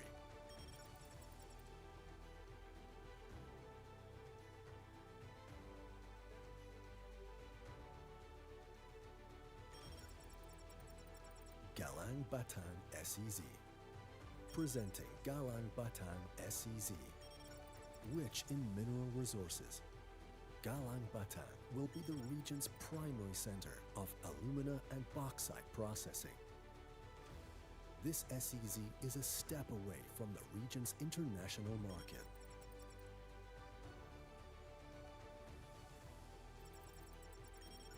Mandalika SEZ. Discover Mandalika, a sanctuary of nature and authenticity. Mandalika offers a dazzling panorama, prepared as the next center of sports tourism combined with entertainment and leisure in Southeast Asia. Mandalika is on the most wanted list of tourism investments in Indonesia.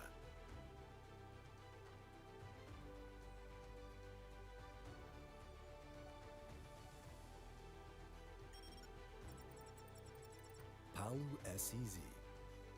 Traveling across Sulawesi to discover Palu SEZ.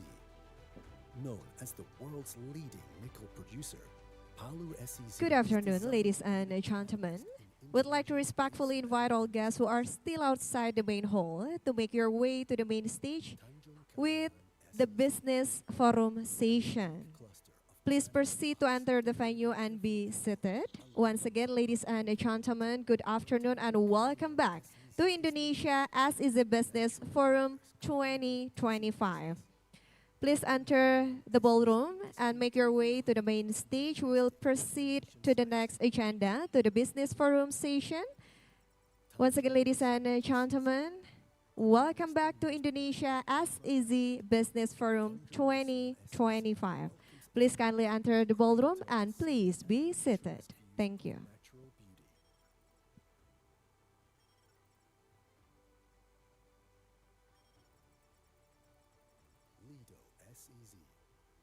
A stone's throw away from the highway connected to the international airport.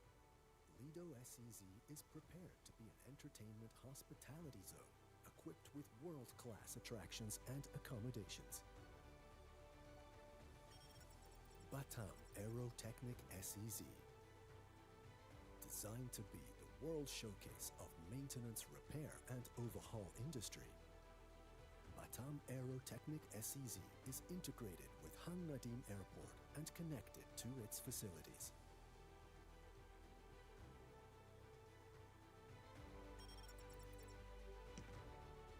Gresik SEZ. The first integrated zone in Indonesia comprises industrial zones, multi-purpose public ports, and residential areas. Gresik SEZ is reachable from major cities in Java. Singhasari SEZ. Located in a vibrant city of creativity, Singhasari SEZ was developed to become an incubator center for startups, animation, and creative industries.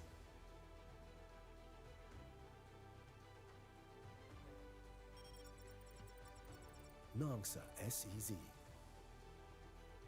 Nongsa SEZ is Indonesia's IT hub digital bridge to Singapore and the world. An entry gate to information technology and creative industry investors. Kura-Kura Bali Special Economic Zone, located in Bali, the God's Heaven gateway to Indonesia's archipelago. Kura-Kura Bali develops a sustainable world-class integrated cultural and marina tourism hub that upholds the beauty of Bali's landscape. Kura-Kura Bali SEZ development aims to increase the capacity of human resources that can achieve balance and harmony while also developing sustainable tourism to achieve SDG goals by 2030 and Golden Indonesia by 2045. Sanur Special Economic Zone is the first healthcare SEZ to be developed in Indonesia. Sanur SEZ aims to develop integrated healthcare facilities with high quality and international standards in Indonesia. Sanur SEZ consists of international class hospitals with the latest facilities, international doctors and health workers. Tanjung Sao SEZ aims to be an industrial and logistics center. Tanjung Sao SEZ will focus on the development of electronic component industry, assembly industry, and heavy industry, as well as the development of power plants and solar panels.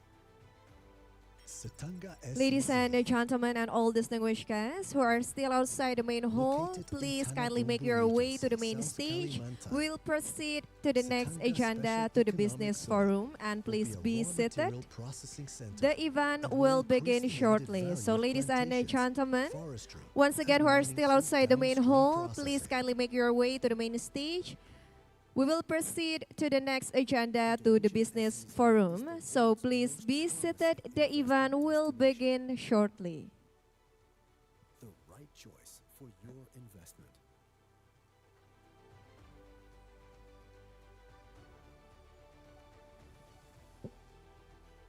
Be a part of the world's future leading investors. Indonesia Sez, where the future happens now.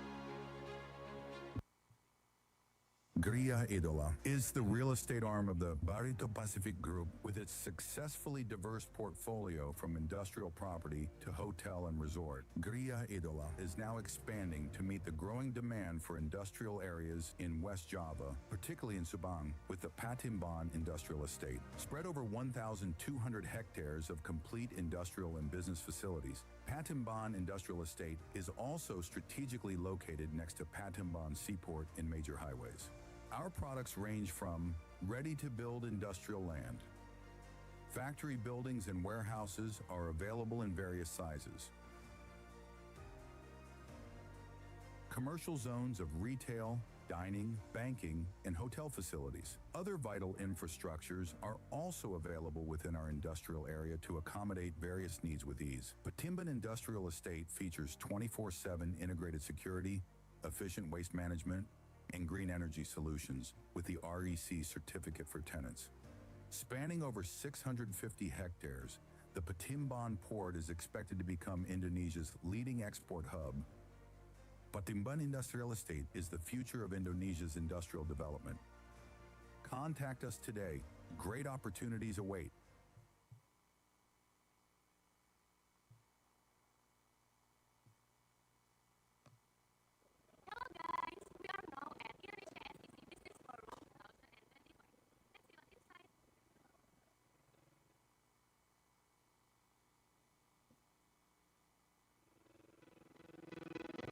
Ladies and gentlemen, good afternoon and welcome back to Indonesia Sez Business Forum 2025.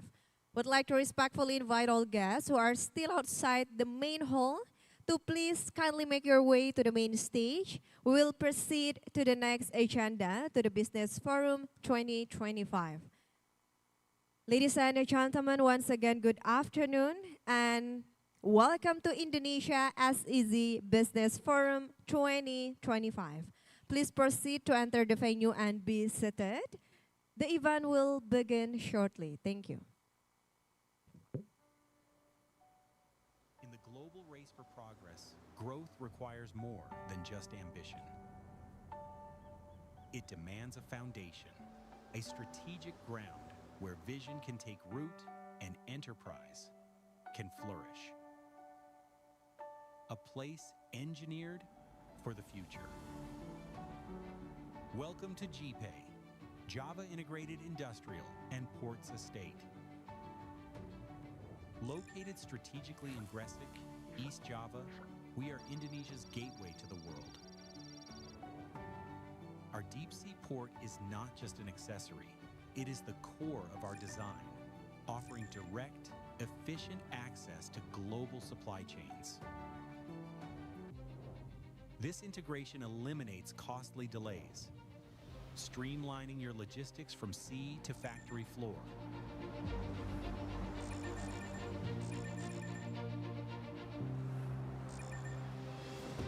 With seamless connectivity to national highways and international airports, GPay is where your business plugs directly into the arteries of commerce.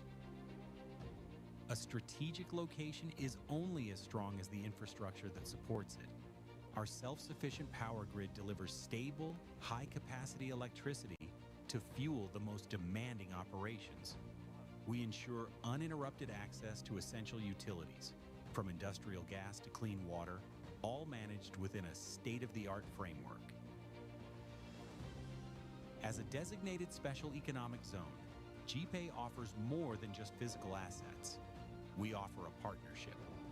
Our one-stop government services streamline bureaucracy, providing fiscal and non-fiscal incentives that accelerate your path to profitability. But the true measure of our success is the success of our partners. We are honored to be the chosen home for global industry leaders. Their trust validates our vision to create a thriving, collaborative ecosystem where innovation and opportunity converge. The future of industry is being built today. It is more connected, more efficient, and more sustainable. It is a future built on a foundation of trust and a partnership for growth. Ada faktor ketersediaan tenaga kerja konstruksi terutama. Karena tenaga kerja konstruksi yang kita butuhkan itu kumulatifnya 40.000 orang. If we have the port very close to our factory, only 2 kilometers, I remember, will that be very convenient for us. One of the important things is tax incentives we have for 20 years tax-free. We're very close to our raw material supplier from PT Freeport. And third is a very quick process to apply for the construction permit as well as the environmental permit. This is our commitment. This is our invitation. Join us and let's engineer a prosperous future together.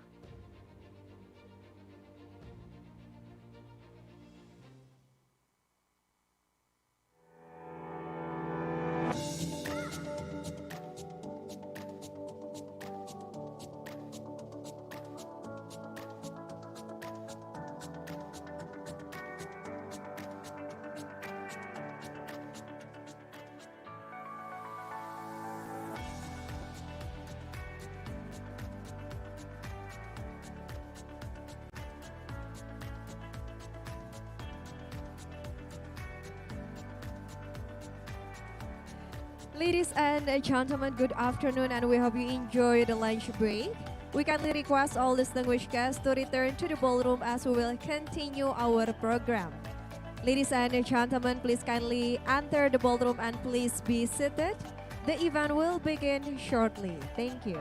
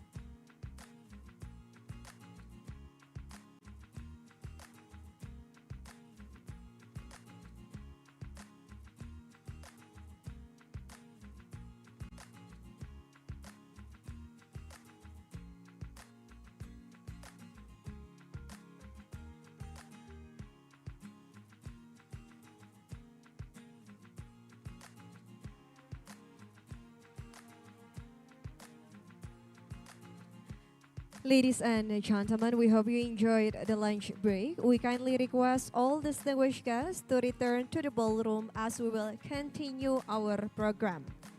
We will proceed to the business forum session. So ladies and gentlemen, please kindly enter the ballroom and be seated. The event will begin shortly. Thank you.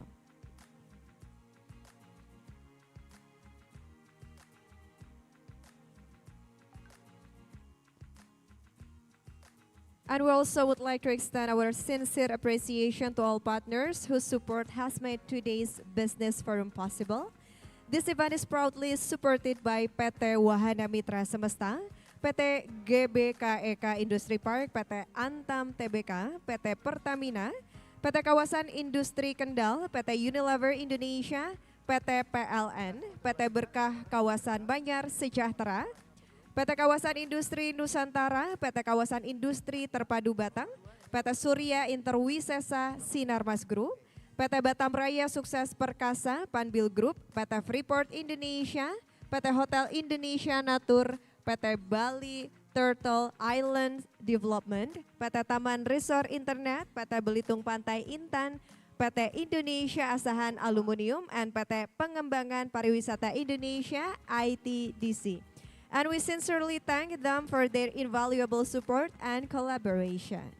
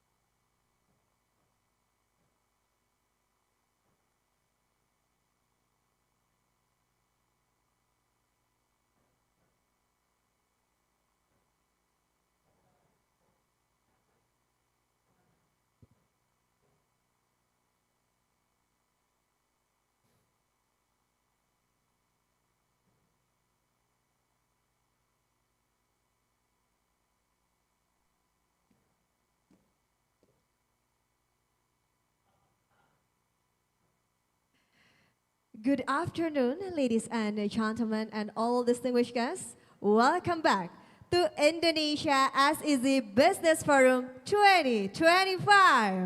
Please give a big round of applause to each and every one of us. Thank you so much, and we hope you enjoy the lunch break. And now we will proceed to the next agenda of the program. Ladies and gentlemen, this session is designed to deepen business-to-business and business-to-government interaction, support investment facilitation, and accelerate project realization within the SEZ ecosystem. For this agenda, the moderator will call upon each speaker to deliver their presentation sequentially, and we kindly ask the next presenter to be on standby, and after the last presentation, the session will continue with the panel discussion. And this session serves as a dedicated platform for special economic zones, industry leaders, investors, and international partners to engage in direct dialogue, explore investment collaboration, and identify strategic opportunities across Indonesia's SEZ landscape. So ladies and gentlemen, this is the Business Forum session. And the first session themed, Green Innovation for Long-Term Investment Stability.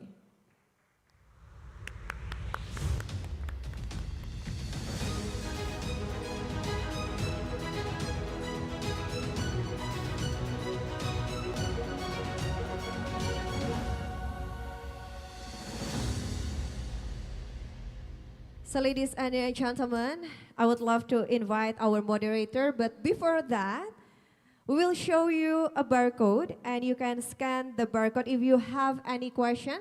Ladies and gentlemen, all participants and all distinguished guests, and during this session, if you have any question, just feel free to ask and to put your question through this barcode.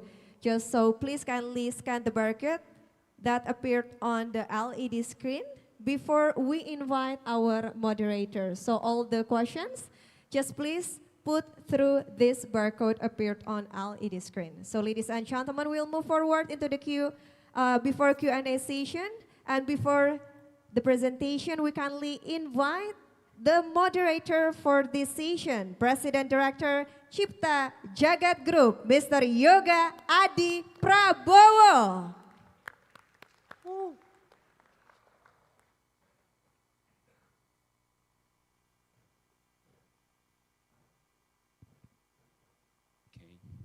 Good afternoon, ladies and gentlemen, Your Excellencies, distinguished government official, Pak Edwin, Pak Sekjen, SEZ developers, all investors, ladies and gentlemen, good afternoon.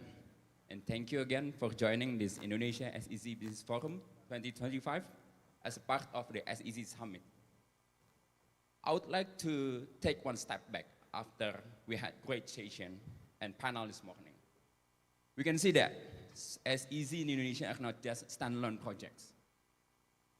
They are positioned in our long-term development agenda as a key economic driver and accelerators, designed to create new growth poles, drive industrial upgrading and value added, and at the same time, support more inclusive and sustainable economic transformation.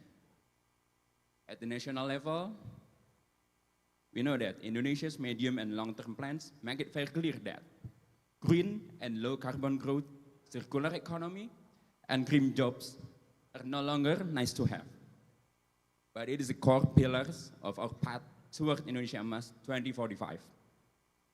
SEZ, therefore, expanded not only to attract capital, but to attract the right kind of capital.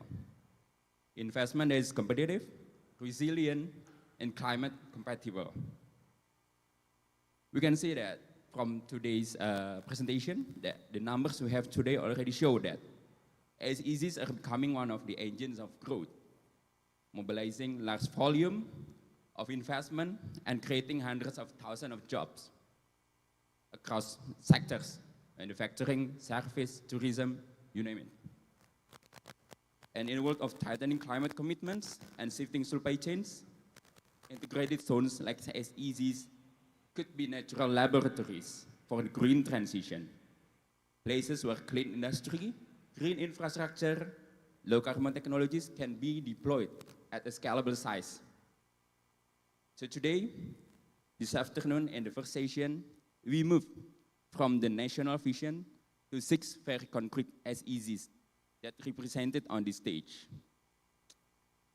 I would like to introduce a bit about the 6 SEZ that will be our guest today. The first one is Kura-Kura Bali SEZ. That translates the philosophy of Trihita Karana. What is that? Harmony between people, nature, and spiritually intellectual spatial planning. Large-scale tree planting, coral and mangrove conservation, habitat protection, and future-oriented solutions like rainwater harvesting and solar energy embedded in the design of the SEZ itself. The second one is Tanjung Klayang in Belitung Island. Its status as UNESCO Global Geopark using nature as its main asset. The zone is developing zero-impact water systems based on rainwater capture and natural filtration. The third one is we have Likupang SEZ in North Sulawesi, position itself as Indonesia's first regenerative tourist development in the heart of Coral Triangle. The fourth one is Morotai SEZ in North Maluku. We call it Pearl of the Pacific, showcases Indonesia's blue economic potential. The next one, we have Gresik in the east of Java. Demonstrate how green innovation can sit at the heart of heavy industrial cluster by integrating industrial estate, deep sea port and residential areas GPay is rolling out solar rooftop and floating PV, renewable power solution, and mangrove restoration. And last but not least, we have ITKI Banten SEZ in BSD City, which is the only SEZ in the greater area of Jakarta. It focuses on education, health, technology, and creative economy within the major smart city ecosystem. Taken together, these 6 examples show that green innovation is no longer a CSR add-on anymore. It's becoming the business model embedded within the company, influencing how land is planned, how infrastructure is financed, and built how energy is supplied, and how local communities engage and integrated into the value chain. So, in our session, Green Innovation for Long-Term Investment Stability, I invite you, the audience, to listen with 2 lenses. What is the unique green value proposition of its SEZ? And where can your capital and partnership accelerate the transformation within the green transformation itself? With that, let us begin our business forum discussion. And without waiting for so long, I would like to invite Pak Zaki from KEK Kura-Kura Bali. The stage is yours, Pak Zaki.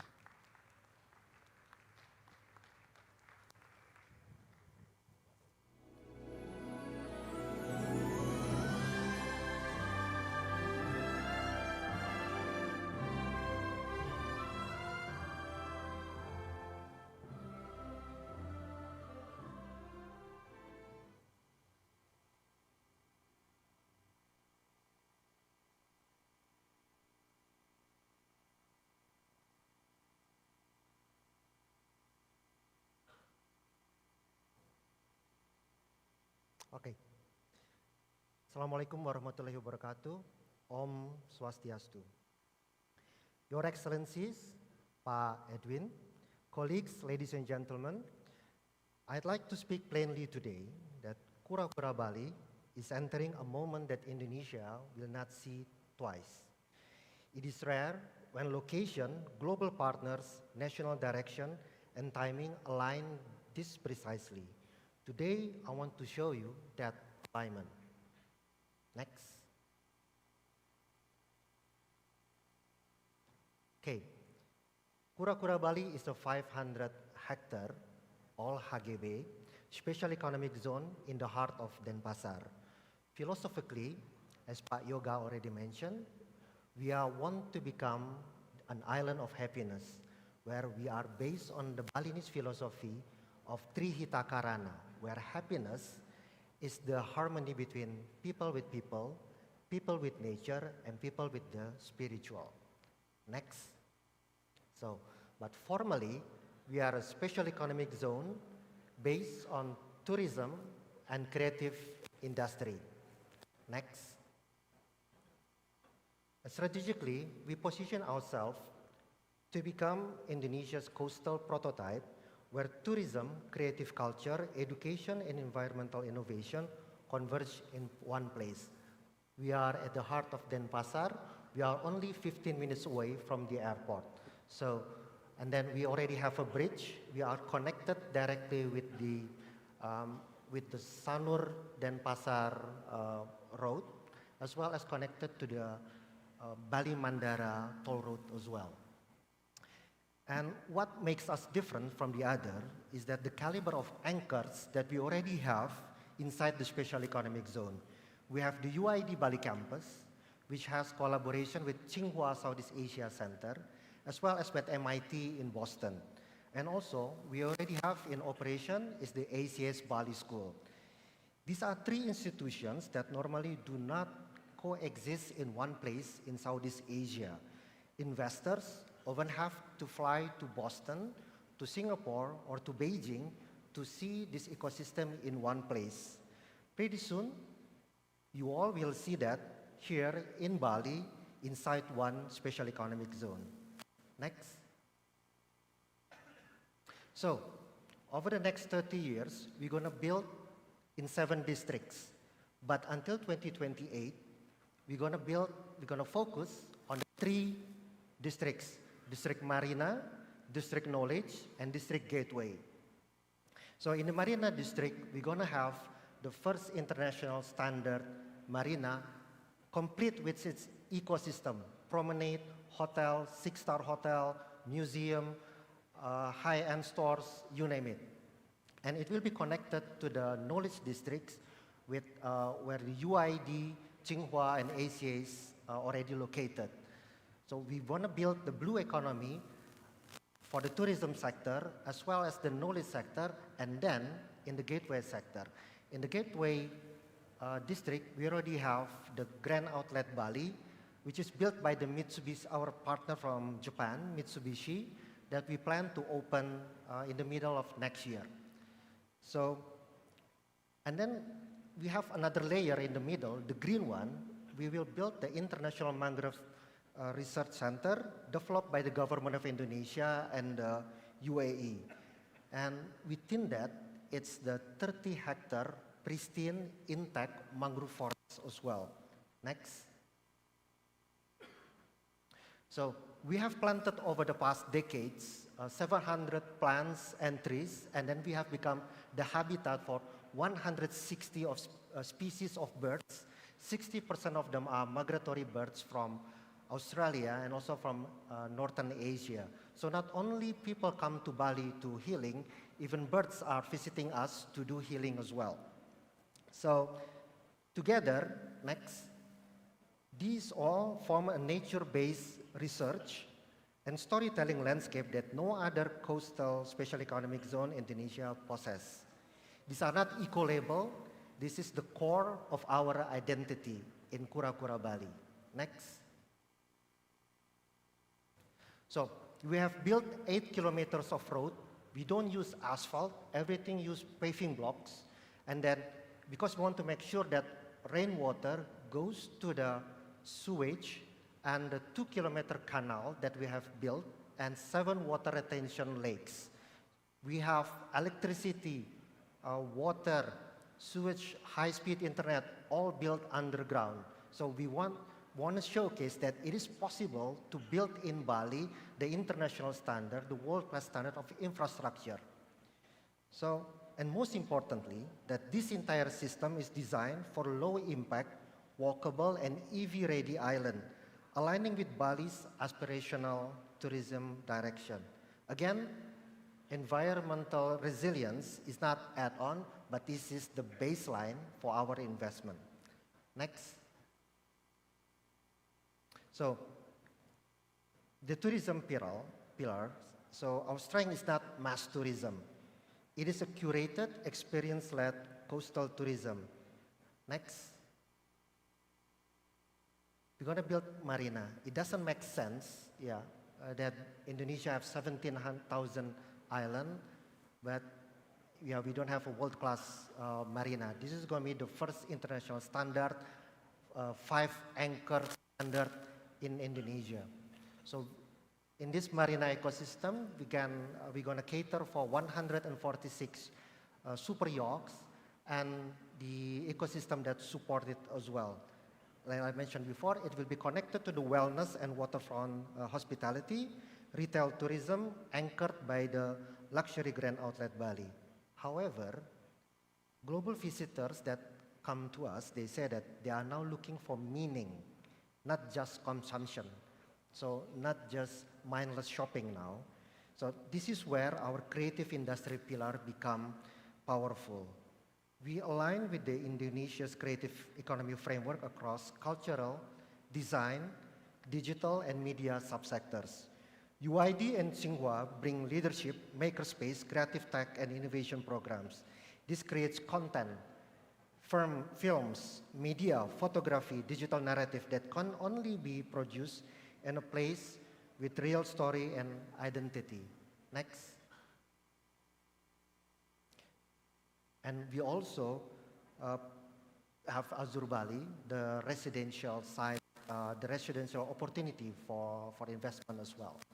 Next. This is the Asia School already operating in Bali right now, the first international, truly international school in Bali. Next. Grand Outlet Bali, built in joint venture with Mitsubishi. The same operators that have built and operated Gotemba in Tokyo. Next. So, every special economic zone has its rhythm for Kura-Kura Bali in the next 5 years until 2028 are very decisive. Our facing priorities remains clear: marina, knowledge, and gateway. Next. So this is the window when the shape of the SEZ becomes irreversible, when early partners define the tone, when the narrative is still being written, when influence is at its highest leverage to cost ratio. When global groups like Mitsubishi or Pegasus or TPC already making their early move into Kura-Kura Bali, it is rarely because what is Kura-Kura Bali today, but they see what the place is inevitably becoming, and that inevitably is what is forming right now. Next. So, ladies and gentlemen, Kura-Kura Bali is not just a resort, it is not just a project, it is a new coastal idea for Indonesia. It is a legacy based on Trihita Karana, a place where tourism meets creation, where global education meets local culture, where environmental stewardship become our competitive advantage, and where Bali's next narrative is shaped, not inherited. There is a window now. It will not open twice. Those who join and step in now will help define the next chapter. Those who wait will enter into a story written by others. Thank you. Om Santi Santi Santi Om. Assalamualaikum warahmatullahi wabarakatuh. Waalaikumsalam. Thank you very much, Pak Zaki. Let's give him applause once again. Well, what would be better than having bright mind in Bali, ya Pak, ya? We can create the Kura-Kura Bali as the melting pot of the creative mind in the future. Let's explore the unlimited possibilities in Kura-Kura Bali then. For the next one, I would like to invite Pak Daniel Alexander from Tanjung Kelayang SEZ. The stage is yours, Pak Daniel.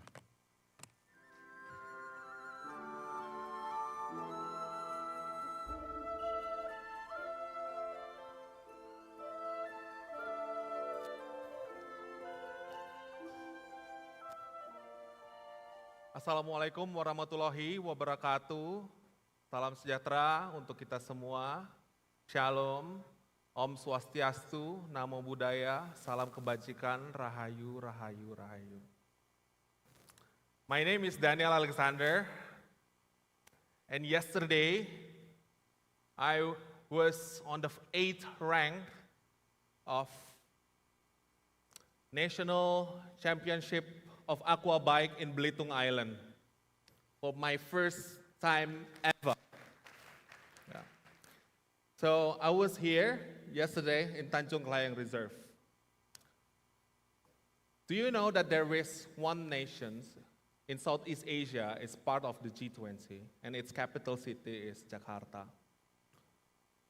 And there is one rich country that's very small which has the highest income per capita and its capital city is Singapore. Wouldn't it be great for you to set your investment in between these two big megacities, which is Belitung Island? You may Google it now and then you know where it is. Our development called as Tanjung Kelayang Reserve. So it's 350 hectares land in the middle of UNESCO Global Geopark. Wouldn't it be great for you to have your investment inside a natural site of UNESCO? Here in this special economic zone, nature is our priority. There is not single tree has been ever fell down for our development. Not a drop of water came from the aquifer, from the groundwater, to be sucked in for our development. Everything comes from the surface water.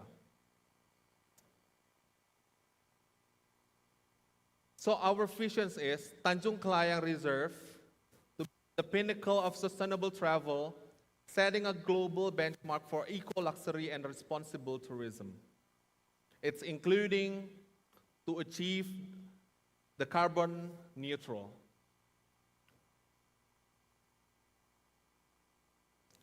We safeguard our wildlife.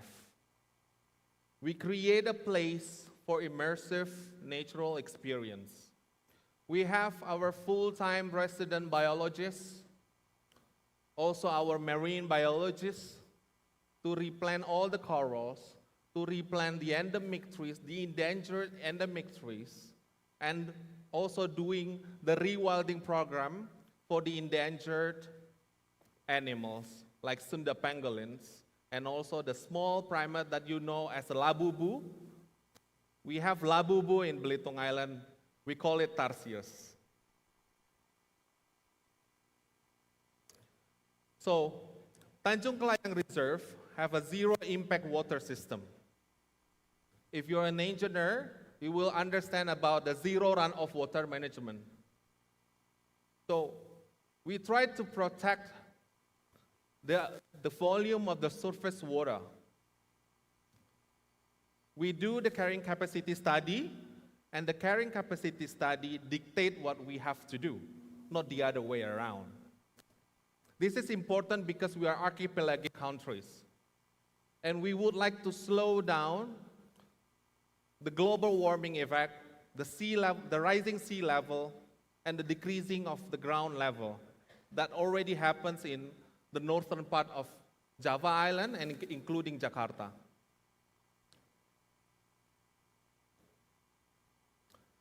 There are over 17,000 islands, but none like Belitung.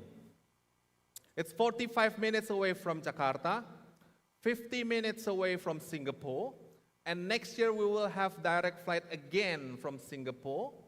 It's amazing. And the whole entire island it's a UNESCO Global Geopark. What does it mean? It is a testament of all the experts from all around the UNESCO about the beauty of the nature.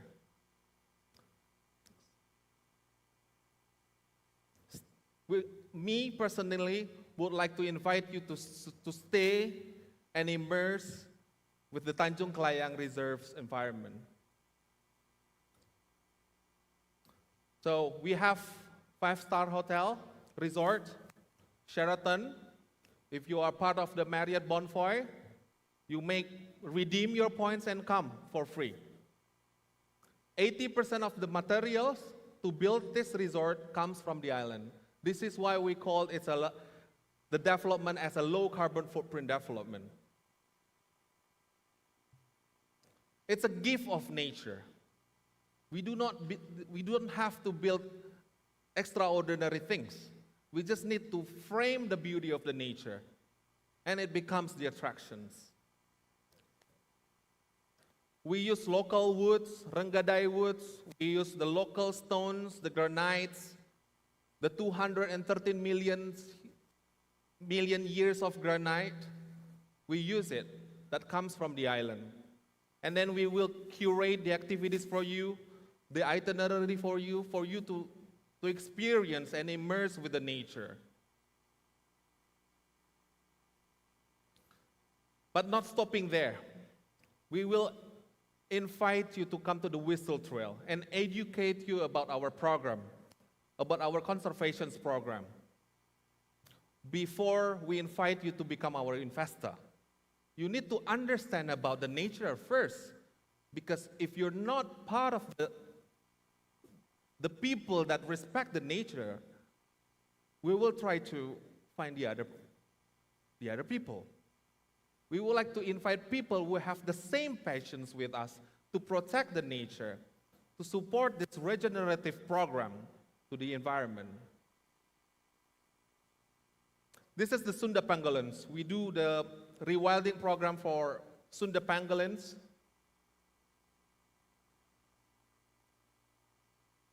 And then the labubu, the Biliton tarsiers, the endemic Biliton tarsiers. You will see its in the wildlife, not in cage. The local rangers will invite you and guide you to find the bilitant tarsiers. This is the end of my presentations. I am Daniel Alexander. Personally, I would like to welcome each of you to come to our special economic zone, which also the wildlife sanctuary in Belitung Island. It's only 45 minutes away from here, very cheap air price ticket, and we will give you the best natural experience for you. Thank you very much for your attention. Wassalamualaikum warahmatullahi wabarakatuh. Waalaikumsalam. Thanks very much, Pak Daniel. Actually, we're very proud that we have very responsible and sustainable development in one of our KI Kalis, Pak Daniel. And I think it's very good time to plan year-end holiday maybe, Pak, yeah? Okay, can't wait then. Okay, the next one, we would like to invite from Jababeka Morotai, Bapak Alex Kurniawan. The stage is yours. Please give him applause. Bapak Alan Wijaya. Good afternoon, Your Excellency, Pak Rizal Edwin, and all ladies and gentlemen.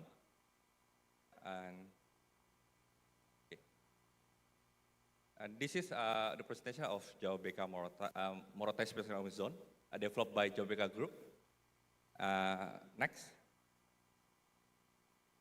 So who is Jababeka Group? So we are Indonesian leading developer that we have developed Jababeka Industrial Estate, the first private industrial estate in Indonesia. And now we also developed 3 special economic zones. Tanjung Lesung Special Economic Zone in the Banten province, and then Kendal Special Economic Zone in the Central Java, and the latest project is Morotai Special Economic Zone in the northeast of Indonesia. And our long-term vision to develop Morotai is actually to make a new Singapore in the eastern of Indonesia. Next. Yeah, why we are thinking to develop a new Singapore? If you see the map, Morotai is actually located strategically in the center of Pacific. It was used by U.S. Army in the World War II as their army base. So the Morotai is actually the good place for the war logistics. So we believe Morotai will be also good for the business logistics in the future because it's in the center of the Pacific. If in the future there is an international airport, it's just 3 hours to Singapore, it's just 3 hours to Taipei, and also just 4 hours to Shanghai, etc. Next. This is just a brief information about the Morotai Special Zone. The first phase is about 1,100 hectares. Next. Yeah, the type of industry in our Morotai Special Zone is, the first one is tourism. Tourism potential because it's like Maldives in Indonesia. It's good, or it's good place for diving, and also for the fishery industry. 60% of tuna all over the world will pass through Morotai Sea, and also in the future it's good for logistics hub. Next. So Morotai Special Zone was inaugurated by President Joko Widodo in 2019, and also President Joko Widodo was former President Jokowi was visited Morotai in 2016. Next. And also the 6th President SBY was also visited Morotai in 2012. And also the latest is our Vice President, Pak Gibran, also recently visited Morotai in 2 months ago. So we got a lot of support from our central government. Next. So the first phase of Morotai Special Zone is 1,100 hectares. mainly for the industrial and also fishery industry. And the second phase is actually our upcoming special economic zone, especially for the tourism. Next. Next. So here's the existing projects in our Morotai special economic zone. This is for the industry, what we have developed so far. And this upcoming tourism as easy, we also already have some investors developing some villas and also cottage. Next. And at the moment, we also got an investor to develop 100 hectares golf course. It's a 36 holes of golf course from PTPGC. Next. We also got an investor from Taiwan, Royal Castle Investment, which gonna develop a residential and commercial with a castle style design. Next. And also the President University Foundation is already purchased the land. It's going to build a vocational school mainly for the marine and fish tourism. Next. Next. Yeah, this is the market opportunity. So Morotai is very good to develop from the upstream until the downstream for the fishery industry. So for the fish capturing, fish farming, and also processing until exporting to all over the world. Yeah, this is some fish in Morotai, mainly in tuna. And this is the second project. It's actually Morotai Hotel and Condotel or Resort. It's like a 5-star hotel. The land is about 14.2 hectares. Yeah, next. Yeah, this is just some incentive in Morotai Special Economic Zone. Yeah, mainly about the tax holiday and also free tax for the import and export tax. Okay, next. Okay, this is the last slide of my presentation. So I would like to welcome all of you to visit Morotai Special Economic Zone. Thank you. Thank you very much, Pak Alan. It's amazing how big is potential in North Maluku, ya Pak, ya. From integrating cold chain logistic until marine tourism. Okay, for the next one, we would like to invite from KEK Lukupang, Bapak Leo Rustandi. The stage is yours, Bapak. Please give him applause for Pak Leo Rustandi.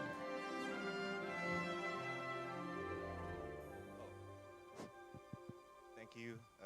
I'll probably just go straight to the, thank you for the time, ladies and gentlemen. I would like to briefly introduce you what KEK, Likupang Special Economic Zone is. So, you can go next. So the development area, at the moment you can see this is the real picture, real life now. So development area at the moment is 197.4 hectares. The investment value, the present value of the investment would be 130 million for overall.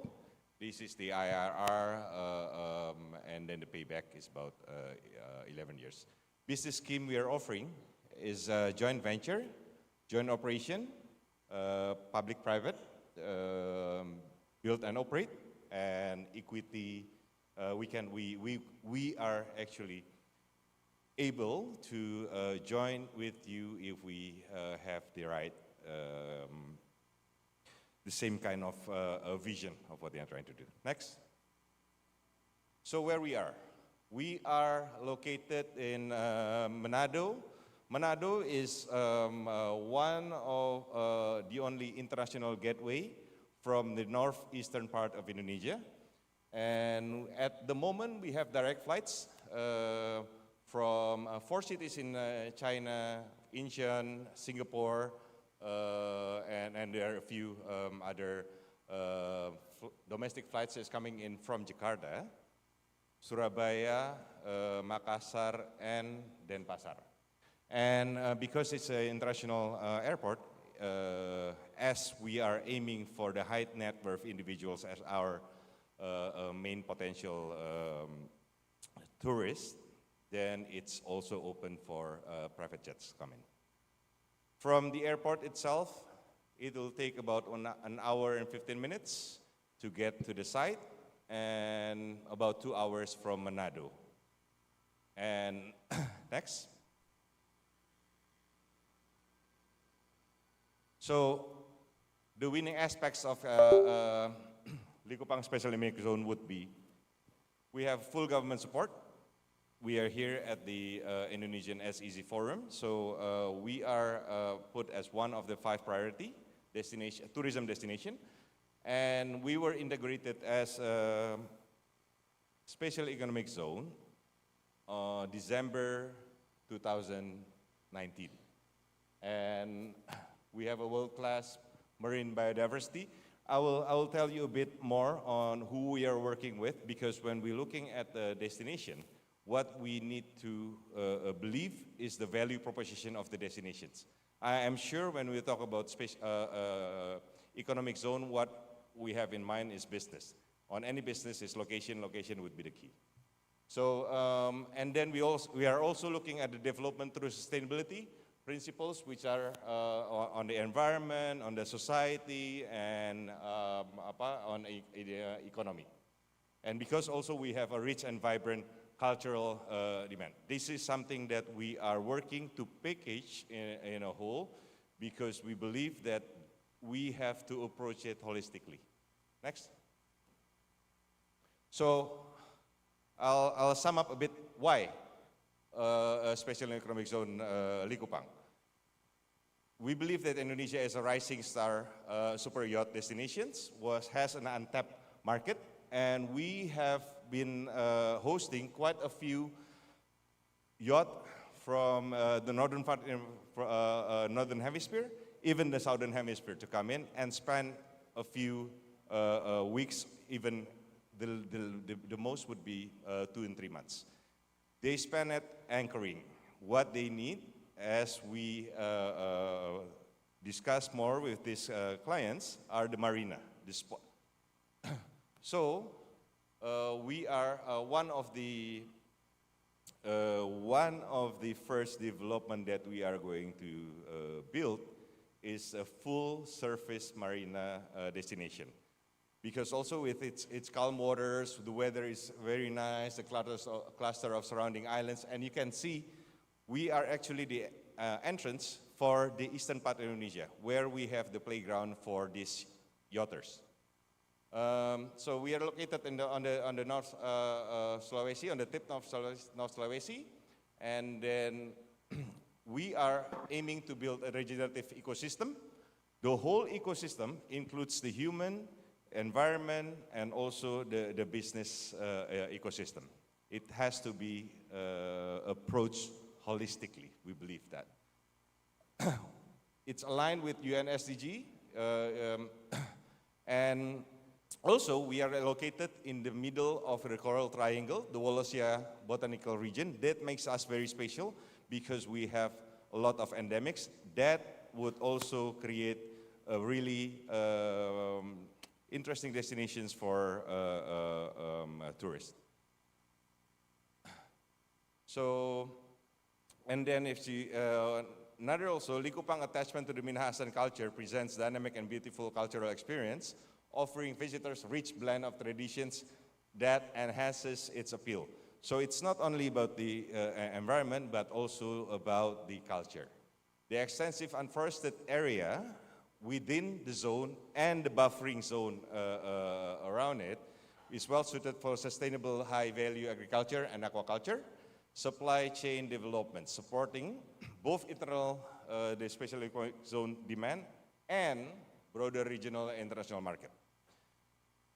Likupang Special Economic Zone provides fiscal, non-fiscal facilities. I am sure you are quite aware already what the fiscal and non-fiscal incentives that we will be getting. Plus, because we are a special economic zone for tourism, we are able to create an ecosystem whereby we can invite foreigners to buy an asset a house within the special economic zone and get a long stay, and therefore the community is built from there on. Next. Right, this is the existing 197 hectares of land. We have about 600 hectares in here, but the first segment of the special economic zone that we're talking about is 197, that stops here. We already have the fire brigade, we have the hospital, we have the office, we're building the yacht and sailing club, we have the amphitheater where we are building the cultural events. You have a small resort which will extend to a bigger resort in the next 2 or 3 years. And then we also have other waterways that it's also built by the government. That also shows the support of the government.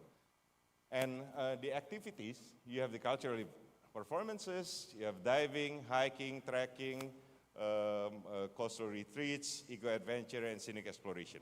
Now, I would like to also introduce some of our partners to make this the whole destination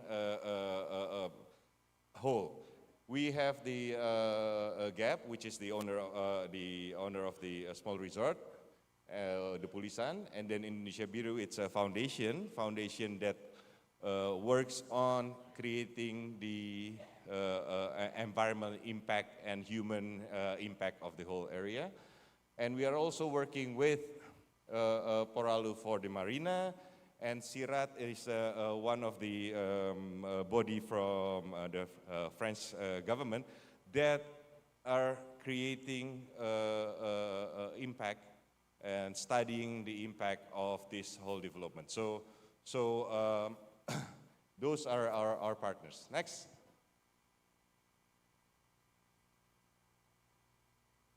Looking at our pillars, as business-wise, we'll be looking at the waterfront and marina infrastructure, because from the get-go, special economic zone di Kupang is aimed to get to this market.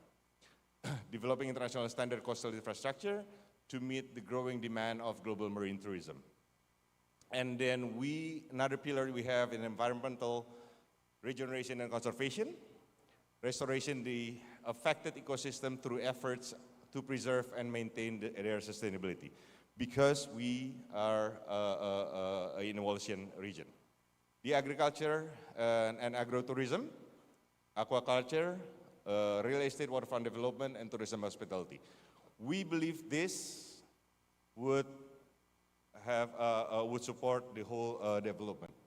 And I'll skim through the development phasing, but when you're interested, I'll be more than willing to meet you one-on-one and discuss. Next. So the investment opportunities would be, one, on tourism and hospitality. There'll be hotel and resorts, marine tourism, attraction and amenities. Residential and commercial areas would be residential area, commercial area, real estate development, and then of course we can talk about the agriculture and aquaculture and green and education assets. So I guess my time is up. So let's go straight to the contact details, to the last presentation. Go, next. So this is our contact details. If needed, please contact me. I'll be more than willing to meet you and in person to discuss more. Thank you. Thank you very much, Leo. Well, before we moving forward to the next KIK, I would like to highlight from the four KIK that already have presentation. I think we can see sort of silver lining, Bapak Ibu sekalian. So we have same vision, share same vision in biodiversity and in sustainability, and we also see that over offering the same tourism, sustainable and responsible tourism. I think maybe in the next action ya Bapak Ibu, it might be a good idea if we make sort of alliance, Pak. Alliance in terms of green as easy maybe, that could be facilitated by Sekdenas, because you can see that it would be good if those as easy could work in an ecosystem rather than moving, have a great plan but moving by each themselves. Just an idea by Pak Edwin and from the Sekdenas. Okay, maybe we're moving forward to the next KEK. I would like to invite from KEK Gresik, Bapak Kelvin Tang to the stage. Let's give a grand applause to Pak Kelvin Tang.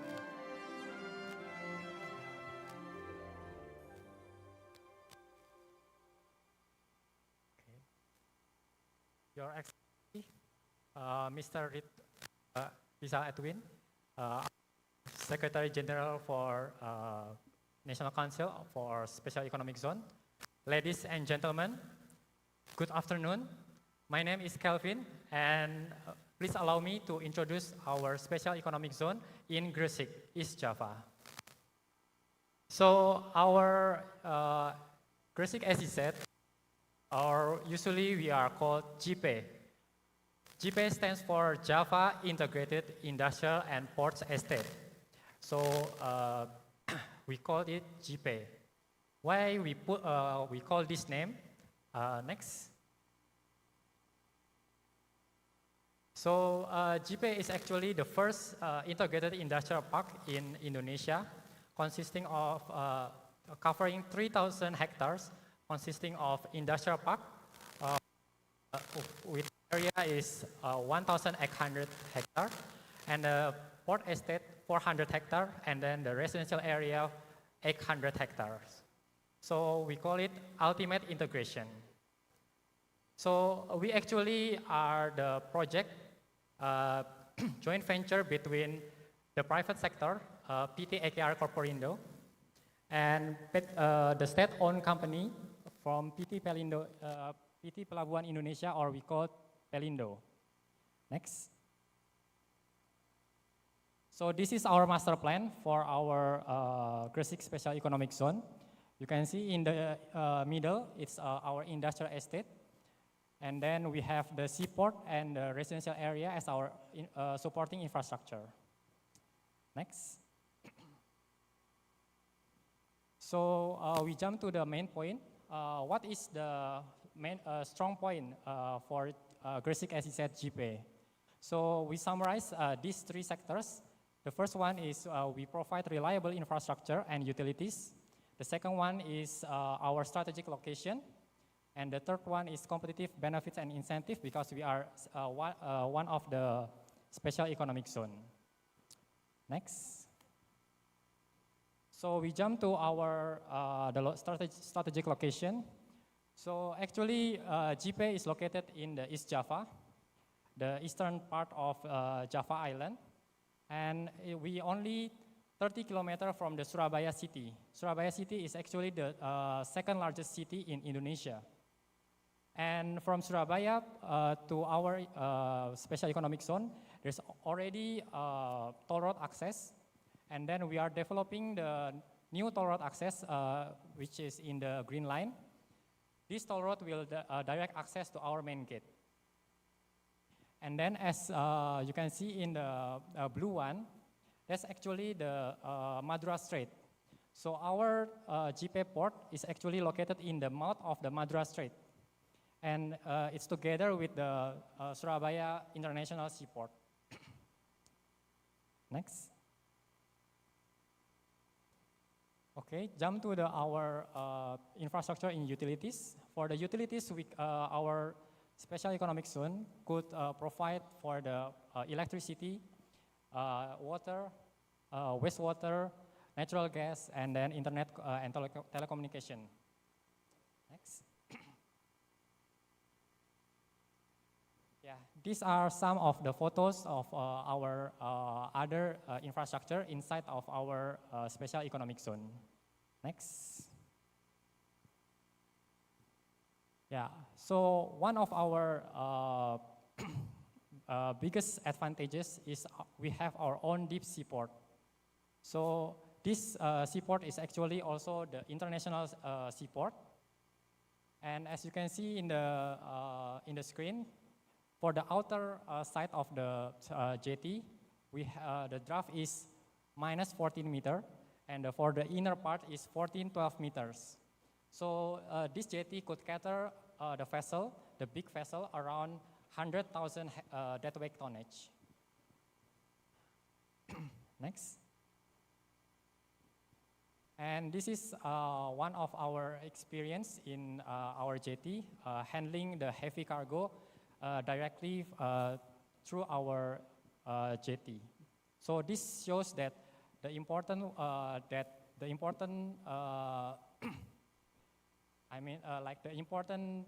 factor that the existing of seaport is actually helping the investor to reduce the logistic costs.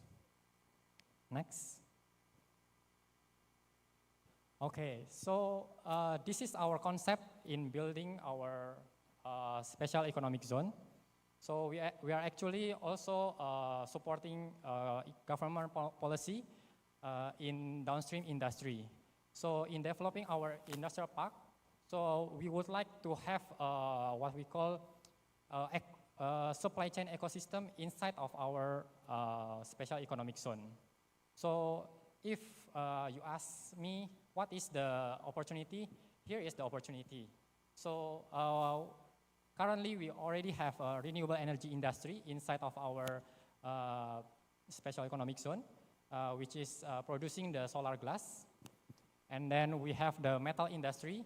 We have the biggest copper smelter in the world.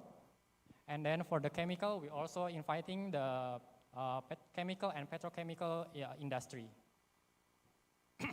Next. So these are our some of our tenants that already joined us. So they are coming from across over the world, from US, China, Japan, from Malaysia, and so on. So their industry also varies from medium to heavy industry. Next. Okay, so if you ask me what is the green SEZ from Gresik Special Economic Zone, so this is the answer. This is our policy for the green commitment. The first one is we are already banning to use the coal inside of our SEZ, including ourselves. So we actually already built our power plant, and we use the natural gas as our alternative fuel. And then the second one, we also have mangrove restoration inside of our special economic zone. And the third one is the important one. We are developing the floating solar panel and ground-mounted solar panel inside of our special economic zone. Next. This is the reason why we are developing the solar panel. So actually, from this map, you can see the equal sun hour in Surabaya area is actually pretty high. So this is the potential for the solar panel industry. Next. And then we also developing the rooftop solar panel on our facilities. Next. And then this is the our plan for the floating solar panel, because we are also have some of the water, so we will install the floating solar panel. Next. Yeah, this is we also allow our tenants to install the rooftop solar panel inside their factory. Okay, next. Yeah, I think that's all for my presentation here today. So if you have any question or you want to discuss more, welcome to visit our booth on the left side. And then we sincerely invite you to site visit to Gresik Special Economic Zone because seeing is believing. Thank you. Thank you very much, Pak Calvin. It's very inspiring but how green innovation can still sit at the heart of heavy industrial cluster. Well, we almost reached end of our session. So I would like to invite, the last but not least, our speakers, Ibu Cita Faga from ATKI Banten SEZ. Please give her applause. The stage is yours, Ibu.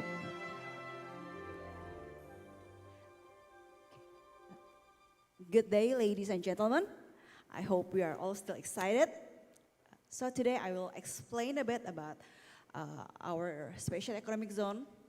Let's unlock the opportunities. Next, please. So we called our special economic zone, or as we know in Bahasa, it's called KIK Etki Banten. We also name it as the Hub SEZ. So it's easier for everyone, local or foreign investor, to remember us.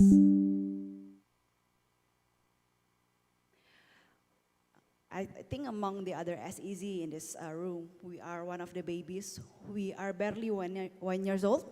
We are the 23rd Special Economic Zone among the 25th Special Economic Zone in Indonesia.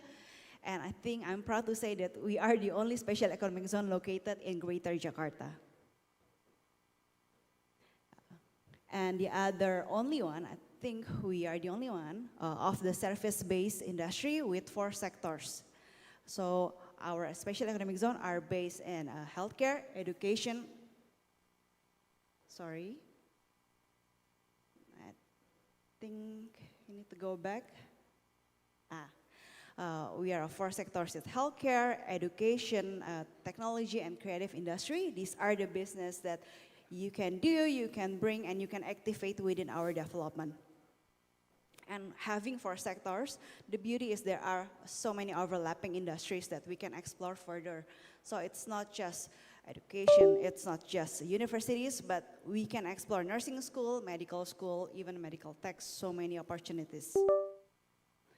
And as the Hub SEZ is located in BSD City, I hope everyone knows. If you haven't visited, please do. We are a 6,000 hectares township.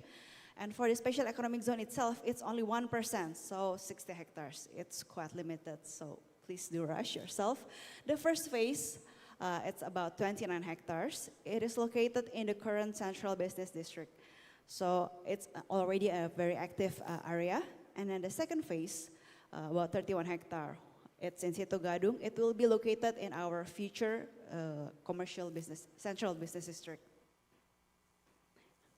And BSD, and BSC, being in the Greater Jakarta, we already have a direct catchment within BSD city itself. It's about 500,000 residents, and in the 10-kilometer radius, it's about 2.2 million residents. So it's already a very active, hustling, bustling population that you can tap directly without waiting for the area to be mature first. And with the growth rate that we are exploring recently, we predict in the next 30 years, our population will be doubled into 4.5. So it is a very impressive potentials that everyone can explore. And BSC City itself, we are blessed with a very mature infrastructure. We have about 8 toll gates directly into BSC City. We have 5 train stations connecting us to central of Jakarta, so it's very accessible. And then with these toll gates, our connectivity to the airport, it's only 30 minutes. So the target market, despite BSD City and the surrounding, it's already very impressive. The target market, it's not just BSD City or even the surrounding, but it is all over Indonesia because it is very accessible. And I'm repeating myself, we are a very mature ecosystem with the residents, with the facilities like school, We have the first international curriculum university. It's Monash University from Australia. They are actually part of our special economic zone. They start, as of this year, they will start receiving undergraduates. So now it's a complete undergraduates, master, and PhD program. It is very impressive. And then next year, there will be a new school. It's called ACS, operating in BSD City. It's from Singapore. There will be Wellington College from UK as well operating. So our township is already a very international base. It's have a highly modern facilities. So all these investors, whenever they're moving their families, their businesses, the supporting facilities is already ready. And not just residential and schools. We also already have a very bustling commercial district. Even Unilever, they moved their headquarters into our BSC city, and then so many other startups, banking. So we can say that we are already a very sufficient township. And BSD City, it's not all work, school, boring community, but we also have leisure facilities such as shopping malls, parks. So it's a very nice area to be in. And I'm proud to say that BSD City, I think, is a very integrated smart city. We already apply AI in our traffic lights, CCTVs, infrastructure. So they can directly improve themselves whenever there are issues on the road or within the sewage and whatsoever.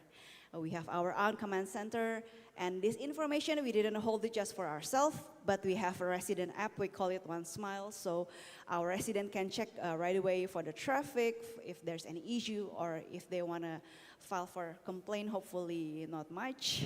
And if you are even just visiting, you can download the apps and try it by yourself. And apart from being smart, we are also very ready for data center development. We have multiple fiber optics provider, electricity, water, it's all very sufficient. And last but not least, we are a low flood and earthquake risk. So it is a very nice place to be for a data center. Yes, welcome to the hub as easy. I think for the investment opportunity, the benefits we have been explained so fully today. So I will share with you about the pathways to enter into the special economic zone, especially in our development. Of course, we have a biomedical campus, which is a building that our investors can lease if they want to try to enter the market in Indonesia in special economic zone. We have 2 towers, knowledge towers and science towers. This building is ready this year, already handed over. And I'm proud to say the the rental rate is already 89%.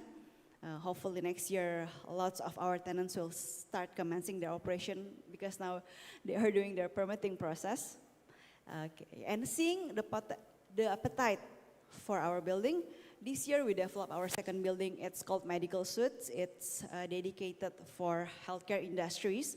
So if we have investors, they want to open a clinic, laboratorium, R&D centers, they can come in here and start operation maybe early 2027. These are the buildings that we are offering right now to our investors. It's called Medical Suites. It's medical ready, complete with the waste system. And I think what set us a bit apart from most of the special economic zone, we also offer a product that can be acquired. So this will increase the investment values of our investors. The smallest one, I think, is this Power Studio Loft. So it's a small building, 5 floors, 4 floors, 3 floors.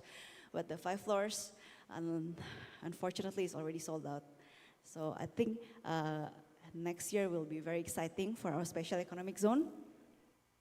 And other than building, if our investor, they would like on flexibility of operation, on design, on activities, they can also acquire these plots of land, as I mentioned. On the left is the current first phase, and on the right is the second phase in Situ Gadung. Okay. I'm not sure if we still have time, but I have this beautiful video.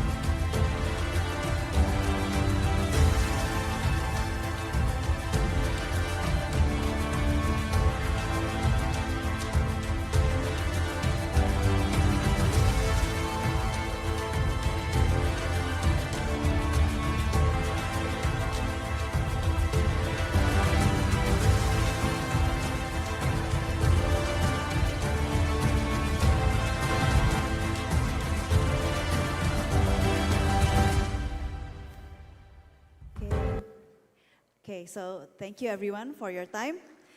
Looking forward to collaborate or partner with all of you. Please do contact us if you have questions. Thank you. Thank you very much, Ibu Chita. Well, it might be the only as easy that I visit almost every week. The closest one to Jakarta, actually. I live in Bintaro, actually. Well, yeah. Thank you very much for 6 speakers that taken together, maybe these 6 examples show that green innovation is really no longer than CSR. We can see that it's embedded in the business process. And we believe that in an era of climate risk, regulatory pressure, and changing investor expectation, this is what makes investment more resilient, bankable, and relevant over the long term. Okay, since the stage is ready, I would like to invite again all of 6 speakers to the stage for the Q&A session. Please go ahead to the stage, Pak Zaki Hakim, Pak Daniel Alexander, Pak Alan Wijaya, Bapak Leo Rustandi, Bapak Kelvin, dan Ibu Cita. So I'd like to ask to the organizer how many time that we have. How long do we have? 5 minutes? 10 minutes? Okay.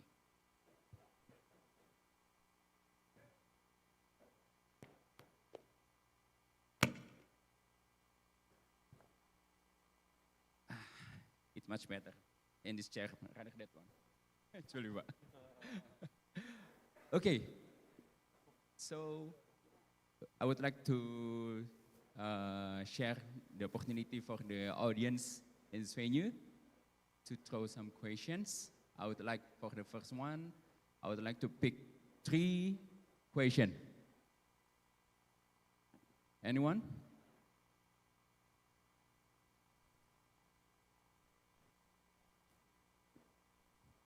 It's been quiet, I think, don't be shy. It's abundance opportunity here. Or in online, do we have any question online? Atau dalam bahasa should be fine, I think. Karena saya lihat bisa berbahasa Indonesia semua ya. Oke, silakan panitia bisa di.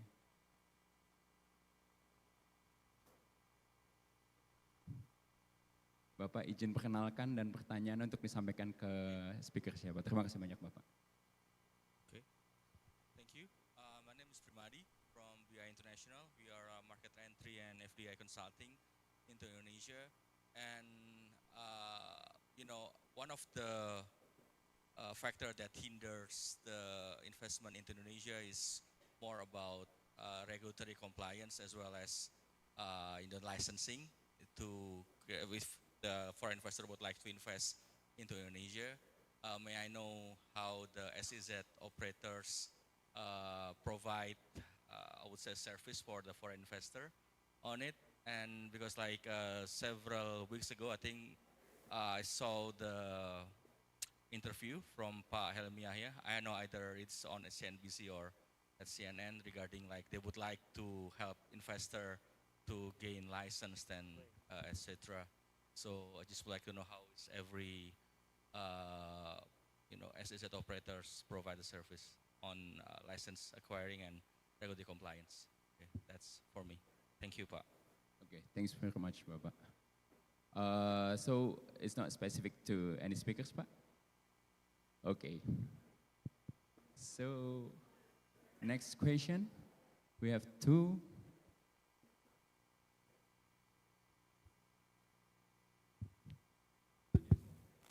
Thank you. Good afternoon. My name is Eric Mangaje from the Ministry of Foreign Affairs. So I have 2 questions. The first question is about economic cannibalism. So what do you think of how we can prevent economic cannibalism, because it seems quite difficult to strike the balance between economy and also the industrial interest and also the tourism, for instance, how you strike the balance. That's the first question. Second question is about biotechnology education to Ibu Wijaya. So what do you think about the development of Indonesia in this regard on the biotechnology? How do you think the importance, and how do you foresee the importance in the future?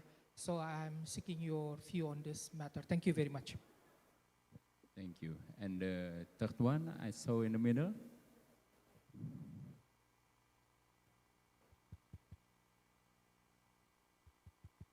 Ya, silakan Bapak.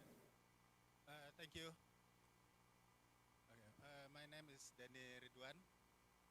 I'm the head of Arun Loksmawe Indonesia Sez. Okay. Okay, just this my voice is can be heard well, right?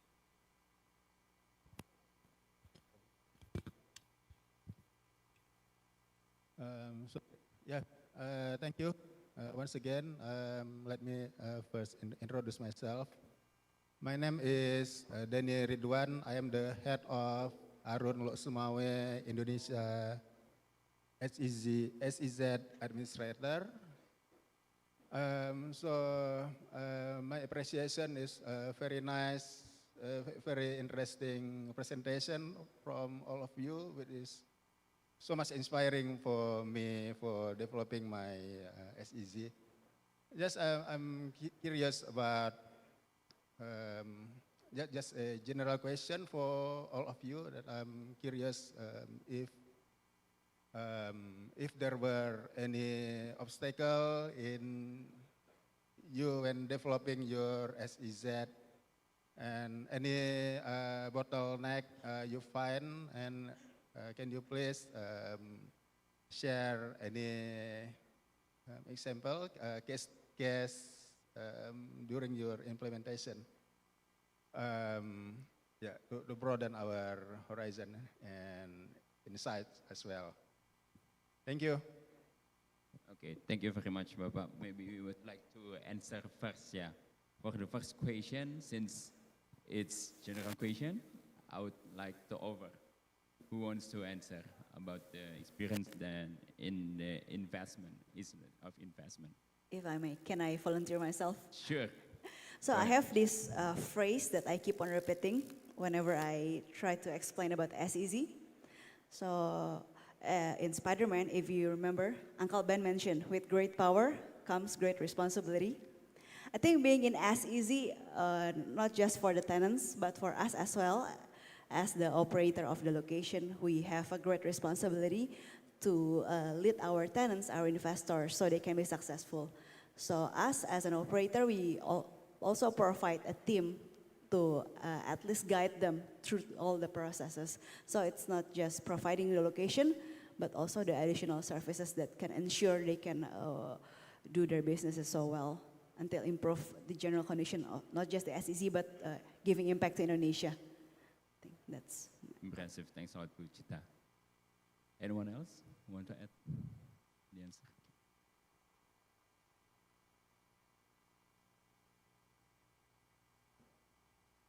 Yeah, for the first gentleman question, so yes, we have that same issue as well, which is also answering the question from the Loksumawe admin, is that in securing the licensing, yeah, it's commonly obstacle that faced by foreign investors. However, being a special economic zone, we are very, it is very beneficial for us because we got the help from the Special Economic Zone Council and then with the administrator itself. For example, as we start building the marina, we go through the OSS, we go to the KBLI and everything. This is quote unquote a new business, not necessarily clearly defined by the by our regulation, and going through the usual channel, it will take forever.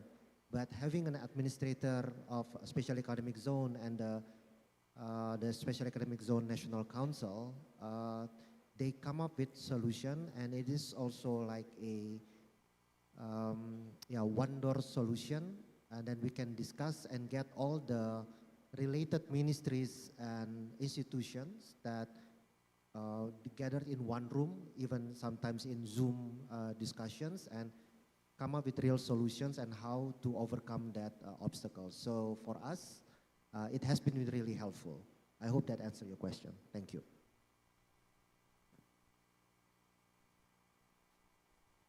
Okay, thanks a lot, Pak Zaki. Yuan? Okay. Thank you, Mr. Prima, for the excellent questions. I think your questions will expose the benefits to become the business entity inside the special economic zone. Yeah, I like this kind of questions. It gives us opportunity to brag about why you need to become the entity inside the special economic zone.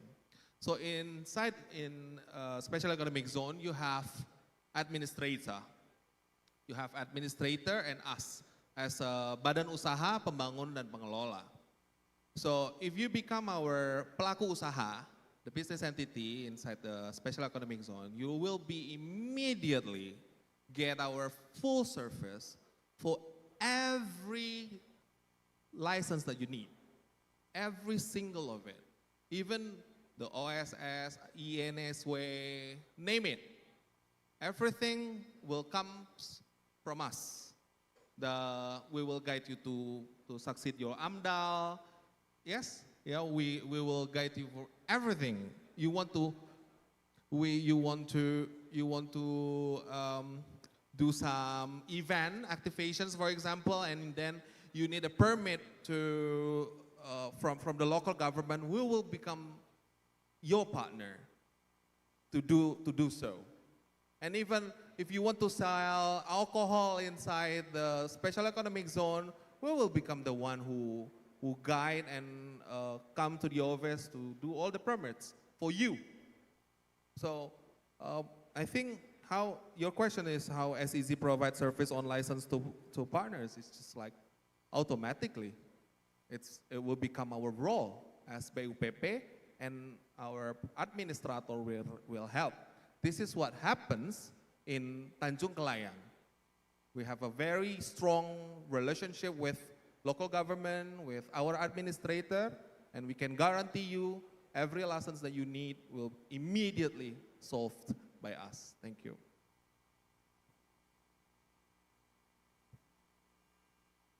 Thank you, Pak. Maybe I would like to highlight all the facility, all of the easiness. It's very red carpet for all of the stakeholders actually. Yeah, we admit that we will still need inputs from all the stakeholders. There's still a lot of room for improvement actually in terms of the easiness, in terms of regulation and stuff like that. But we keep moving forward with all the inputs. I think it's going to be very valuable. The forum like this could be very good opportunities to give transformation maybe in the future, yeah, Pak, yeah? So all of the progress of the SEZ will speed up.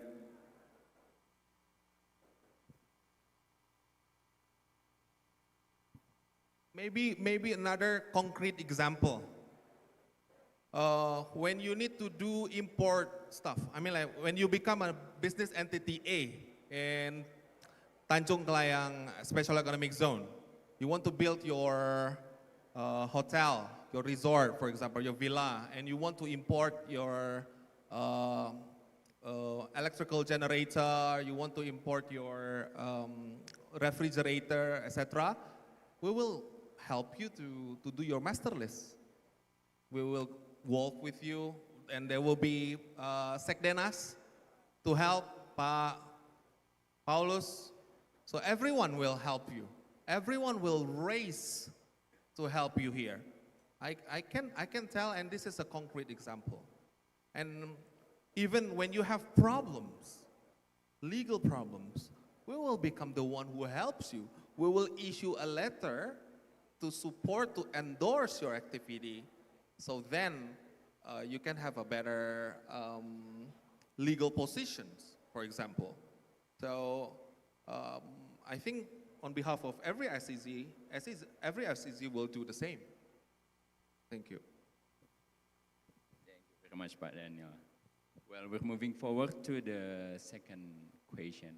I hope the first one could answer the third one as well, Pak. Yeah, I think the same, because it's the success stories and the experience that what the SEZ stakeholders feel all of this time. The second one is about economic cannibalism in tourism and biotechnology. For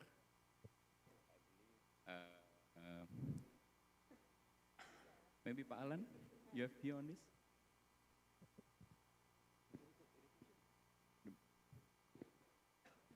The economic cannibalism in tourism might be, yeah, Pak Zaki. Saya boleh. So economic cannibalism, I think I would see it this way.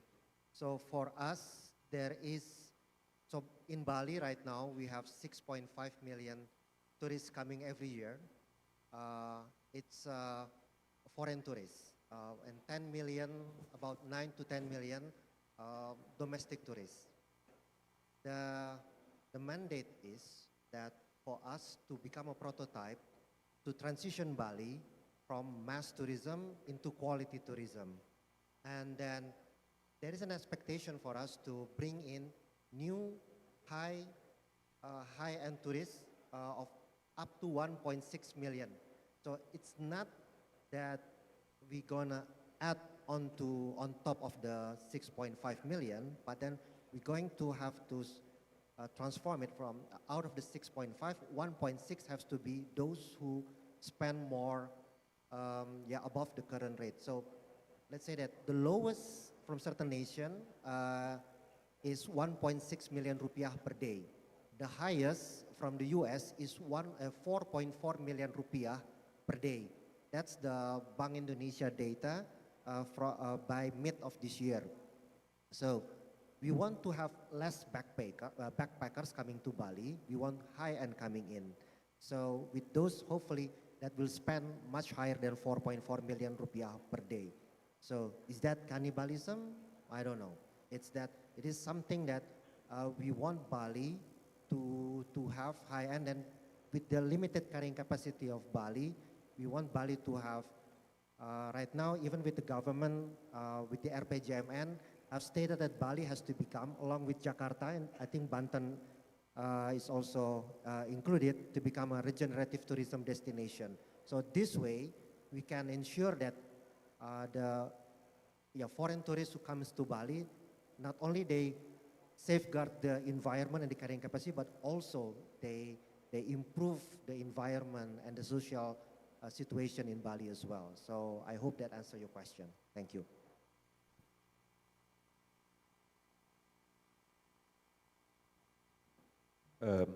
Okay, I'm not quite sure what it means by cannibalism, but if you're talking about over-tourism, I think we have the responsibilities as tourism destinations to create a carrying capacity. The over-tourism is a world problems. It's happening all over the world. It's happening in Venice, it's happening in Bali, it's happening everywhere. So I think the carrying capacity, we all need to with all the stakeholders, to set rules and regulation and create the carrying capacity so that we can still get the quality tourism rather than instant quality. I think that's my question, my answers to that. Anything to add? Anyone else? Yeah. Maybe for the closing, before we go to the next sessions, I try to understand the questions, and I'm not sure whether my 10 years of experience in tourism will help me to understand about the questions. Because in tourism, I don't see cannibalism. I don't see it. So once a destination's developed, the traffic, the visitors, the markets will come. then the ADR, the average daily rate of every accommodations will also rising up as long it's not oversupply by the room availability. So the concrete example is Singapore. Like the room keys in Singapore, the room availability in Singapore is extremely a lot. But also the visitors goes there extremely a lot. What they do? They raise the ADR. So there must be someone to orchestrating the tourism sector. So I think we can mitigate the cannibalism if there is one alliance or organizations or maybe the Ministry of Tourism orchestrating this sector. You cannot let the market just go around and mingle, blah, blah, blah. No, you have to orchestrating the market. Thank you. Okay, I think our time is up. Thank you very much. It's a very fruitful discussion. Maybe we can just continue over the coffee ya Pak ya. Okay. Well, thank you very much Ibu Cita, Pak Kelvin, Pak Leo, Pak Daniel, Pak Alan, Pak Zaki for the very fruitful discussion. And what next, Suci? Yeah, a photo session. Okay. But before, please remain on the stage for all the panelists and moderator. Please step forward and come forward. We will have a group photo session. But before that, ladies and gentlemen, we have just concluded a series of excellent presentations followed by a productive question and answer session. And each speaker has delivered insightful and informative and perspective, providing valuable knowledge and a deeper understanding of the issues. And please, we will have a picture together. 1, 2, and 3. 1, 2, and 3. And for Pak Yoga, please remain on the stage for token of appreciation. And please give a big round of applause for each panelist. You may return to your seat. Thank you so much. And thank you to our panelists who has shared very informative presentations. And for Bapak Yoga Adi Prabowo, President Director Cipta Jagat Group, please remain on the stage to receive the token of appreciation. And I would love to invite Head of Bureau for Planning and SEZ Establishment, Mr. Paulus Rianto, to present the token of appreciation to our moderator for this session.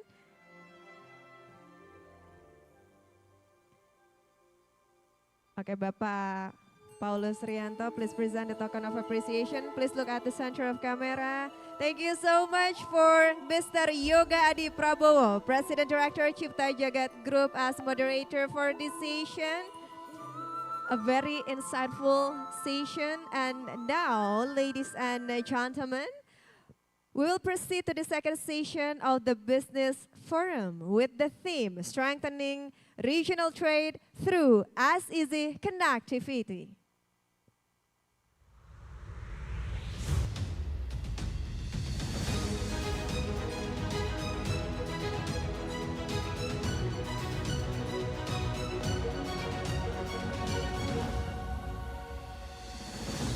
Ladies and gentlemen, this session will highlight the 6 special economic zones that play a pivotal role in enhancing regional connectivity and supporting cross-border economic integration.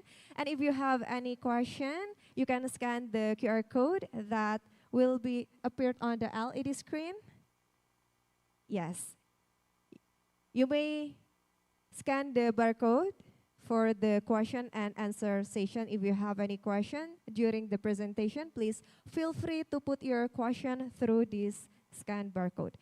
And now we will move forward into the Q&A segment. We kindly invite our moderator for this session, CEO of Hermawan Juniarto and Partners. Please join me in welcoming Mrs. Irawati Hermawan.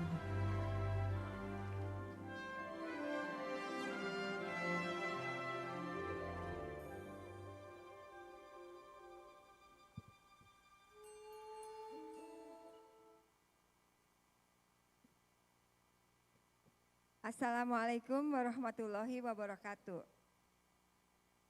Honorable speakers, distinguished guests, ladies and gentlemen, in this afternoon session, we will discuss on strengthening regional trade through SEZ connectivity.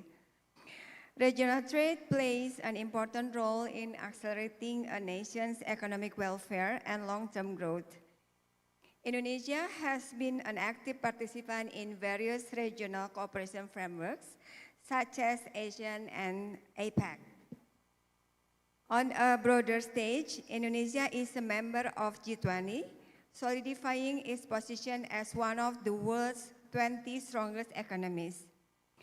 In January 2025, Indonesia joined BRICS, an organization represents over 55% of the global population. Indonesia is also an active member of the OIC, Organization of Islamic Cooperation Countries, which consists of 57 nations. In 2026, Indonesia will assume the chairmanship of the 8th group of countries, which represent a new power South-South cooperations, with member states projected to be among the world's 25 largest economies by 2050. Special economic zones are designed to leverage Indonesian geoeconomic and geostrategic strengths, enabling deeper integration with global markets through national capabilities as well as regional cooperations. SEG form part of Indonesia's broader strategy to strengthen regional partnership and accelerate economic development. When SEG grow and develop effectively, they enhance Indonesia's competitive advantages and support stronger regional trade performance. Beyond supporting national economic growth, SEGs also function as engines of development within their surrounding regions, contributing to trade expansion and creating employment opportunities.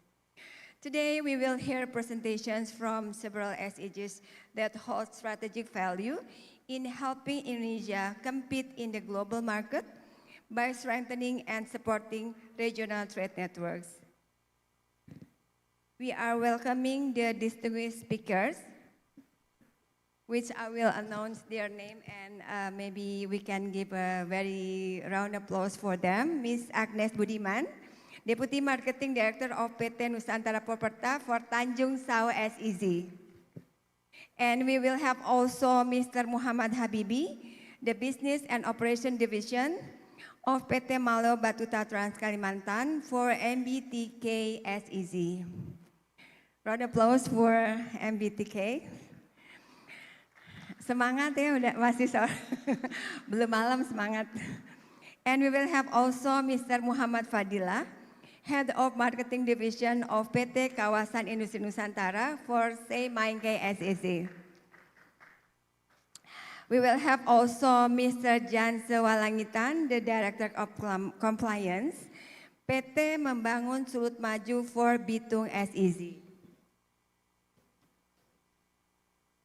We will also have Mr. Johannes Hendrik Spies, the Head of Design and Planning of PT MNC Land Lido for Lido SEZ. Last but not least, we will have Ms. Juliani Kusumaningrum, the Executive Director of PT Kawasan Industri Kendal for Kendal SEZ. So let's listen for this, from these distinguished speakers about their projects, and maybe some of you will be very interested to invest or to finance or to cooperate with them for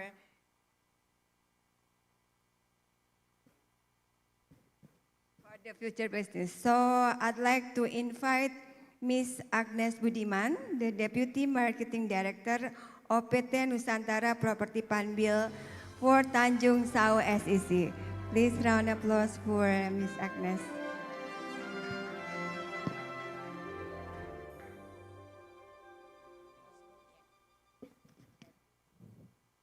Good afternoon, gentlemen, National Council Special Economic Zones, Bapak Edwin, It's a pleasure to have you with us today, and thank you for being present here. Today, I will walk you through the vision behind the Tanjung Sau Special Economic, its strategic strength and benefits for the investors, and how it integrates with Batam, broader Batam Free Trade Zones. Next. Tanjung Sau SEZ is ideally situated, offering just 2 kilometers to the Batam Free Trade Zone, providing an immediate gateway to regional and global international markets, allowing seamless connectivity and a quick access to global supply chains. Positioned in the Straits of Malacca and Singapore, which more than 90,000 ships cross through this international corridor and making stands at one of the busiest maritime corridor in the world. And our development stands on a strong regulatory framework based on KE number 24 of 2024, declare Tanjung Sau as a special economic zone with grants, various fiscal incentives, streamlined licensing, and custom and tax facilities, as well as confirming as a national strategic project. The initial Tanjung Sau SEZ offers about 840 hectares of land, and this project has an ultimate development to about 2,000 hectares of land, securing a long-term potentials for future expansions and clustering industrial. Next. To understand why Tanjung Sau is positioned for success, we must first look at Batam, the economic environment in which this SEZ operates. Tanjung Sau is strategically situated within the reach of Batam, which is positioned just 20 kilometers to the southeast of Singapore. This provides the investor an easy and direct access to the massive ASEAN market of 675 million populations, and also serving a gateway to a global opportunities. Tanjung Sau immediate benefits from this incredible market adjacency. And Batam is one of the highest growing economic growth of 6.66% as per Q3 this year. And in Q3 alone, Batam recorded an investment realizations of 2.2 billion, including 1.2 billion from the foreign direct investment and 1 billion from domestic direct investment.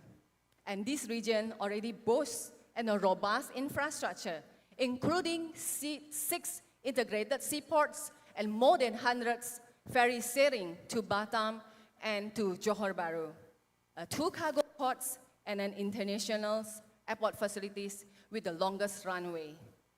The operations at Tanjung Sau will be supported by the same skilled, robust infrastructure that power Batam as a strong industrial base. This talent pool is maintained by a cross-border industrial integrations and guaranteeing access to the expertise required for advanced manufacturing and complex logistics. Next. Tanjung Sau Special Economic Zones is developed by a Panbil Group. For more than over 30 years, Panbil Group has been the architect of integrated, high-value investment development in Batam, and we have 3 main project locations, which is our flagship, is a Panbil Industrial Estate, Muka Kuning. It consists of 200 hectares of land. Our second project is a Tembesi Innovation District, with the recent project joint venture with Sembcorp Industry, consists of 100 hectares of land. And the third one is Tanjung Sau Special Economic Zones. Our latest project consists of 840 hectares with the possibility to expand to 2,000 hectares of land. And building on the 3 decades of the experience and success, Tanjung Sau Special Economic Zone will raise our achievement to a higher level and expand them on a larger scale. The Panbil experience is defined by 3 comprehensive supports by have our own self-sufficiency. We eliminate operational risks by providing our own power plants, our own treatment power plants, wastewater management, and a fiber optic connectivity, ensuring your factory runs 24/7, interruptions free. And the second, we have self-integrated ecosystem. We are not just building an industrial estate, but we also build to support the work, live, and play environment. Our project includes the residential options like hotels, like the Wyndham Hotels is operated in our park, and we have also a service apartments and dormitory, and as well as the commercial area and recreational facility. We also have the Eco-Edu Park, working closely together with the Minister of Forestry. We develop about 250 hectares. We have like a petting zoo, we have deer conservations, and over in our Eco-Edu Park, we also provide the trekking as well as other facilities. This is all to fostering the productivity and well-being for your workforce. And beside that is also, Pambil also offer a one-stop service. So we support investors not only with land and utilities, but also a complete business facilitations ecosystem to ease and to promote the easy doing business in Tanjung Sao and Batam. From the company corporations and licensing, work and stay permit, HR, legal and tax advisory, supply chain support, and logistic solutions. Our goal is also to provide the investor peace of mind and ease of doing business. We are extending this service to the Tanjung Sao Special Economic Zones and working closely along hand in hand with our SEZ administrators. Today, Pambil is a home for 41 tenants coming from 11 countries, and including some multinational companies and OEM. Some of our tenants include Shimano, Philips, TDK, PCI, which is subsidiary of Celestica, and to name a few. Next. Well, the Tanjung Sao Master Plan is focusing in the three main sectors, which is the industrial hub. We focus on the heavy manufacturing in areas like marine, petrochemical, oil and gas, and also a light manufacturing. We have also energy hub, designed for the future power generation. This development pioneers a low carbon steam power plant technology with a clean energy from solar panels and efficient gas turbines, a logistic hub, and a plan for a modern gateway port for container handling, oil and gas, and loose cargo and a breakbulk. So far, we already have realized of a cumulative investment of 5.92 trillion and then 5 tenants and created job opportunities for about 1,300 people. We are very pleased to welcome you as a tenant to invest and acquire land within this designated industrial and logistics sector. With an extensive, strategically located plots ready for development, this is an ideal moment to establish and expand your industrial footprint. Join the 5 tenants who have already committed and commence your constructions of your factory or logistic facility while benefiting fully from the advantage of our special economic zones. Next. Yes, this is the few photos showing our current development progress. Here we have, we are building the 2 of 150 megawatt power plants, and we have also a land plot ready to offer for the investor to invest in our Tanjung Sao Special Economic Zones. Well, this will be the last of my presentations, and we're really looking forward to invite you as a part of this momentum and to tap into this fast-growing economic corridor. We look welcoming you in Tanjung Sao, meeting you in person, and exploring how we can build our success together. Thank you. For more information, please scan the QR code actually. Thank you. Thank you, Ms. Agnes, for a great presentation. So Tanjung Sao is undoubtedly very strategic. So I hope that everybody can respond to Ibu Agnes' invitations to come to Tanjung Sao. Second, I would like to invite Mr. Muhammad Habibi, Business and Operation Division of PT Malay Batuta Trans Kalimantan for MBTK SEG. Please, Pak.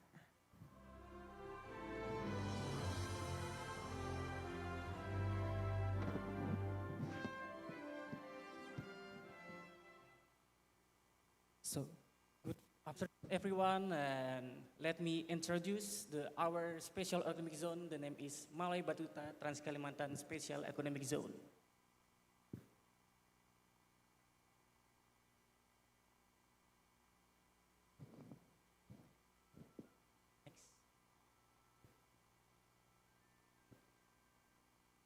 So, the Java Island is the higher contributor of the national GDP of Indonesia, with the 57% in 2024.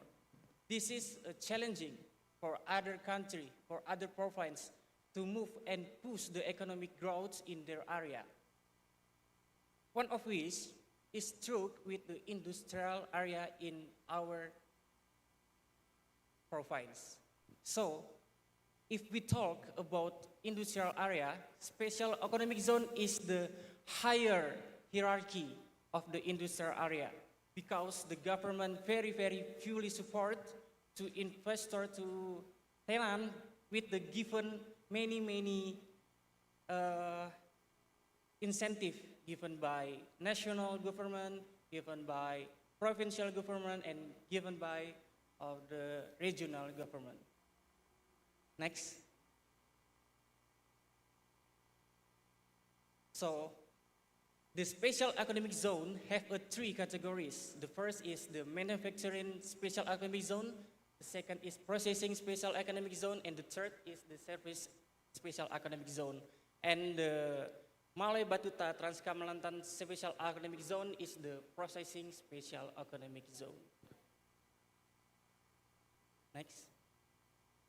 So, Malay Batuta Trans Kalimantan Special Economic Zone, or we call it the MBTK, is easy, defined by government regulation number 85 in 2014, consists in the industrial with the palm oil processing, wood processing, coal processing, logistic, and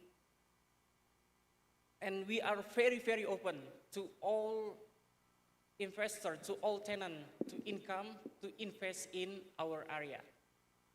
MBTK is easy is located in the East Kutai Regency with the East Kalimantan province. So next. So this is the advantages for the MBTK is easy. If we see in the map, MBTK is easy is surrounded by of the rich of natural resource, palm oil and the coal. Because in East Kutai have a big palm oil plantation with 800 hectares of palm oil plantation and have one of the biggest coal mining. We call it is Kaltim Prima coal and Indexim. The second is MBTK is easily located along the Indonesia archipelagic Chilean 2, or we call it Aki2. This is the trade, all the routes of the international trade to import and export. And the trade port in MBTKZ is an international port to support smooth supply of the raw material and distribution of industrial product for our tenant. Next.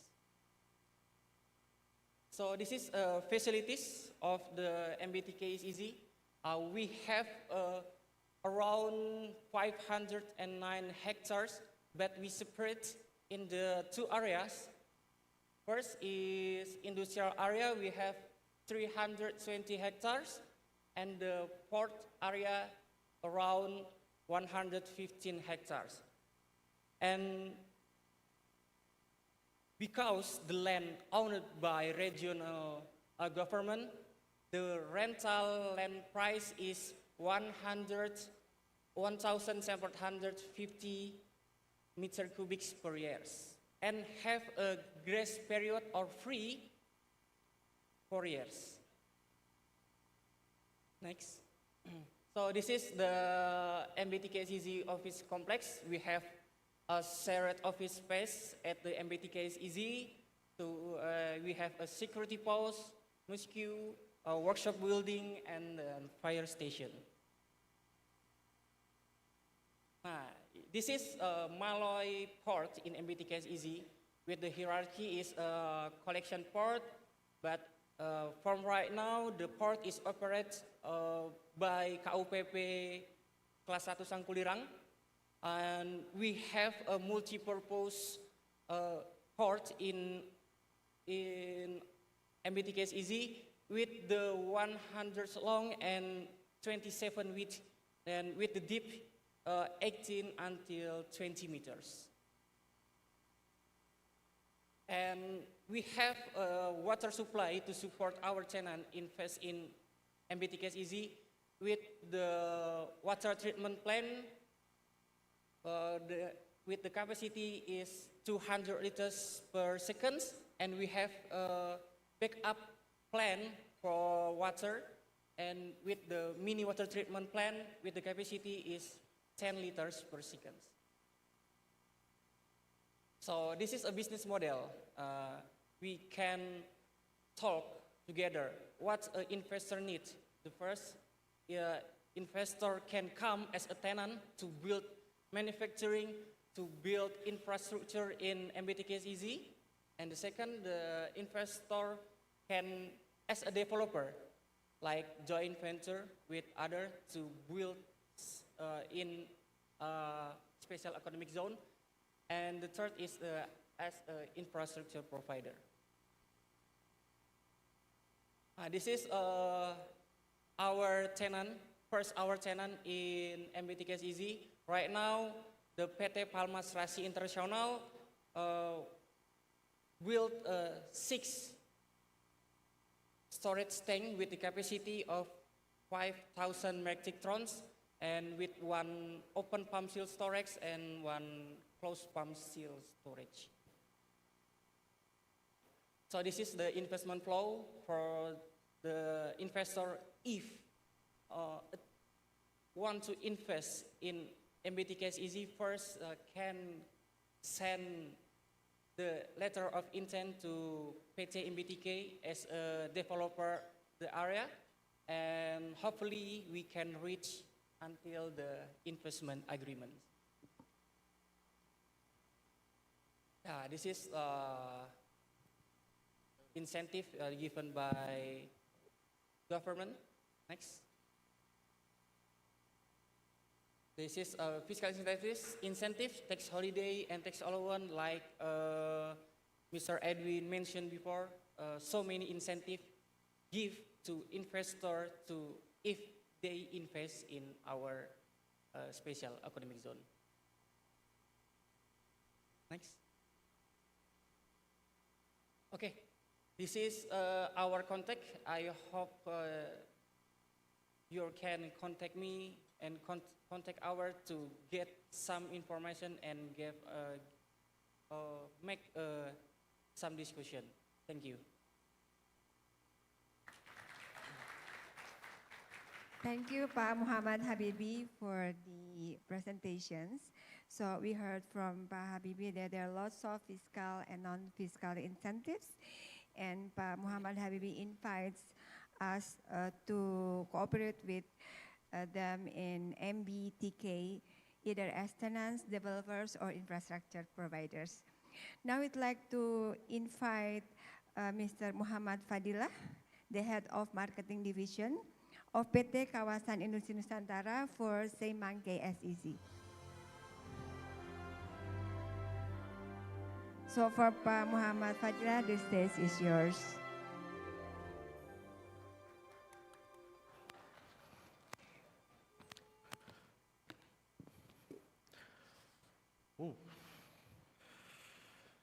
Okay, just checking, everyone's still awake? Yeah, because the vibes of this room is supporting us to get sleep actually, so that's why I'm getting questioning whether my presentation still have some people that going to listen to this story or not. Thank you so much, His Excellency Pak Edwin Malansang, for having us, Semake SEZ, in these stages again. Where's Pak Edwin? Actually, just a trivia, even if I'm young, I'm a fan of your song. So that's why, shout out to Pak Edwin Malansang. Next, I'm going to make quick for my presentation, but before, a disclaimer. Usually, a marketing division is only trusted 40% for the information they provide. Luckily, and however, I invite also most of our tenants here to maybe discuss with you guys, providing explanation and further stories of Semangke SEZ. We have Unilever here to get you some other insights of Semangke SEZ. We have also, I think we have Deloitte also here. IFO, where are you, IFO? Because IFO is also our close partners in, let's say, analyzing, providing some best practices and recommendations for developing Semangke. So we also have Deloitte here as our partner. Last but not least, I have also one of tenants here coming from China, straight from China, just bought 50 hectares from Semangke this year, and want to see you guys here. Mr. Sheda from Excel Life Care, China. Also, shout out to you also, Pak. Okay, a quick run to our profile. So, basically, Semangke SEZ is managed by PT Kinra as a subsidiary of PTPN Group, a state-owned enterprise in Indonesia that owns the largest plantation in whole Indonesia, PT Perkebunan Nusantara 3. And we have an area up to 1,933 hectares land. We can consider it in North Sumatra. We are now the largest industrial estate, North Sumatra. And we've been established since 2012. Also a disclaimer, we are the first SEZ in Indonesia. So the dreams of development that become the realization of special economic zone, has been started from this estate, Semangke. So yeah, we might be the first, and also we are the senior. Thank you. Not to be narcissistic, I'm sorry, but yeah, this is the real things. Yeah, we've been established since 2012, and until now, thanks God, we're still running quite well. Our location is in Simalungun Regency, North Sumatra, which is in terms of proximity quite close to the largest volcanic lake in the whole world, Lake Toba. So if we discuss about, actually we are about manufacturing, but we also being complemented by the existence of tourism activities nearby our estate also. Here's the rest of the activities of our profile, labor projection, impact on the economy, estimated investment, and so on and so forth, that I will not dwell further to save times. Next. Okay. We are also located straight in the heart of Strait of Malacca, which is accessible only 104 kilometers away from Medan City. 1 hour's drive, but usually if I'm driving in the morning from Medan to Semangke, only cost me 30 minutes, because I love driving fast. So, and then Medan City, from Kuala Namu, 104 kilometers, or Medan City, we are 120 kilometers away. We have Blau International Port, 1.5 hours, and Kuala Tanjung, 20 minutes away. So every mandatory access within our estate, surrounding our estate, is already being supplied by the robust and world-class infrastructure, access of highways and train tracks. So it's quite easy to access our Semangke nowadays. Next. Yeah, see, this is the key strengths and potential. So I'll be quick within this slide. Usually, there is a two concept of people creating manufacturing: close to the raw materials and close to the market. Semangke designate ourselves as a place suitable for those who want to be close into the raw material. Guys, if you are seeking to be close to the market, go to Java Island. But if you want to go to export market and nearby the raw material, this is the place, Semangke Special Economic Zone. We are in the center, in the heart of palm oil and rubber industries, because as a FYI also, Semangke is also been designated as a Indonesia Rubber City under the cooperation of Indonesia, Malaysia, and Thailand Growth Triangle. So this has become the added value we offer also to those who are going to invest within those territories, especially the scope of rubber and palm oil businesses. Definitely, we also accept alcohol industries, we accept FMCGs, we accept anything. But basically, this is our focus, our mandatory added values, close to raw materials. And rest is typical, almost the same like the other state. I don't want to highlight too much in this slide. Next. This is our master plan, covering area 1,933.8 hectares land, let's say 2,000 to be quick. Each of our plots is around 4 hectares. And you see this is the real occupancy of our estate. We're mostly dominated by FDI, foreign direct investors. Now, our occupancy rate is still around 31%. We're expecting to have 50% occupancy rate within 2027. So this is a vigorous dream, a very ambitious, and we hopefully that you guys are supporting to our cause to have this occupancy and investment are fulfilling the scale as what we are expected. These are the current investors countries. We mainly invested by US, England, Indians, Malaysian, Chinese, Turkish, Japanese, and Singaporeans. Everyone is Singaporeans actually, because many people are making companies in Singapore, so everyone is Singaporeans. So yes, and this is also our aim of development, 6 development focus. Also, a part of the stories, we are not just trying to make some industrial estate, we're trying to make ecosystem within this place. You see, if you haven't been come to Semangke, usually people are really want to come to Semangke because nothing to see in there, outside factory. If we see the tourism site of SEZ, like Kura-Kura and the rest, we see the sites. It's lovely site we see in there. But Semangke, actually, we don't have nothing to see that can be attracting to our eyes. But this is a good place, actually. Why? Even if we are in a remote area and landlocked, this is the only place after Jababeka Cikarang that owns dry port. So it's also part of special facilities provided by the government to support and enhance our accessibility to the estate. So it's quite convenient for us. And then, yes, we also aim to make we make housing in there soon. We have the integrated microgrid system, the first SEZ that implemented the mix of green energies and conventional energy into one single grid. So this is also one of the added value we provide to our investor that seeks of green and sustainable operations. We have a green mobility and R&D training centers, because we are also in the heart of palm oil activity. R&D and training center will become the pivot role for us also to enhance those industrial activities. Next. Okay, this is our targeted investment. Definitely palm oil, because we have Unilever in our place, we have Aviap, we have Sime Darby's, we have Tanimas. All the big major players of palm oil downstream product are investing in Semangke.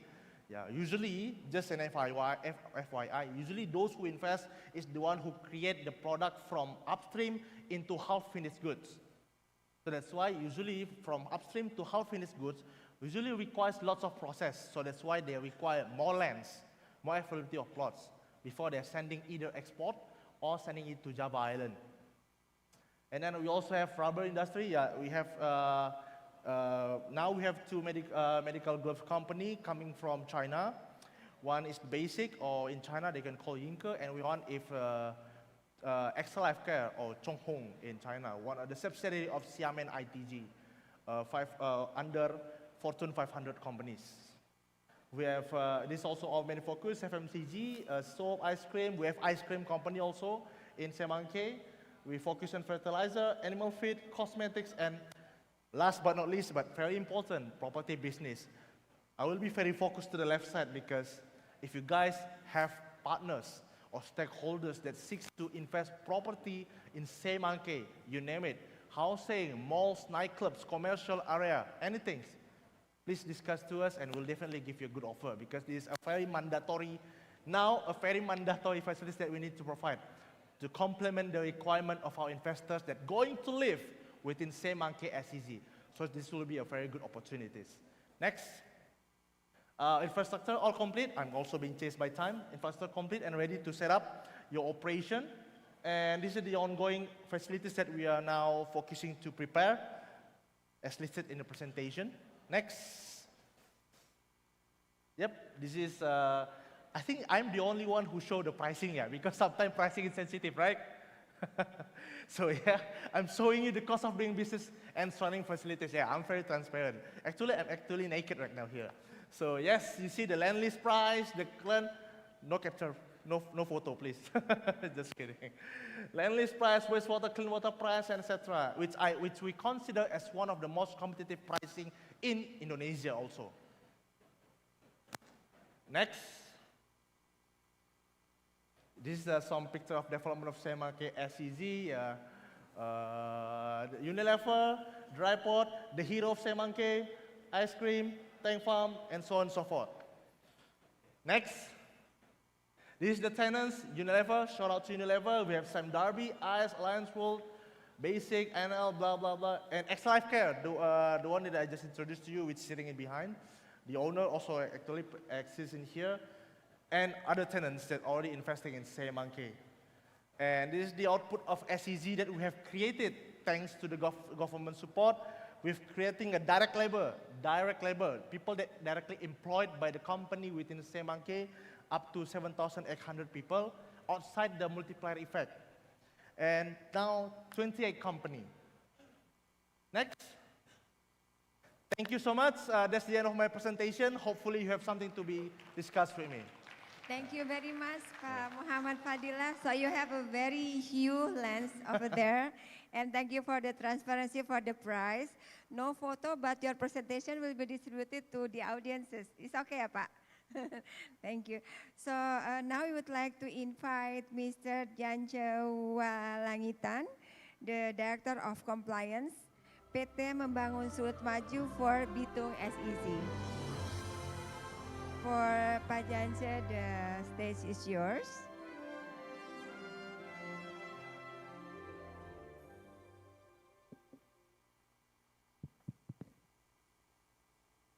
Thank you very much. I'm sorry jika pada saat sekarang ini saya mohon maaf, saya akan menggunakan bahasa Indonesia.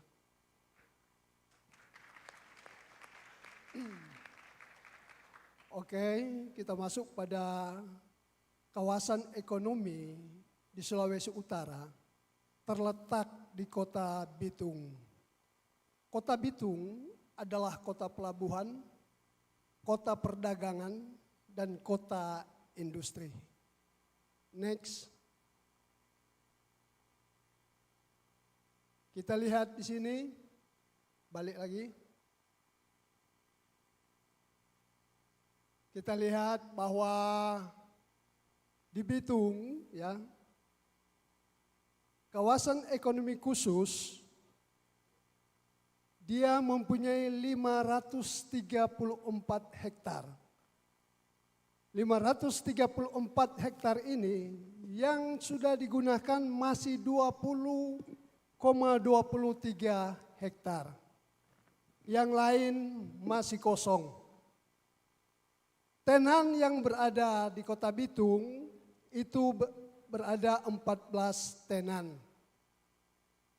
Dengan investasi sekarang naik sudah menjadi 1 triliun, 2 triliun sekarang dengan pekerja 1.158 orang, 14 tenan. Sekarang sudah mencapai 1 triliun. Next. Ini master plan yang ada di Kek Bitung yang sudah ditata. Kita lihat yang masih kosong ini adalah lokasi ekonomi khusus milik Provinsi Sulawesi Utara yang saat ini masih kosong. Jadi kami menyampaikan kepada Bapak Ibu sekalian, siapa tahu ada yang minat, welcome. Kami siap untuk menerima investor yang dari luar untuk dapat menanamkan modal di Provinsi Sulawesi Utara. Next. Kita lihat penataan yang ada di daerah khusus ekonomi khusus di Sulawesi Utara. Ini masih kosong. Ini adalah pabrik-pabrik tenan yang ada di sana. Siapa yang berminat, welcome. Masih luas tanah milik Provinsi Sulawesi Utara. Next. Ini penataan di Kota Bitung. Sedangkan area kita, Kek Bitung adalah berbatasan dengan laut. Jadi pinggiran laut yang punya usaha investor untuk perikanan, untuk logistik, investor untuk kelapa dan lain sebagainya menjadi peluang di Provinsi Sulawesi Utara. Next. Ini perkebunan yang ada, merupakan juga area kek yang ada di Sulawesi Utara. Next. Ya, kita lihat di Sulawesi Utara untuk ke depan kami siap untuk membangun pelabuhan perikanan. Karena yang paling terkenal di Sulawesi Utara adalah perikanan ikan tuna yang bisa diekspor sampai ke luar negeri. Next. Lihat ini kota pelabuhan, penataan di kota pelabuhan Bitung. Ada Bitung kontainer, tempat kontainer. Ini untuk Bitung Port. Jadi setiap kapal yang masuk tinggal mau sandar di mana. Mau masuk di terminal untuk kontainer, bongkar kontainer, bongkar muat barang di sini. Ada yang ekspor, import, turun di sini. Itu sudah ditata di Kota Bitung. Next. Kita lihat jarak tempuh dari Manado ke Kota Bitung, airport ke Kota Bitung, itu hanya memakan waktu 30 menit. Karena sudah siap dengan jalan tol. Karena jalan tol dari Manado, dia pas di depan kawasan ekonomi khusus. Sehingga untuk transport perjalanan dari Kota Bitung mau ke Manado itu hanya waktu 30 menit. Next. Ini dari gerbang Danau Wudu, tol. Next. Kita lihat ini, core business yang ada di Kota Bitung saat sekarang ini adalah kelapa, ikan, logistik, maupun development and management, regional infrastruktur. Ini yang core business yang ada di Kota Bitung, yang sedang dijalankan di Kota Bitung. Banyak pabrik kelapa, pabrik ikan, maupun lain-lain yang sudah siap untuk ekspor ke luar negeri. Perlu juga diketahui bapak-bapak, ibu-ibu sekalian, di Kota Bitung sudah ada kelapa yang dapat dijadikan susu. Itu pas berada di depan administrator Bitung. Next. Ya, ini lahan yang sudah ada di 534 hektar ini. Dan ini lahan Provinsi Sulawesi Utara. Lahan Provinsi Sulawesi Utara seperti yang sudah saya sampaikan tadi, kami welcome untuk investor yang datang ke Sulawesi Utara. Ini ada 14 tenan, ini tenan-tenan ini bergerak di bagian perikanan, logistik, dan turunan kelapa. Yang masih kosong lahan milik swasta dan masyarakat yang di luar daripada hijau ini punya masyarakat. Jadi tenan yang berada sekarang ini di luar daripada kawasan ekonomi khusus milik provinsi. Next. Ya, kita lihat ini luasan lahan yang ada di kawasan ekonomi khusus Bitung, luas 92,79 hektar, menanti kedatangan bapak-bapak, ibu-ibu sekalian yang ingin menanamkan investor di Sulawesi Utara. Karena daerah ini pinggiran laut, kita bisa buat dermaga, kapal langsung sandar, langsung bongkar muat di pelabuhan tersebut. Next. Ini yang sudah tersedia di kawasan ekonomi khusus PLN, ada PDAM, semua sudah tersedia. Tinggal kapan kita mau masuk di situ, kami siap. Demikian perlu untuk kami sampaikan kepada Bapak Ibu sekalian. Next. Sekian dan terima kasih. Salam. Salam. Assalamualaikum Terima kasih, Pak Yance. warahmatullahi wabarakatuh. Waalaikumsalam. Terima kasih banyak Pak Yance atas presentasinya. So Pak Yance invites ladies and gentlemen here to invest in Bitung, which has a very good access. It has airport and it has toll road directly to the SAC area in front of the toll road. Now I'd like to invite Mr. Johannes Hendricks Spies, Head of Design and Planning of PT MNC Land Lido for Lido SDZ, so the stage is yours. Thank you.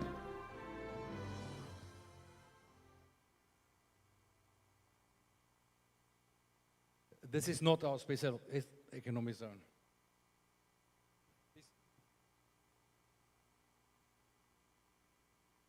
So, ladies and gentlemen, it's my pleasure to talk about MNC Lido City.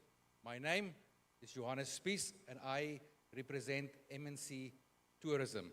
MNC Tourism is the owner of this project.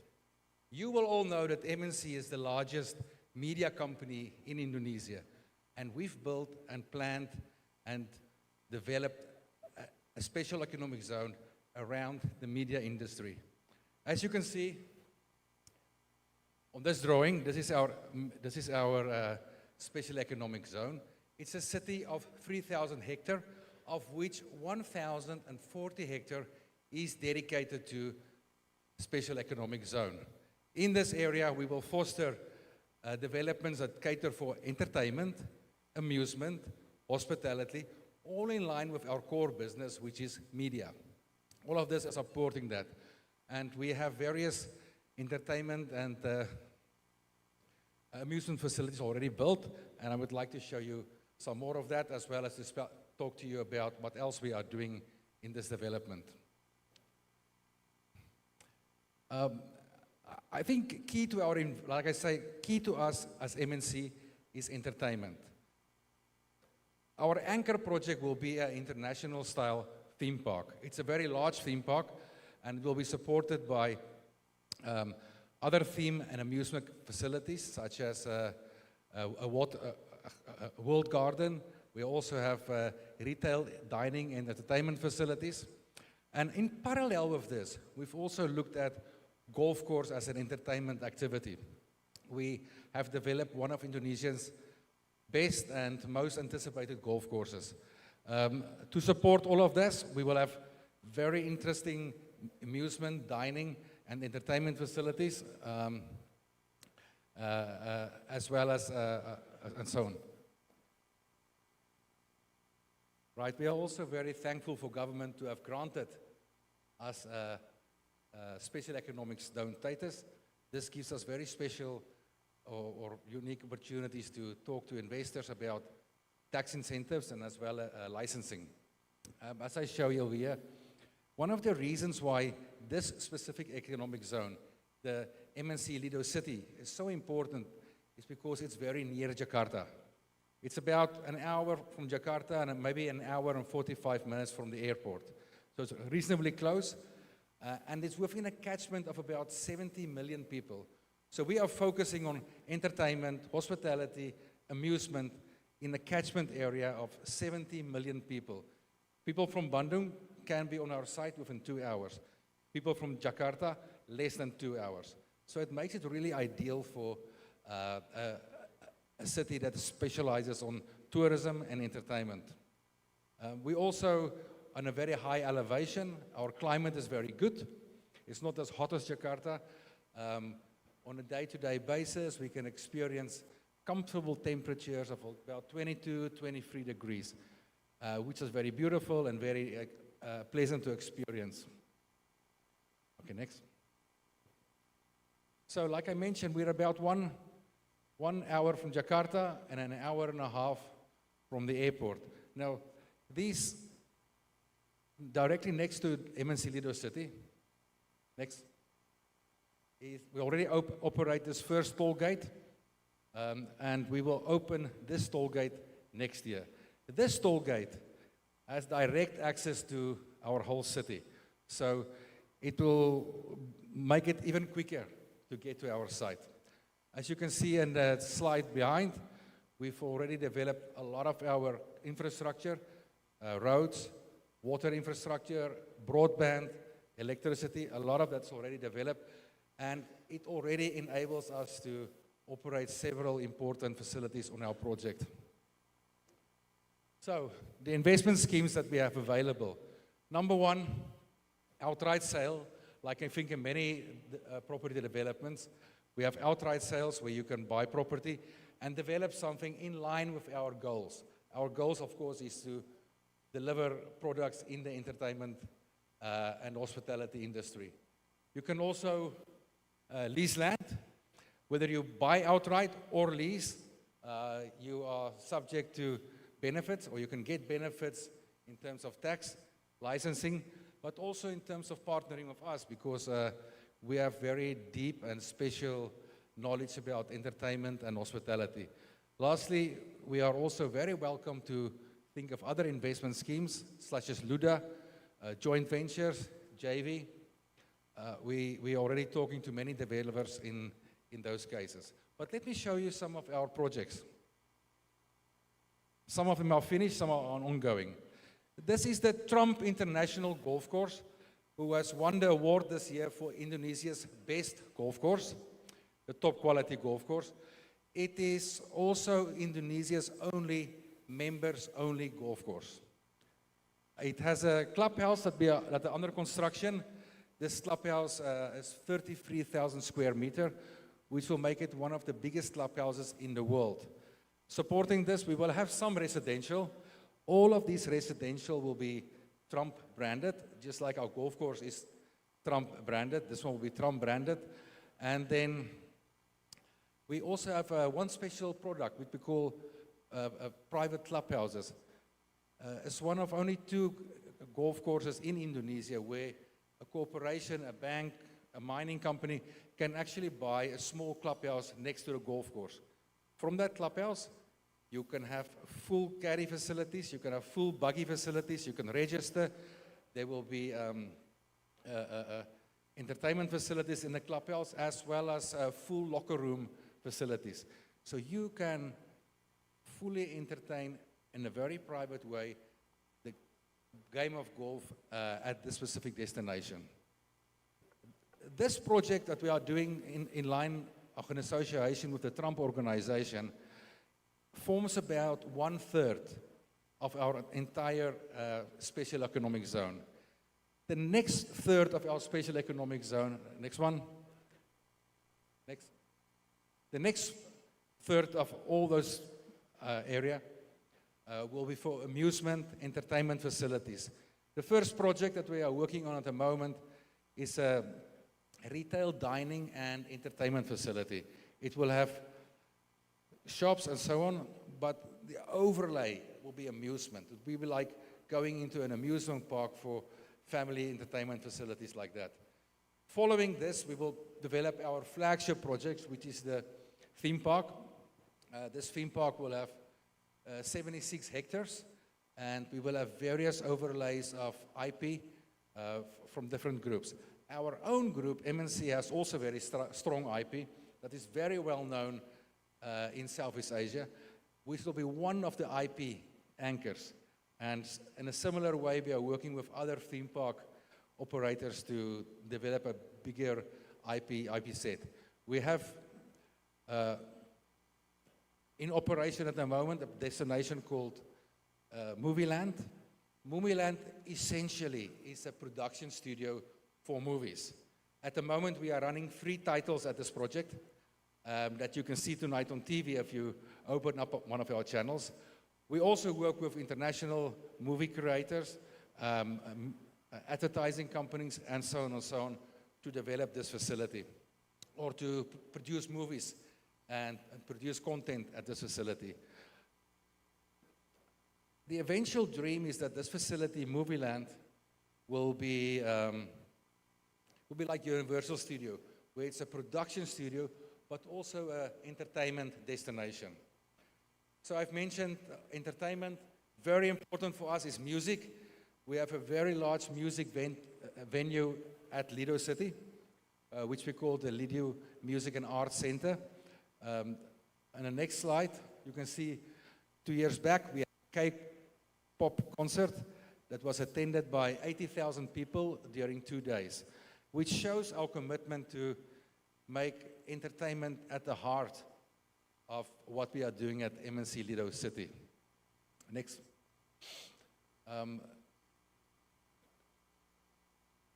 Amusement also extends into the world of education, and this specific facility, which will be 11 hectares that we are developing, will focus on teaching about the history of the world in the setting of entertainment. Next. Right, now supporting all of this, we will develop several hotels. We anticipate that we need in the order of 2,000 rooms on this property eventually, when all the theme parks are open. So there's great opportunity to work with us on hotel developments. Next year we will open Hyatt Regency. Oh, go back one. Please. Next year we will open Hyatt Regency. Now Hyatt Regency itself on this site will have outbound facilities, will have lake access, will have all sorts of outdoor facilities in a resort setting. After we develop that, we will renew. This is our current hotel, and we will redevelop this hotel to be an extension of the Hyatt Regency. So similar to this, we will have several hotels of 5-star quality, 4-star quality, and then also 3-star quality. Next slide. Lastly, I would like to say 2 things that is actually outside our development. The first one is this. We have a 100-hectare concession in Taman Nasional Gedung Gede Pangrango, which is a very important national park in Java. And this is directly next to our special economic zone. This we will develop, in this national park, we will develop access roads, hiking, horse riding, and so on, for our guests of the hotel to have extended experience. Any weekend you can go to our site as a family, you can play golf, you can go to the spa, you can go to entertainment destination, you can go to a music concert, but you can also experience nature. So we've got 100 hectares in which we can develop nature activities. So I would like to say thank you. You are all very welcome to come and visit us at Lido. Please talk to me after this speech, after today. If you would like to go and visit, like I say, it's only an hour from here. You're most welcome to come and visit our destination, and we are looking forward to receiving you there. Thank you. Thank you, Mr. Johannes Hendricks, please, for the great presentation. So MNC invites ladies and gentlemen here to invest in Lido through either sale, lease, or joint venture or KSO. And now, last but for this session, last but not for this session is we invite Ms. Juliani Kusumaningrum, the Executive Director of PT Kawasan Industri Kendal, which will present Kendal SAC. For Ibu Juliani, the stage is yours.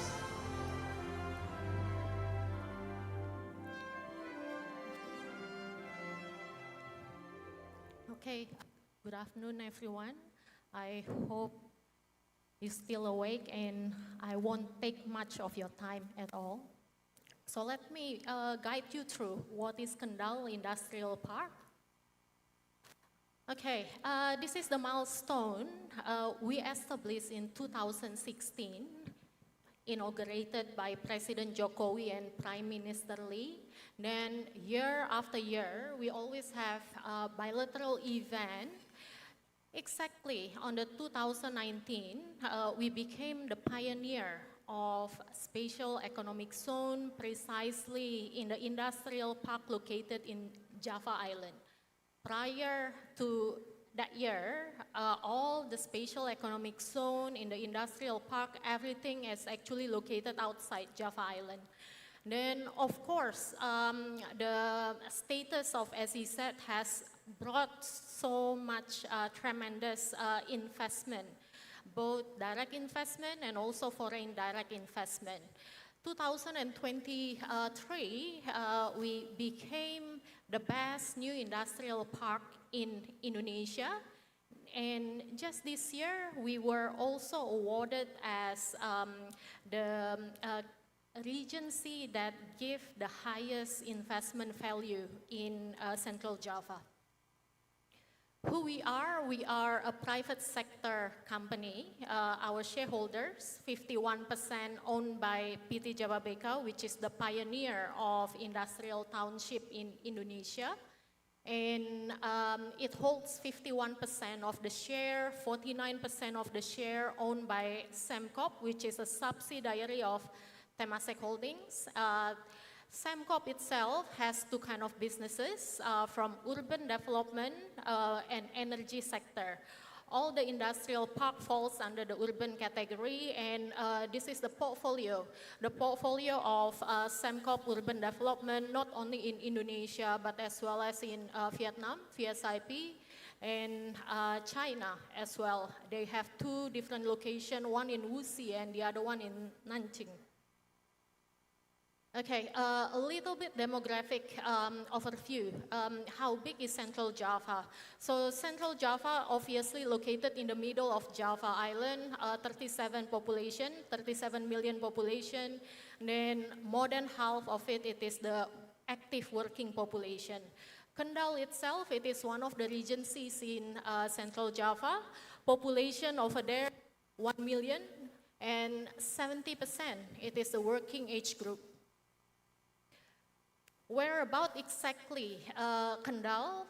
So of course, like what I said before, it is in the middle, in the Central Java province, very easily accessible from Jakarta, which is just 1 hour flight, plenty of direct flights, and just 1 hour as well from Surabaya via direct flight. Semarang, which is the capital city of Central Java. Oops, sorry. So Semarang, the capital city of Central Java, it is just 25 minutes away to our location. So from Semarang, the capital city, our industrial park located between 20 to 25 kilometers, depending where you are. Okay, this is our master plan, consists of 2,200 hectares, which is divided into 2 phases. Our first phase, it is 1,000 hectares, which we have more than 94% occupancy. We keep expanding the business, so that's why we do have another 1,200 hectares. What kind of sector that we are targeting? We have 6 main industrial sector that we are targeting, starting from furniture business and food industry. Both of them are the backbone industry in Central Java. Fashion industry as well, because it is a labor-intensive industry.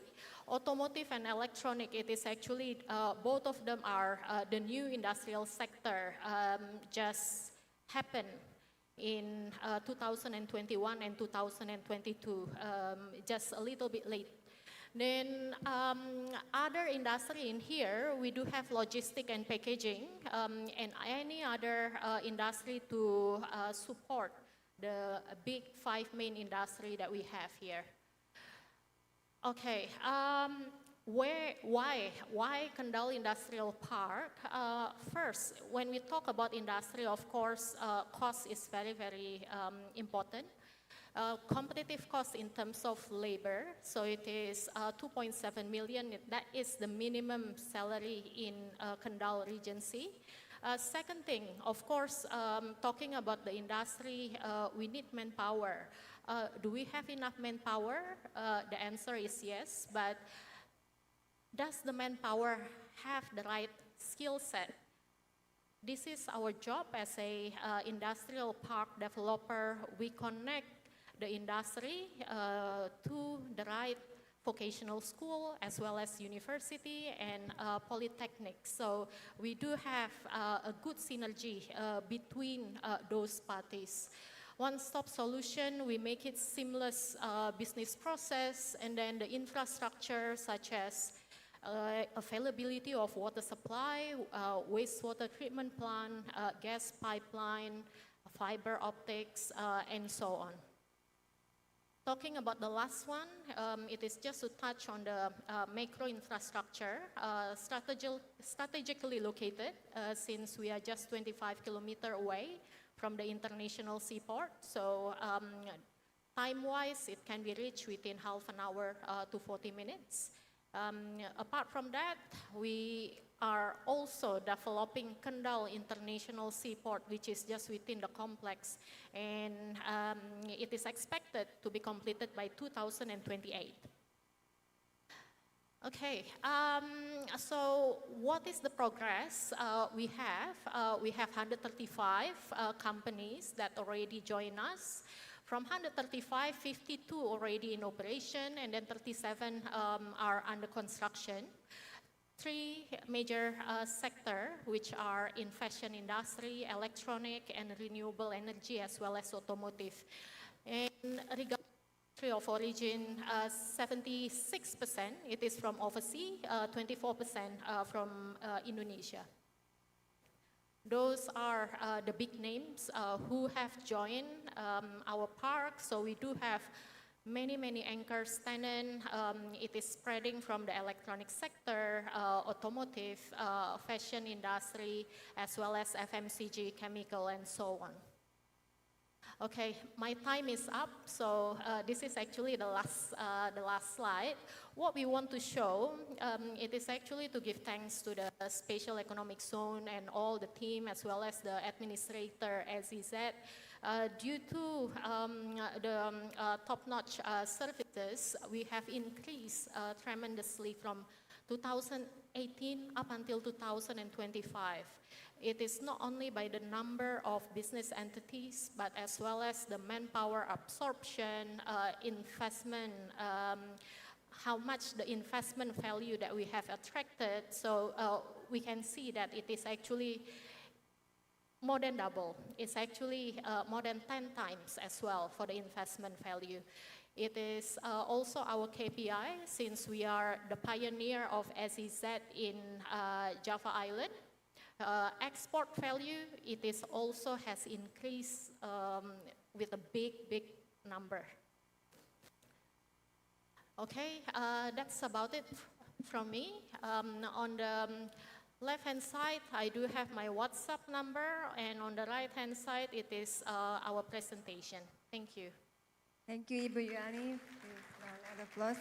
Ibu Yulani, can I ask you something that your project, so the first stage, it is already 90% occupancy. What about the second phase? Is it already started, or what do you offer? Already started. For how many percentage occupancy? Just already started just in Q4 this year, and we will be able to start delivering by January next year. So just 1 month away. Okay, so it will be open for investor for these ladies and gentlemen here.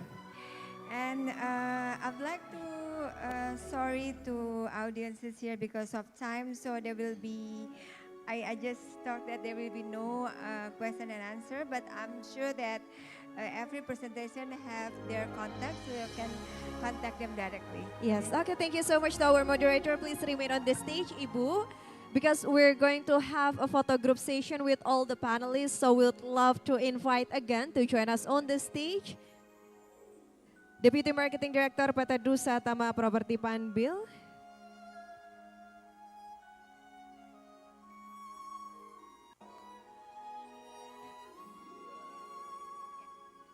Ibu Agnes Budiman, Bapak Muhammad Habibi, Mr. Muhammad Fadila. Mr. Janse Walangitan, Mr. Johannes Hendrik Spies, Mrs. Juliani Kusumaningrum, and Ibu Irawati, please join the panelists for the photo session. So this is the second session of the Business Forum. And we do apologize, there's no question and answer session due to our limited time. Okay, please step aside a little bit to the left. Okay, so we make sure that all the panelists and moderator on the center of the stage. Please look at the center of the camera. 1, 2, 3. Once again, on my count, 1, 2, and 3. Ladies and gentlemen, please give a big round of applause to our panelists. Thank you so much, and Ibu Irawati, please remain on the stage for the token of appreciation. And all the panelists, you may return to your seat. Thank you so much. And once again, we do apologize. There's no question and answer session due to our limited time. And we'll proceed to the next agenda. Ibu Irawati Hermawan, please remain on the stage for the token of appreciation.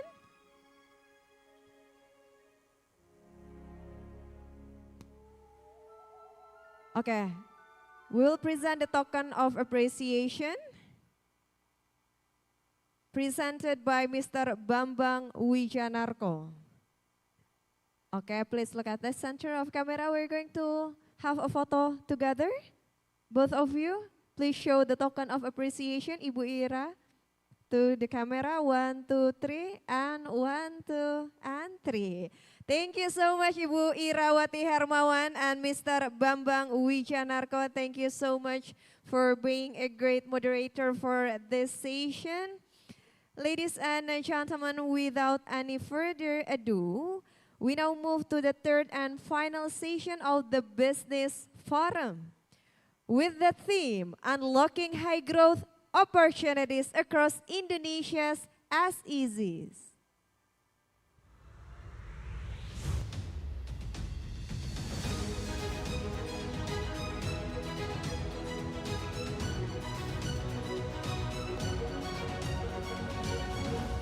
So, ladies and gentlemen, for the third and final session of the Business Forum, this session will feature 6 special economic zones that have demonstrated strong momentum and high speed in attracting investment.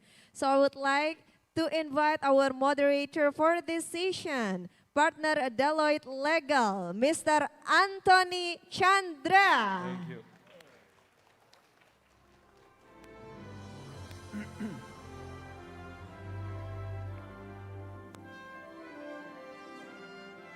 So, good afternoon, dear Excellency, Pak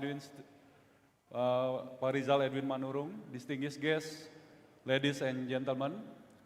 I believe that everyone is still excited, right, to follow the session 3 in our Business Dialogue Forum. So my name is Anthony Chandra, partner at Deloitte Legal Indonesia, and of course it is a pleasure and an honor to moderate this session on unlocking high growth opportunities across Indonesia's special economic zone. The government of Indonesia, as you know, has been very deliberate in shifting the growth model, transitioning not only reliance on raw commodity exports towards downstreaming value-added industries and high-quality services. This is precisely where SEZ, I believe, will play a pivotal role or central role. And also from an investor point of view, SEZ offers 3 very concrete value propositions. The first one is about the regulatory certainty and speed.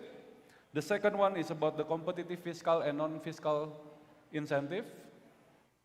And lastly, about the ecosystem readiness. As we discussed before in previous session, the ecosystem is built within the SEZ of Indonesia. As you know as well, the SEC currently is also evolving and also developing in terms of the maturity level of the sectoral within the SEC itself. Before, SEC focusing more only on the traditional manufacturing or industrial estate and also the tourism cluster. But today, SEC are increasingly multi-sectoral and services oriented, hosting data centers, healthcare hubs, education facilities, and creative industries, alongside with the traditional manufacturing that still exists as well. This evolution, you will see, will be well reflected in our today's speaker and also panelists. This session is therefore designed to be pragmatic and forward-looking. Our speakers will not only present their SEZ profiles, but also share current development status, anchor activities, and concrete investment opportunities that are open today. With that being said, let us move into the panel presentation. So allow me now to introduce our distinguished speakers, that we will begin with the Mandalika SEC that will be represented by Pak Agus Setiawan, the General Manager of the Mandalika Journey. Round of applause for Pak Agus Setiawan.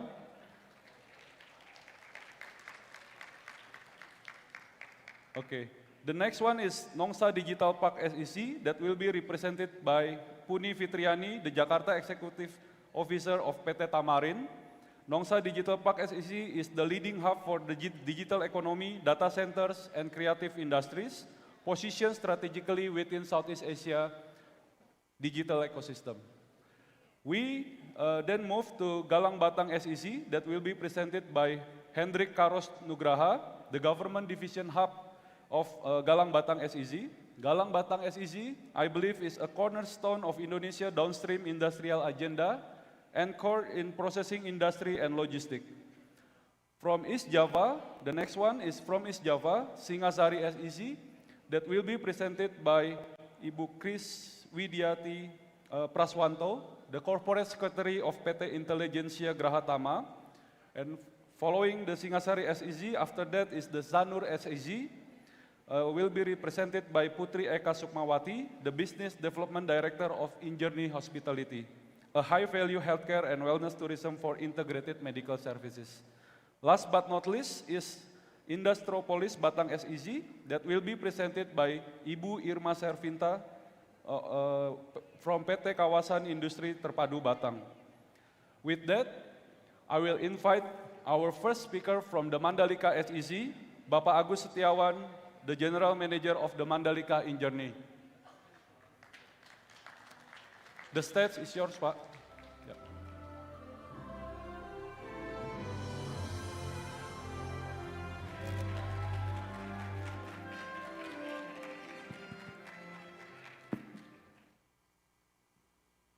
Assalamualaikum warahmatullahi wabarakatuh.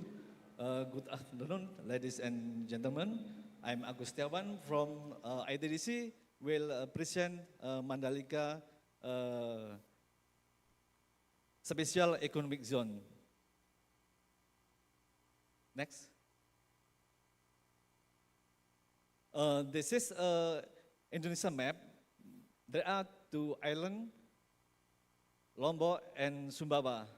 The Mandalika is located in the Lombok Island, West Nusa Tenggara. Next. The accessibilities to the Mandalika can be accessed from the Malaysia and Singapore, and then the domestic flight from Jakarta, Surabaya, Bali, Makassar, and a big city in Indonesia. And then can be accessed from the sea, from by fast boat and ferry, and just 20 minutes from the Lombok International Airport. Next. The Mandalika stands as the ultimate entertainment and lifestyle destination with 1,175 hectare. And then we have the one and only international circuit and 19-kilometer beautiful beachfront. Next. Let's start with a question. Why Mandalika is a high growth investment opportunity? Let me show the answer. Next. We have 5 advantageous components. The first one is connectivity. As we know, the Mandalika can be accessed from the Lombok International Airport just 20 minutes. And we have domestic and international direct flight. The second one is infrastructure. We have constructed the infrastructure, road and utilities and electricity, groundwater tank to support the investor bid in the Mandalika. And then the third one, support tourism development. And as we know, the Mandalika have the international circuit, and then we have beach water sport and microflight. And the fourth is event. We have the event, national and international event, and the circuit, the Mandalika. And then the last one, Mandalika as a special economic zone. We have the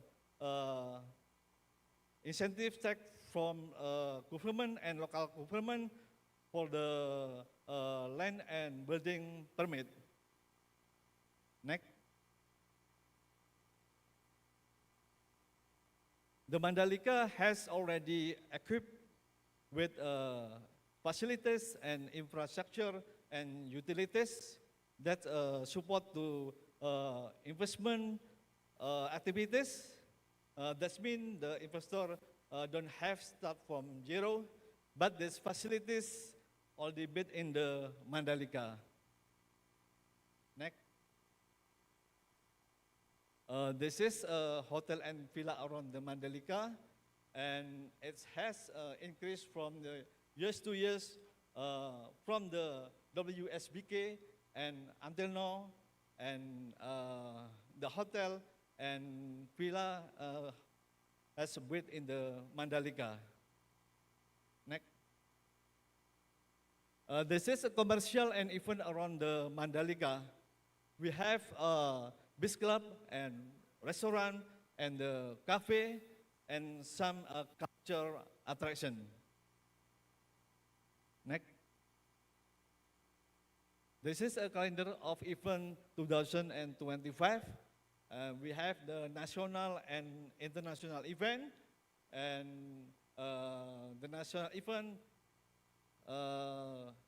Pertamina Mandalika Racing Series, and another, and the international event, the GT World Challenge, and then Mandalika Asia Road Racing Champion, and MotoGP. Next.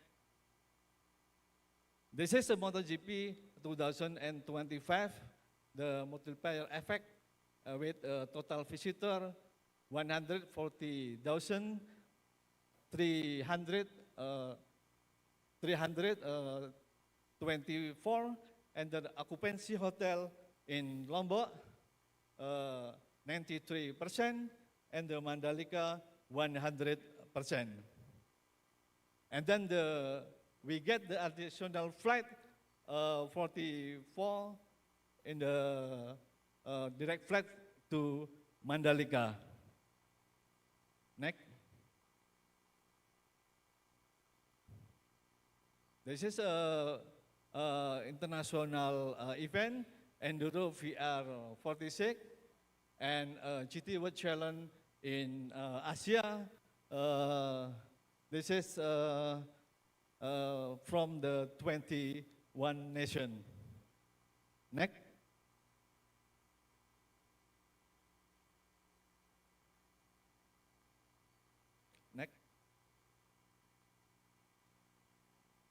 And this is national event and Mandalika Racing Series and Ducati community in the circuit Mandalika. Next. This is a national event also, the Mandalika Festival of Speed, Pokari Sweet Run. Next. This is a potential investment area, consists of the Mandalika, Marina Mandalika in the west area, and then the mixed-use area and Mesh Hotel and the west, central, and east zone. And then in the east zone also have the golf district. This is the villa on the hill, and then inside the circuit we have the luxury garage. Next. This is investment process. Start from the letter of intent until the land utilization development agreement. Just take 3 months, and then the design committee and construction on operating 1 and 2 years. Next.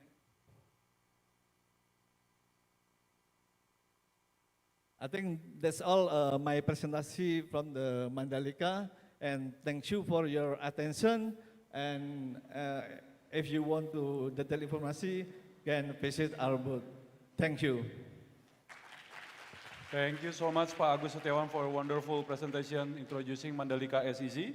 I believe everyone knows about Mandalika SEZ, as after more than 20 years, we are able to have MotoGP again here in Indonesia, right? So for the next one, I will invite for Nongsa Digital Park SEZ Batam, that will be presented by Ibu Puni Fitriani, Jakarta Executive Officer from PT Tamarin. The stage is yours, Ibu.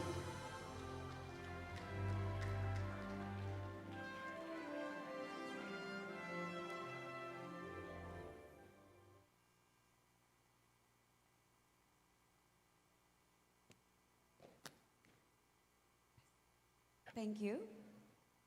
Good morning, good afternoon everyone. My name is Puni Fitriani, and I'm going to share about Nongsa Special Economic Zone, or Nongsa Digital Park, or we usually call it NDP. So, next slide please. Next slide. So to begin with the presentations, let me share the reasons of why we created Nongsa Digital Park. Back in 2017, Singapore and Indonesia were at an inflection point in their digital transformations. Singapore digital economy was thriving, contributing to 13% of GDP, but faced an acute digital talent shortage of 4,000 to 6,000 annually. The challenge in Indonesia was even more acute. Our digital talent shortage was skyrocketed 5-fold that year to approximately 600,000 professionals. The opportunity was clear. We needed to build more than just a workforce development. We needed to build an integrated ecosystem where young talented professionals can work, learn, live, and play. A hub that could connect the region's digital economy while solving both nations' digital talent crisis. Next. So, these opportunities led us to the creation of Nongsa Digital Park. In 2018, we launched as a digital bridge connecting Singapore and Indonesia, attracting over 80 strategically close to Singapore, only 35 minutes away and 15 minutes away from Hang Nadim Airport, making it strategically accessible for both international and domestically. Next.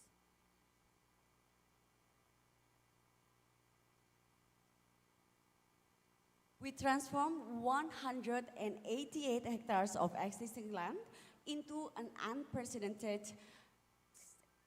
the ecosystem. Next. The Indonesia Special Economic Zone that fully integrates 4 complementary sectors: digital economy, education, creative industry, and then tourism. All of those sectors are having the accumulated investment reach to 874 million USD and still growing to our target by 2032, which is 5.5 billion USD.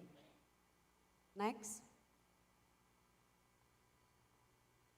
NDB is engineered for the futures. Our data center ready infrastructures supports a high density IT operations, cloud scale solutions, and an intensive AI workloads.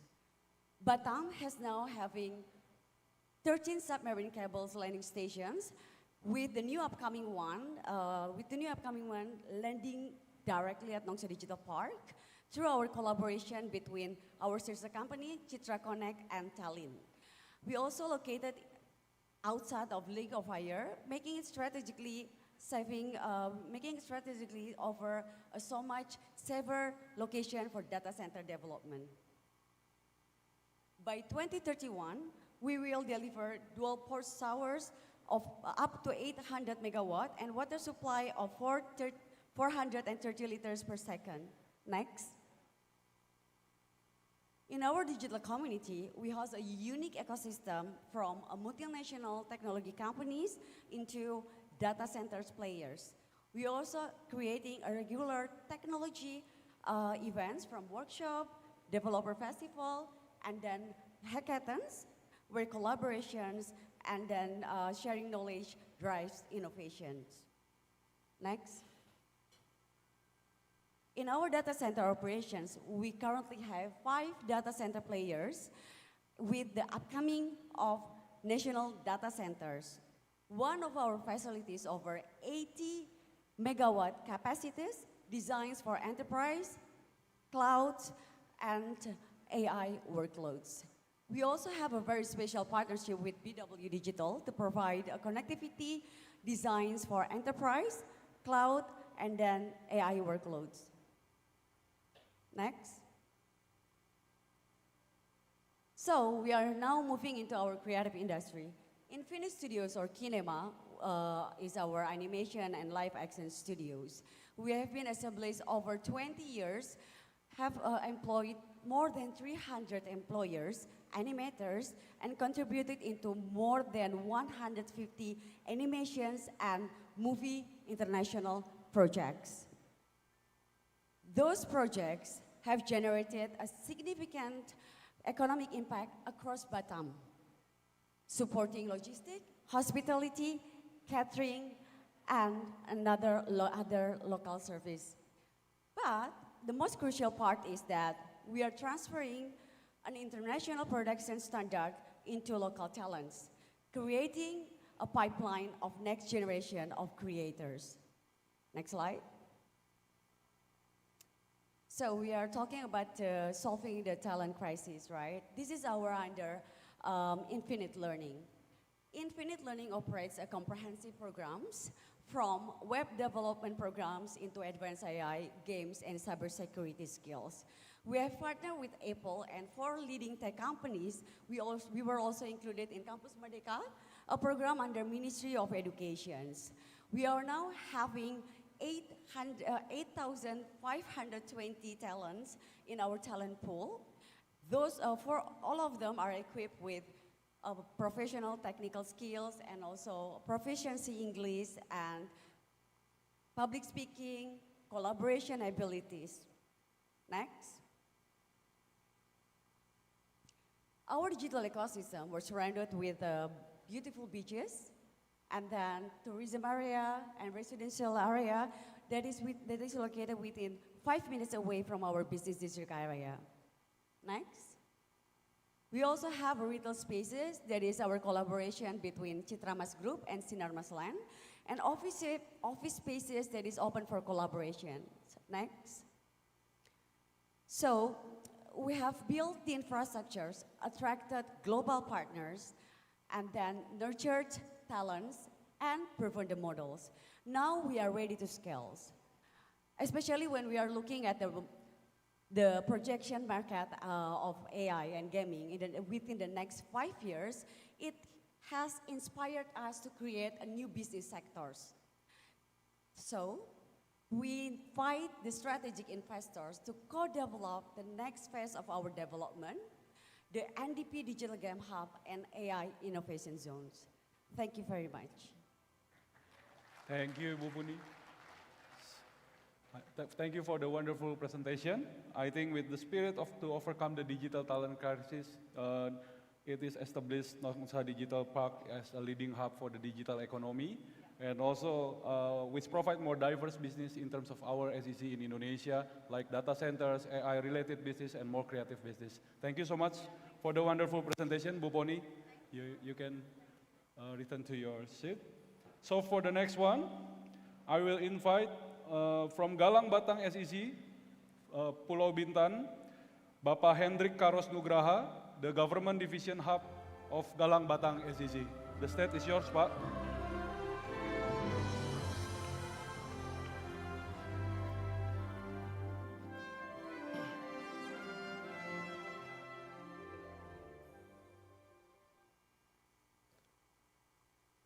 Bismillahirrahmanirrahim.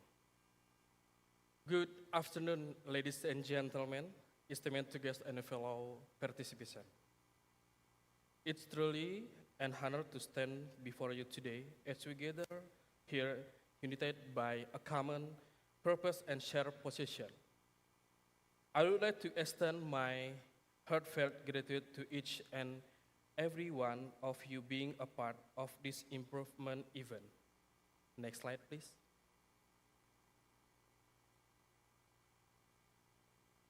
Today, we embark on a journey of exploration and discovery, where ideas will be exchanged to perspective will be branded and connection will be forget.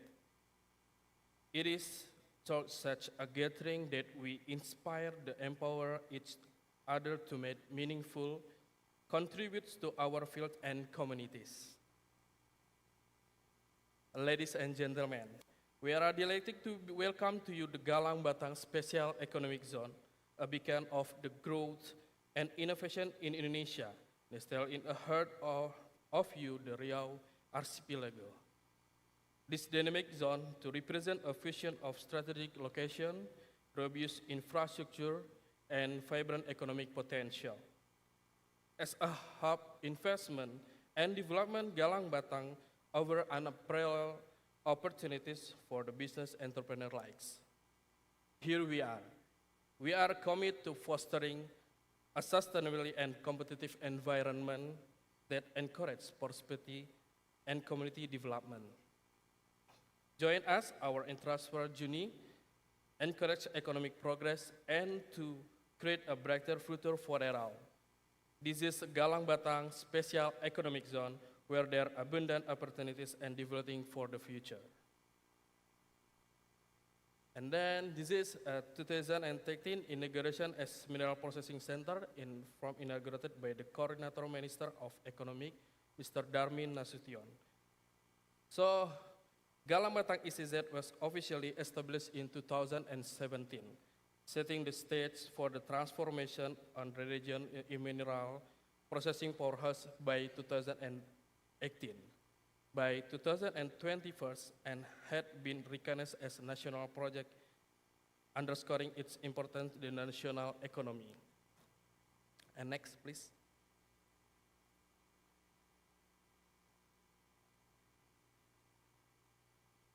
Until of September 2025, the Galang Batang ECZ has seen cumulative investment of over 32 trillion and create more than 10,964 for the labor.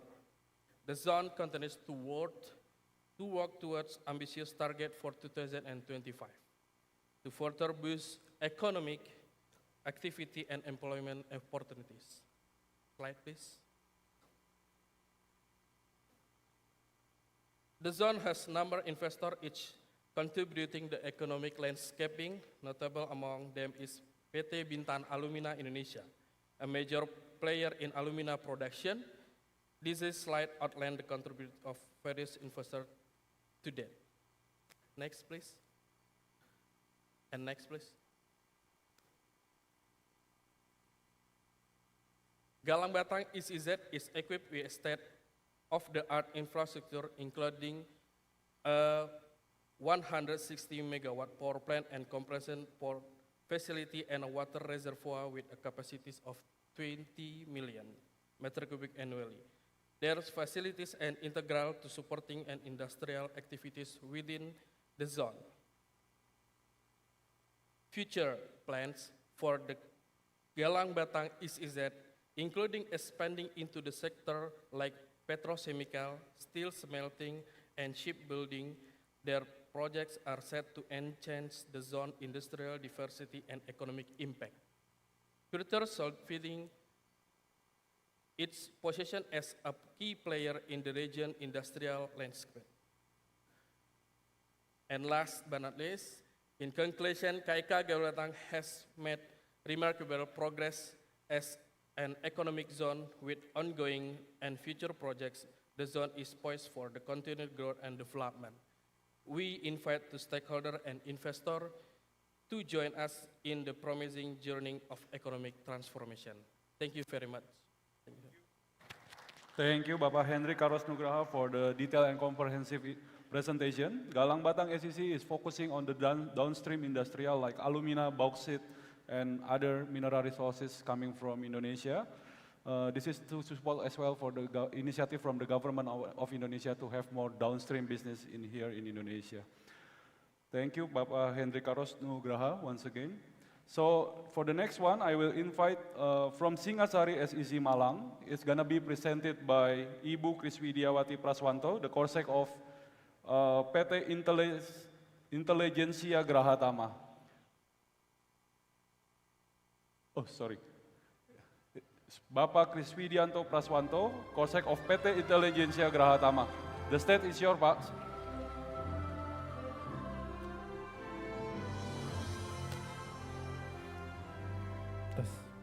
Good afternoon, ladies and gentlemen.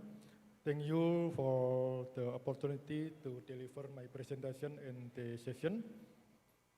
My name is Chris Widiat, representing Singasari Special Economic Zone located in Malang, East Java, Indonesia.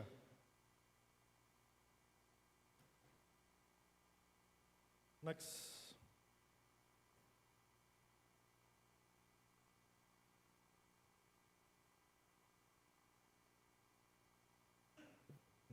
Next slide.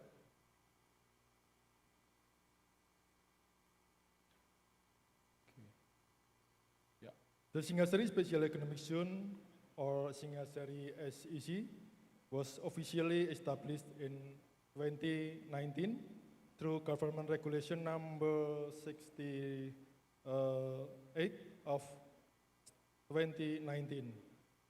The Special Economic Zone is designed with a unique strategic focus that integrates tourism, education, creative economy, and technology development. Singasari SEZ covers a total land area of 120.3 hectares. It is supported by strong regional connectivity, including Abdul Rahman Saleh Airport of Malang, Tanjung Perak Seaport of Surabaya, Pandaan Malang Toll Road, and Juanda International Airport of Surabaya. Next slide. This is the master plan of Singasari SEZ. Next slide. There are 4 primary sectors will be developed in Singasari SEZ. The first is tourism, and number 2, research, digital economy, and technology development, and number 3, education, and number 4, creative industry.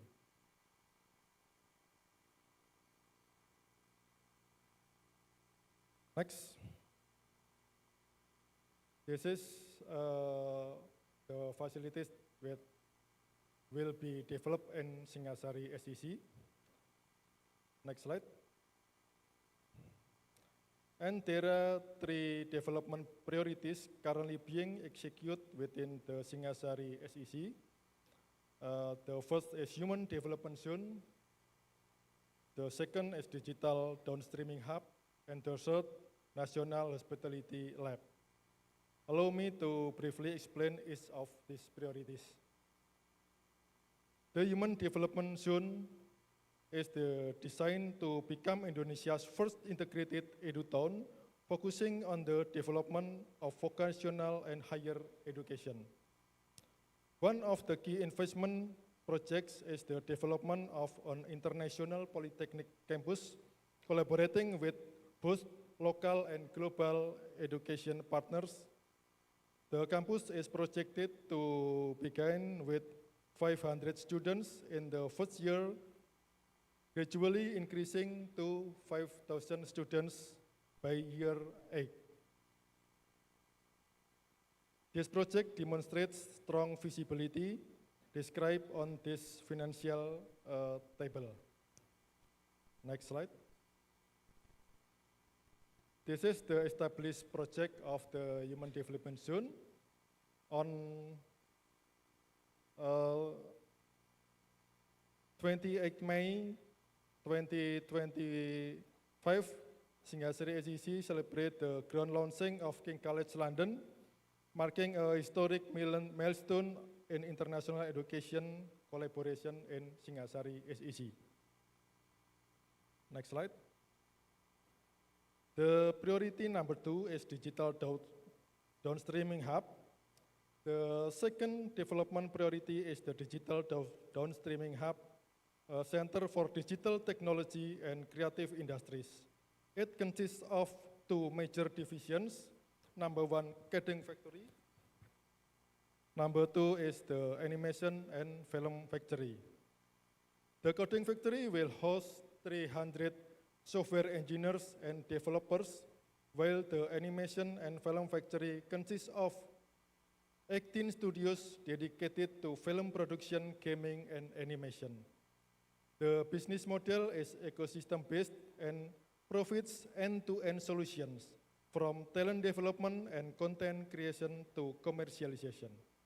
Several companies, including Lokatechno, Lokanima, and Sekawan Media, are already established and open for investor participation in Singasari SEC. Priority number 3, next slide, is National Hospitality Lab. Please, next slide. Next.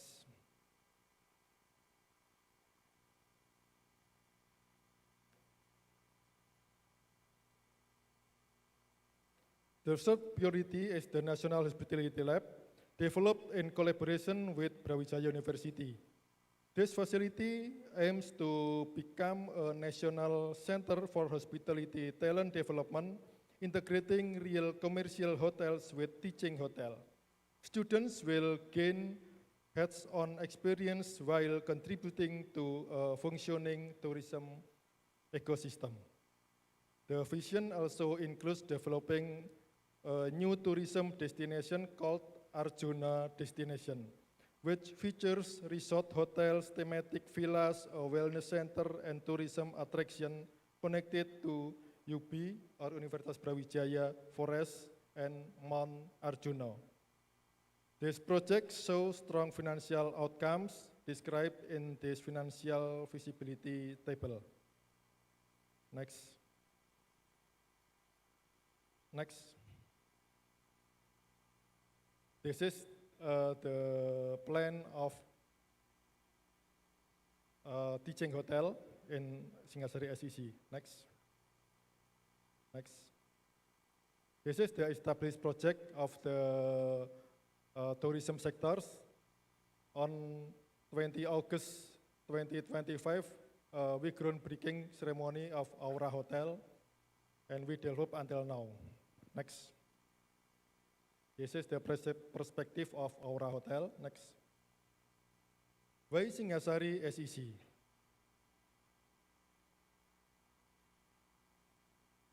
Number 1, strategic location. positioning at the economic heart of East Java with seamless access to air, land, and sea transportation. Number two, demographic strength. Malang has a strong human development index and benefits from Indonesia's ongoing demographic bonus, where productive age citizens will dominate until 2035. Number three, heritage and tourism potential. Singasari is surrounded by historical royal sites and heritage destinations, creating solid tourism value. Number four, Indonesia's first digital ecosystem Singasari SEC is projected to attract 12 trillion rupiahs in investment and create 7,000 jobs by 2030. Next. The incentive in SEC is same with all of SEC in Indonesia, and I don't explain to each incentive. Next. This fiscal incentive and non-fiscal incentive is same with all of special economic zone in Indonesia. And thank you for your attention, and I look forward for the collaboration for the investor and partners. Thank you very much. Thank you so much, Bapak, for Chris Widiat Praswanto for great presentation. Introducing Singasari SEC Malang was established in 2019, focusing in tourism, education, creative economic, and tech development. And also with the advantage of strategic location, SEC Singasari Malang, of course, invite all investors to make investment in Singasari SEC Malang. Thank you once again, Bapak Chris Widiat Praswanto. Having said that, we move to the next speakers from Sanur SEC Bali that gonna be presented by Ibu Putri Eka Sukmawati as Business Developer Director of Injourney Hospitality. The stage is yours, Ibu.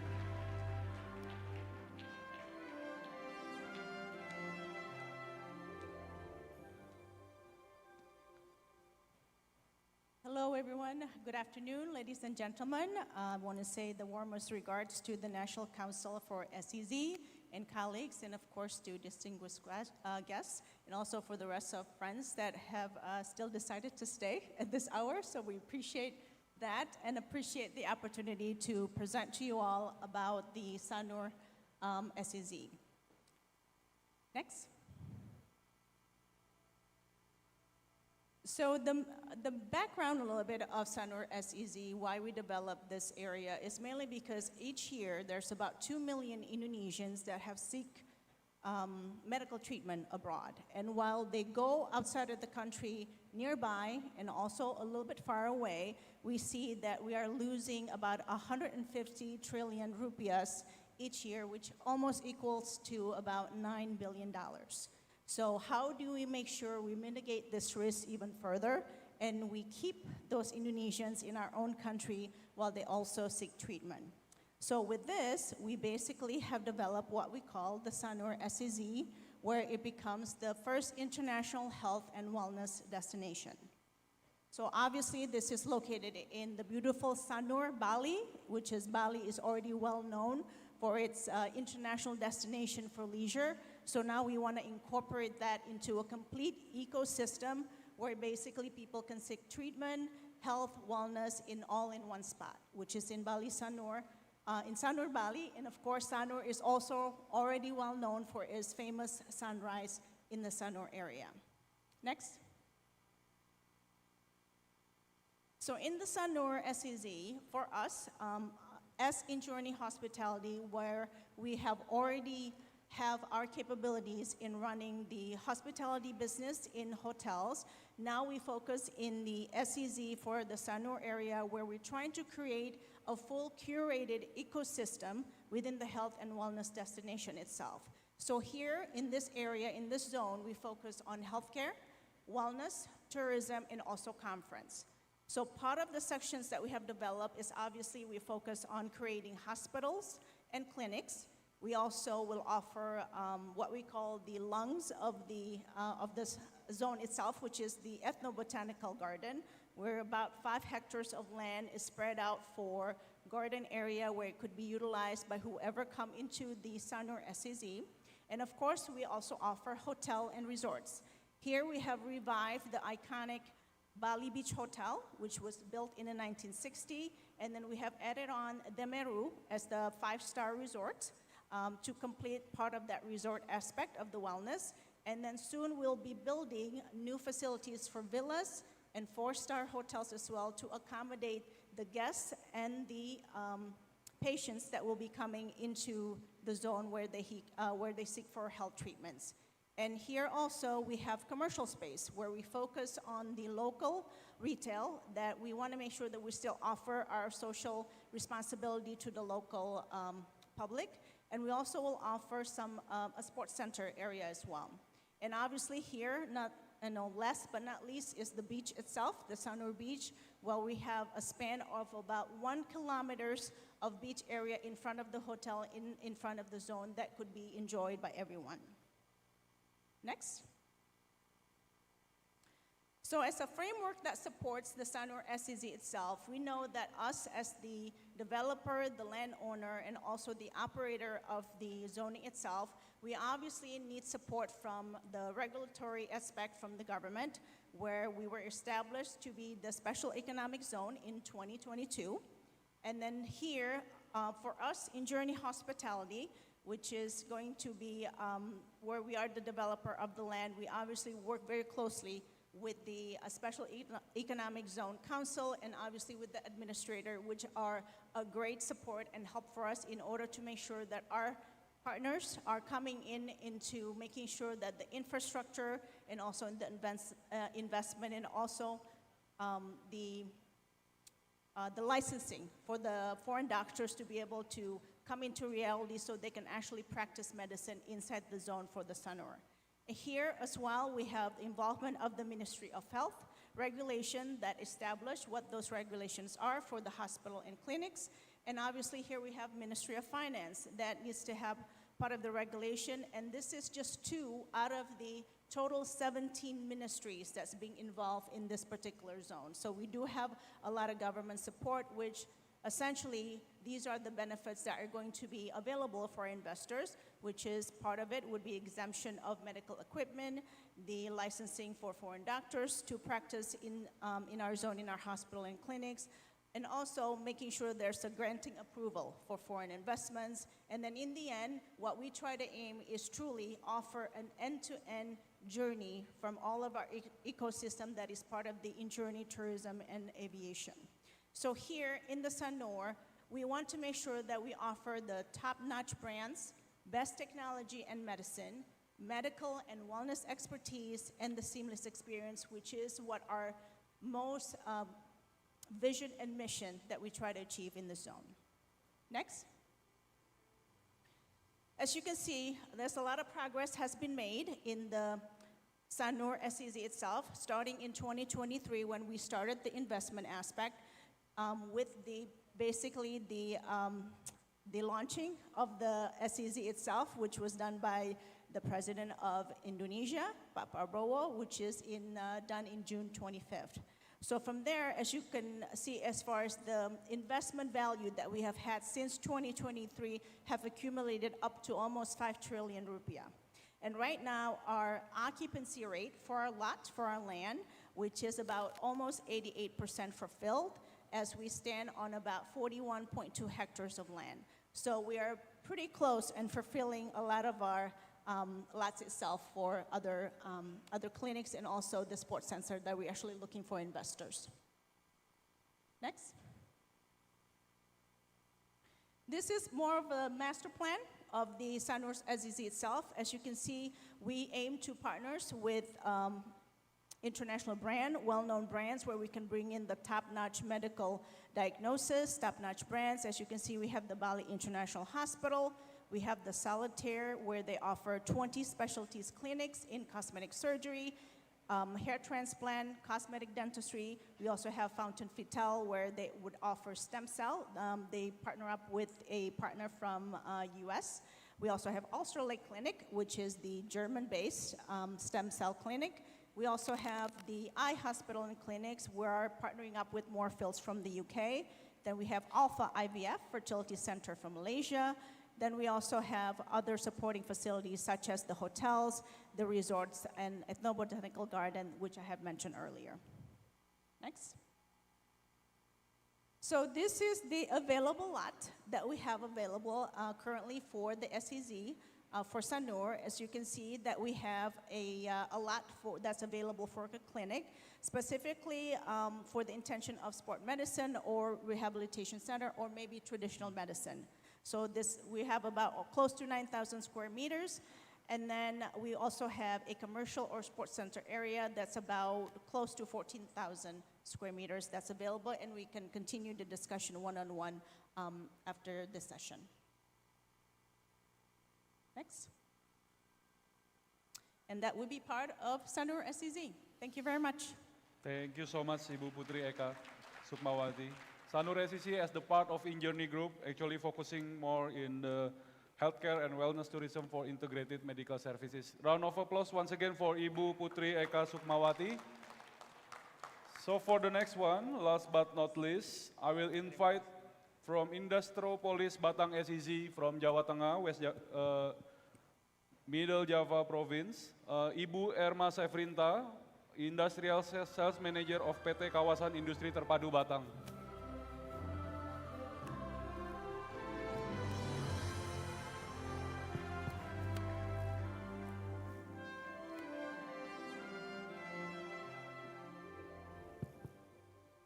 All right, good afternoon. I think we're approaching evening right now, but thank you very much for staying here and listening till the end. So, good afternoon, everyone. My name is Irma Sefrinsa. I'm here representing Industropolis Batang Special Economic Zone. And today I'm going to introduce you about our industrial estate.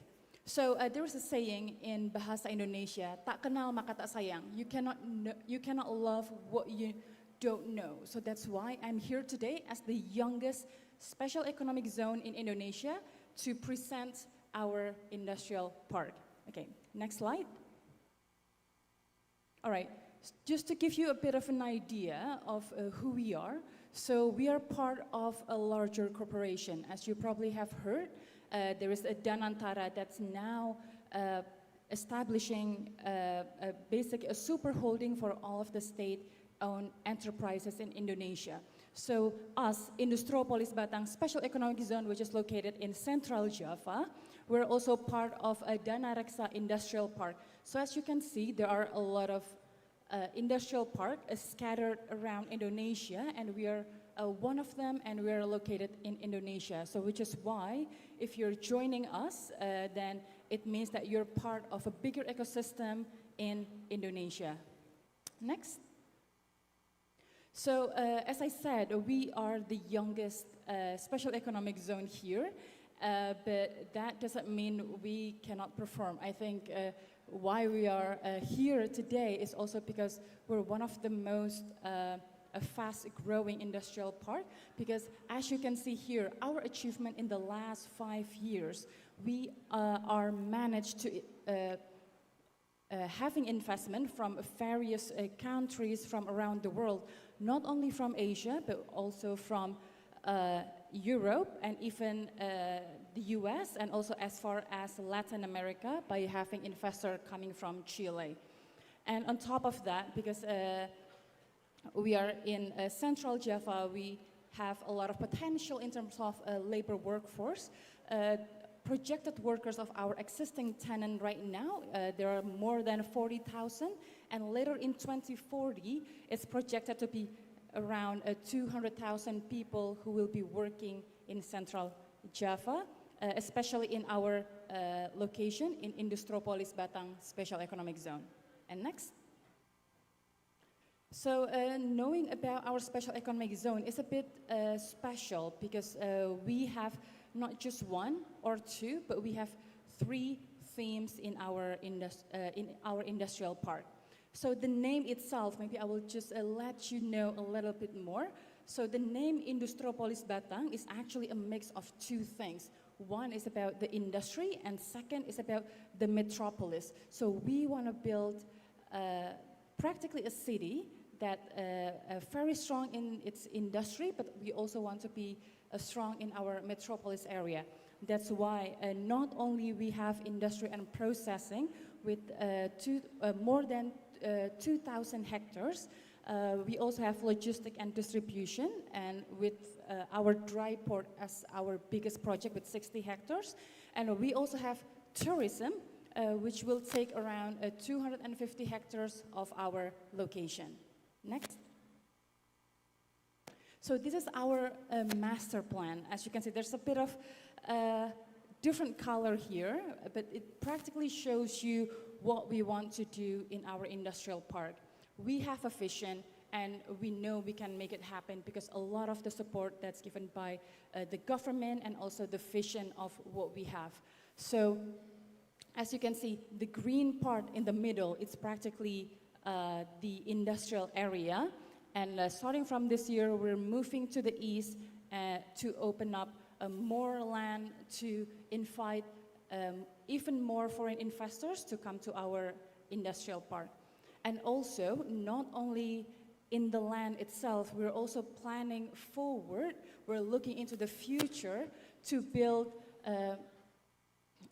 a waterfront city, which practically a reclamation north of our industrial park, which has been endorsed by the ministry as well, for our future development later on. And next. So our location itself, I think, in case you're not sure, like where is Batang? So we're actually located in Central Java, very close to Semarang, only less than 1 hour drive. So let's say you're coming from Jakarta, you can take a 1 hour flight to Semarang and then drive for another, less than 1 hour to go to our industrial park.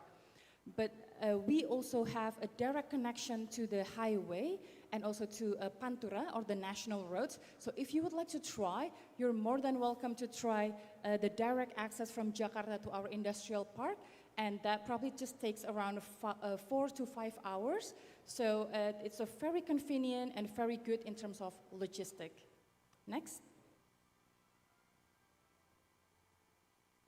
All right, so just a bit of information about the Central Java province as well. I think in the previous presentation, you've seen our neighbor from Kendal presenting about their location. So this is basically an overview that we are together as a special economic zone in Central Java to grow further Central Java to the next level. And as you can see, there are a lot of active workers in the area. And with the competitive salary, one of the target of the government to increase the economic growth of 8% and also to open up even more labor workforce, hopefully can be achieved by the presence of 2 special economic zones in Central Java, and Industropollis Batang would be one of them. And next. So just to give you a quick overview of what we offer, so practically we have 2 types. So in industry, what we offer is industrial land and also standard factory building and warehouses. And I can already say proudly today that all of our units, the 64 units that we have for standard factory building, are all occupied right now. And then for commercial and residential, we also have a commercial lot, commercial spaces, and also residential that we offer. But for today, I'm just going to go quickly on one of our main products. And next. So it's about the industrial land. So what we have is quite unique because normally in Indonesia, you buy a land and you have to renew every 30, 20, and 30 years. But in this case, what you have is a long-term rental with certainty by the government. So what you have is a 75 years of ownership until the year of 2101. And because it's a clean and clear area, you don't have to worry about any conflict with the local with the local communities. And these are our trusted investors as well. As you can see, there are a lot of companies or foreign direct investors from different parts of the world. And I hope one of you can be our partner as well to grow a special economic zone further to a better future. Okay, thank you very much, and that's all from me. Thank you so much, Ibu Irma Sefrinta from Industropolis Batang SEC. Batang SEC is the youngest SEC with the large area, more than 30,000 hectares, focusing on industry as well, logistic and also the tourism. So due to the limitation of time, we apologize that there is gonna be no Q&A session as well for this session. So ladies and gentlemen, as we conclude today's discussion on unlocking high growth opportunities across Indonesia SEZ, one message stands out clearly: Indonesia's special economic zones are evolving far beyond traditional industrial or tourism estates. They are becoming more powerful engines for innovation, investment, and sustainable development. Once again, I want to say thank you for our distinguished speakers. Once again, thank you, and let us continue championing the growth of Indonesia SEZ. Thank you, ladies and gentlemen. Thank you so much, Mr. Anthony Chandra. Please remain on the stage, and we're going to have a photo group with the panelists, and would love to invite the panelists to join us on the stage. Mr. Agus Setiawan, please join us on the stage. Mrs. Puni Fitriani, Mr. Hendrik Karostugraha, Mr. Chris Widiat Prawanto, Mrs. Putri Eka Sukmawati, and Mrs. Irma Safrinta. Please join us on the stage for the photo session. So ladies and gentlemen, this is the third Business Forum 2025, and after this, we're going to have a success story session. This is the last session, will be the last session on today's agenda, and we'll proceed to the photo group session with the panelists. Okay, please look at the center of the camera, the panelists and the moderator. On my count, 1, 2, 3. Please give your best smile. 1, 2, and 3. Okay, please give a big round of applause to our panelists and to our moderator. Please remain on the stage, and to the panelists, you may return to your seat. Thank you so much. So ladies and gentlemen, we'll proceed to the token of appreciation for the moderator, and will be given by Head of Bureau for Legal Human Resources and Organization, Mr. Muksin. Mr. Muksin, please join us on the stage to present the token of appreciation to our moderator, Mr. Anthony Chandra, partner at Deloitte Legal. And please show the camera the token of appreciation. Okay, 1, 2, 3. And 1, 2, 3. Okay, ladies and gentlemen, please give a big round of applause. Thank you so much to our moderator for the third session, Mr. Anthony Chandra. So ladies and gentlemen, we'll proceed to the last session, and I hope everyone is still energized. And in this segment, we will hear directly from SEZ tenants who have experienced the real impact of operating within Indonesia's special economic zones, from easier licensing, faster services, to stronger business growth. And these are practical stories from companies who have seen the benefits firsthand. And now, ladies and gentlemen, we will invite our panelists, but before that, and welcome to our next session, SEZ Success Stories.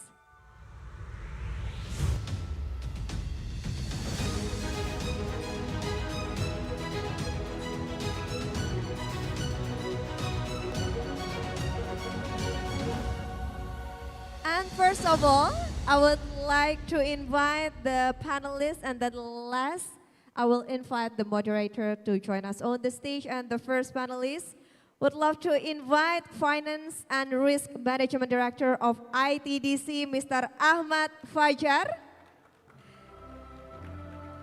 And Head of Marketing PT Hailiang Nova Material Indonesia, tenant in Gresik SEZ, Mr. Aishak Cahyadi. And we're going to have Ibu Christine Hutabarat, represented by Ibu Putri Eka Sukmawati, Business Development Director, in Journey Hospitality, and Director PT Matahari Tire Indonesia, tenant in Kendal Sez, Mr. Woo Yu Jun.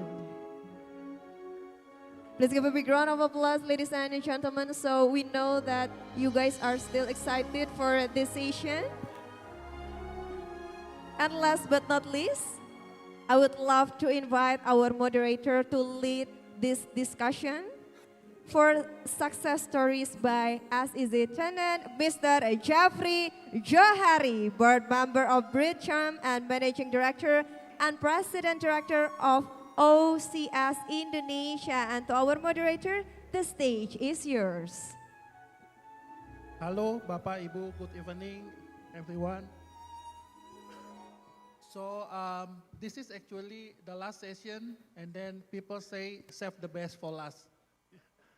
So for today, and then for today, this evening session, we have a special economic zone success story from the view of successful KEK tenants. And then you know that I'm very honored to present and then to moderate this important dialogue with the 4 successful SSZ tenants here. So Indonesia KEK ecosystem continue to evolve as a strategic instrument to strengthening competitiveness, attracting high quality investment, and accelerating regional development. While policy and incentives set the foundation, the real measure of KEK is how effectively business can operate, scale, and compete within it. This is why that this session focus on lived experience, story from tenants who have navigated facilitation mechanism, infrastructure readiness, post condition, and the operational reality of advanced material from Highland Nova material, automotive component from Matahari Tire. They faces different operational demands. Yet, all of them on KEK ecosystem that are this evening is to distill insight that strengthen alignment between regulatory design, investment expectation, and operational execution. These perspectives are valuable not only for policymakers and also the regulator, but also KEK developer, operator, investor, and prospective tenants. So we will start with the conversation, and then please that this conversation is like a fireside. It's a very informal, so that's why this question to Isaac from the Highland Nova Material Indonesia at the KEK Gresik. Isaac, Highland operates in the capital intensive sector. Yep. With KEK facilitation to smoother your operation or investment certainty, and how global supply chain? Okay, thank you very much, Mr. Jeffrey, for the time. So I would like to do like a brief introduction. PT Highland Nova Materials, we are doing materials. So we were established, everything was so smooth. From the land acquisition, it's one kind of like one door, one window service. We just need to kind of like contact with the KEK, and we were provided with all the informations. And then it comes to like those legal and stuff where we are faced with the new one window system, the OSS system, and it's also very helpful because for the investor maybe it is uncertainty is one of the things that we would like to avoid because there's a lot of like regulation and stuff. We like to make it simple system. We feel that that's very helpful for us, which is like a very heavy capital. Yeah, Mr. Jeffrey. Yeah. Okay. Test. Okay, then I go to Mr. Woo Yu Jin. To you, from an automotive manufacturing in China, how has KEK Kendal supported your policy and expansion here? And then which business?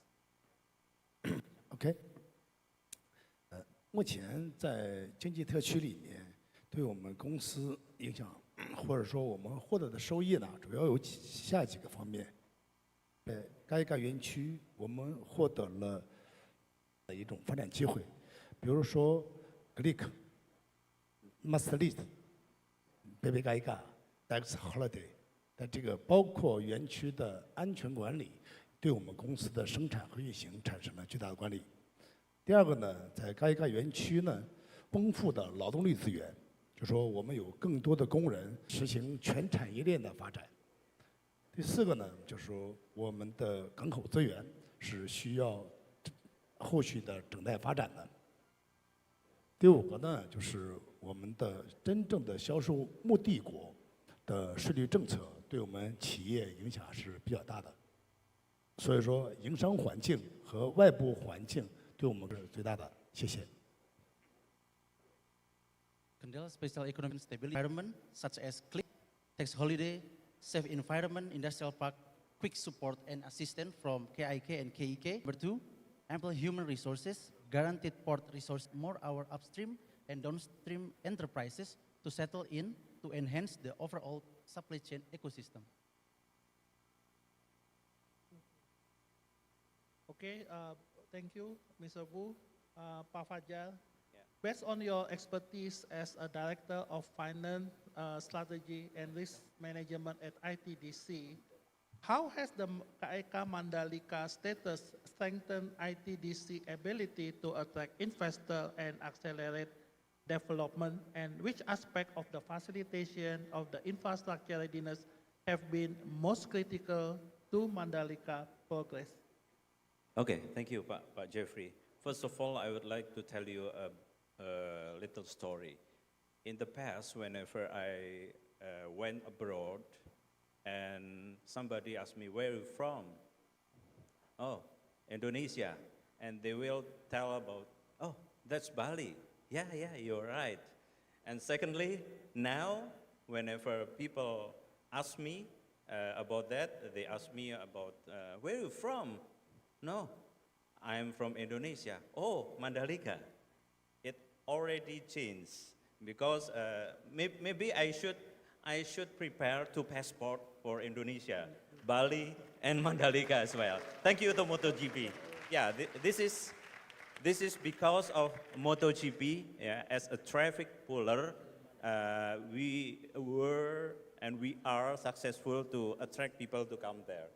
And as you know, ITDC in Journey Tourism Development Corporation, the same company with Bu Eka, yeah, the same holding with Bu Eka, and under Danantara, is state-owned company. As Pak GM told us before, Mandalika is divided into 3 areas. In the center is the circuit. We have to build the circuit with special effort, and in the western side, is for the retail and F&B and attraction, and eastern zone will be, because still we are in the process of building hotels, and it will be a premium area. So back to your question. From our experience, the SEZ status has changed the conversation with investor. We already invested around 5.70 trillion. This because of 3 mainly aspects. The first, SEZ gives regulatory certainty and the structure.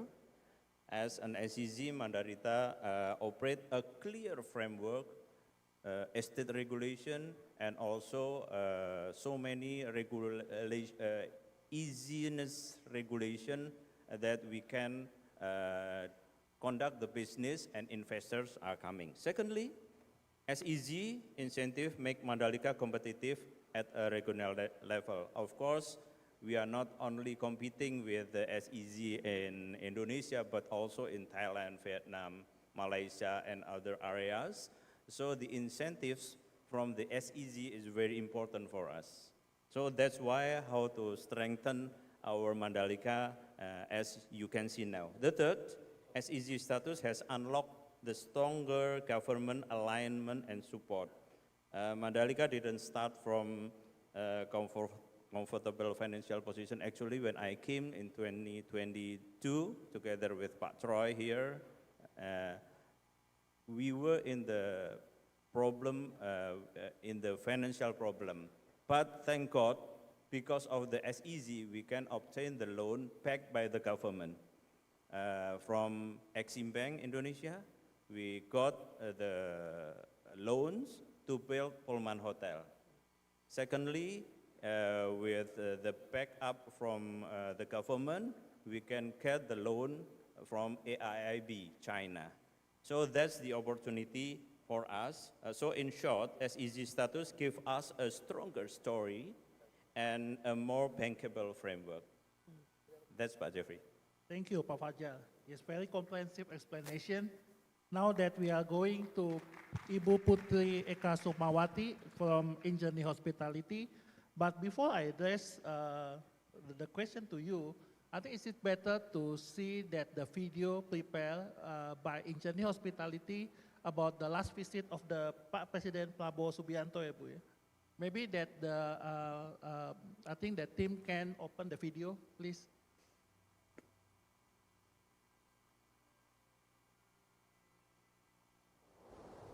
Every year, more than 2 million Indonesians travel abroad to seek medical treatment. This represents more than 150 trillion rupiah in annual spending going offshore. Across Southeast Asia, medical and wellness tourism is an 800 trillion rupiah industry that is forecast to grow at more than 12% yearly.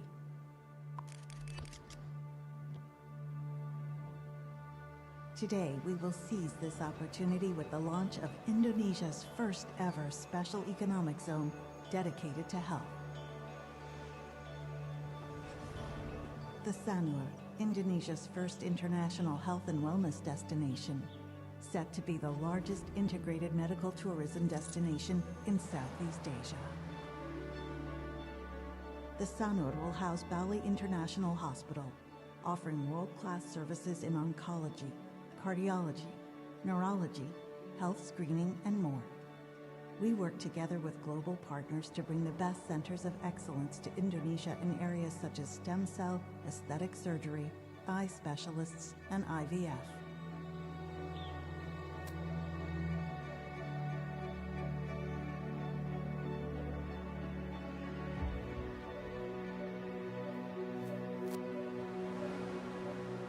As a supporting facility in the integrated medical tourism destination, the Sanur provides 2 5-star beachfront resorts, a world-class convention center to host global medical conferences,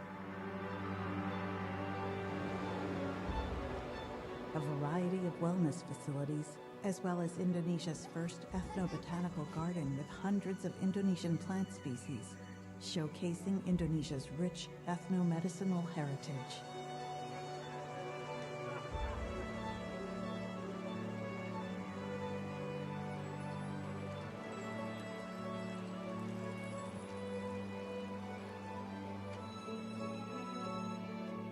The Sanur, Indonesia's first international premier health and wellness destination, a harmony of science and tradition. The Sanur.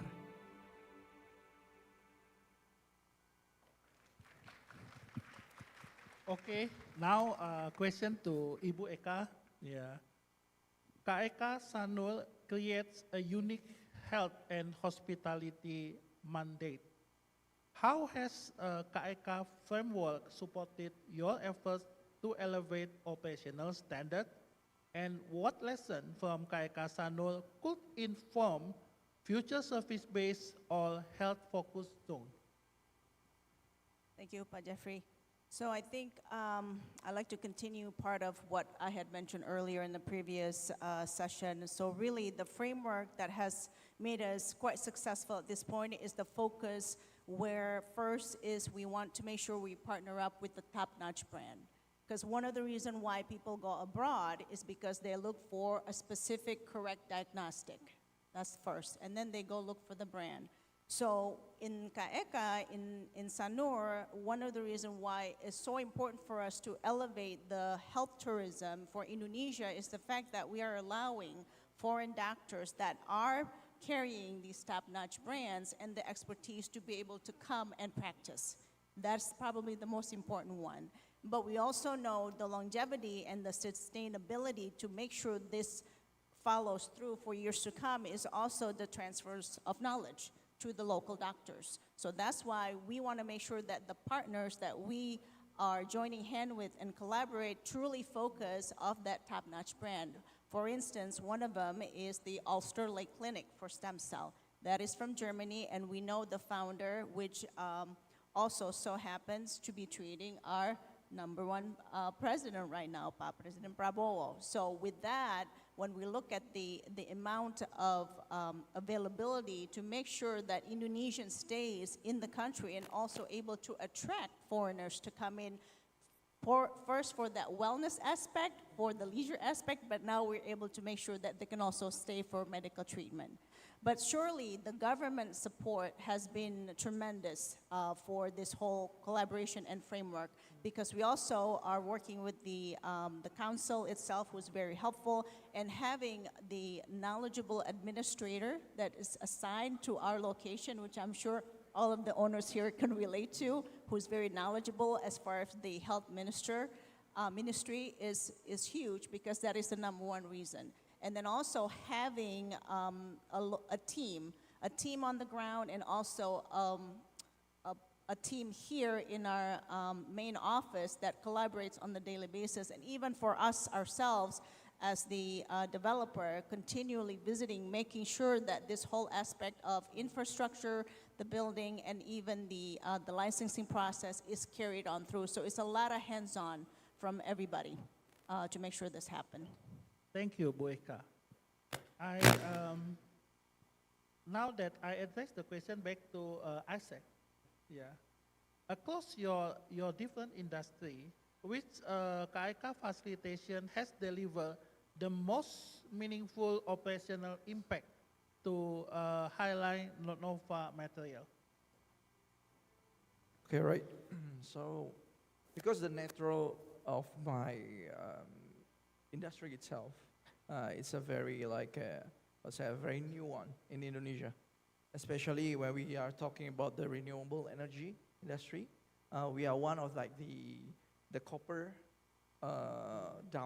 downstream, one of the one that also support the government project, which is to cover all the downstream.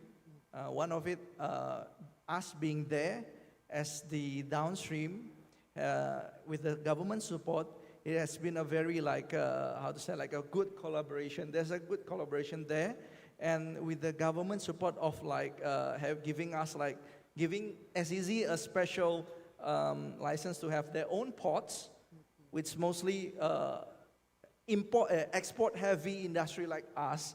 We really need a accessible port, which now our factory is in the Jipe SEZ in Gresik. They have their own port inside. So for us, that most of the product that we produce are exported outside of Indonesia. So having a port inside the industrial estate itself is a very helpful facility, to be honest. And also an integration inside the factory itself, inside the SEZ zone itself. We would like to have where we can find raw materials and also our end customer without having to go to another integrated industry. All is one line of the upstream to downstream you can find in one zone. That is a very good facilities that we get for now, because we take our product, we take our raw materials from one of the biggest smelting copper smelting company, which is Freeport. So we felt that we are being like lucky to have been investing our factory in the zone where we can find raw materials, and hopefully we can find a customer in the future in the same zone also. Yeah, right. Thank you, Thank you. Isaac.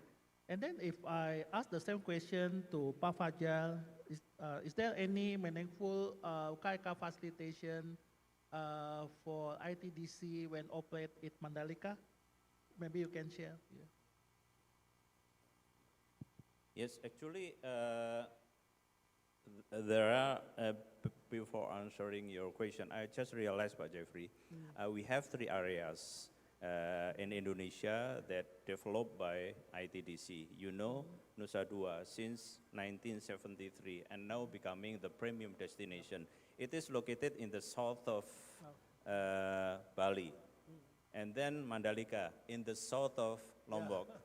And then the last is Golomori, the new one for the last 2 years for KTT Summit, ASEAN Summit in the north of Labuan Bajo. I don't know whether it is a feng shui, Chinese feng shui, but later on, if maybe we have a mandate to develop, say, in Jakarta area, it will be in the south of Jakarta.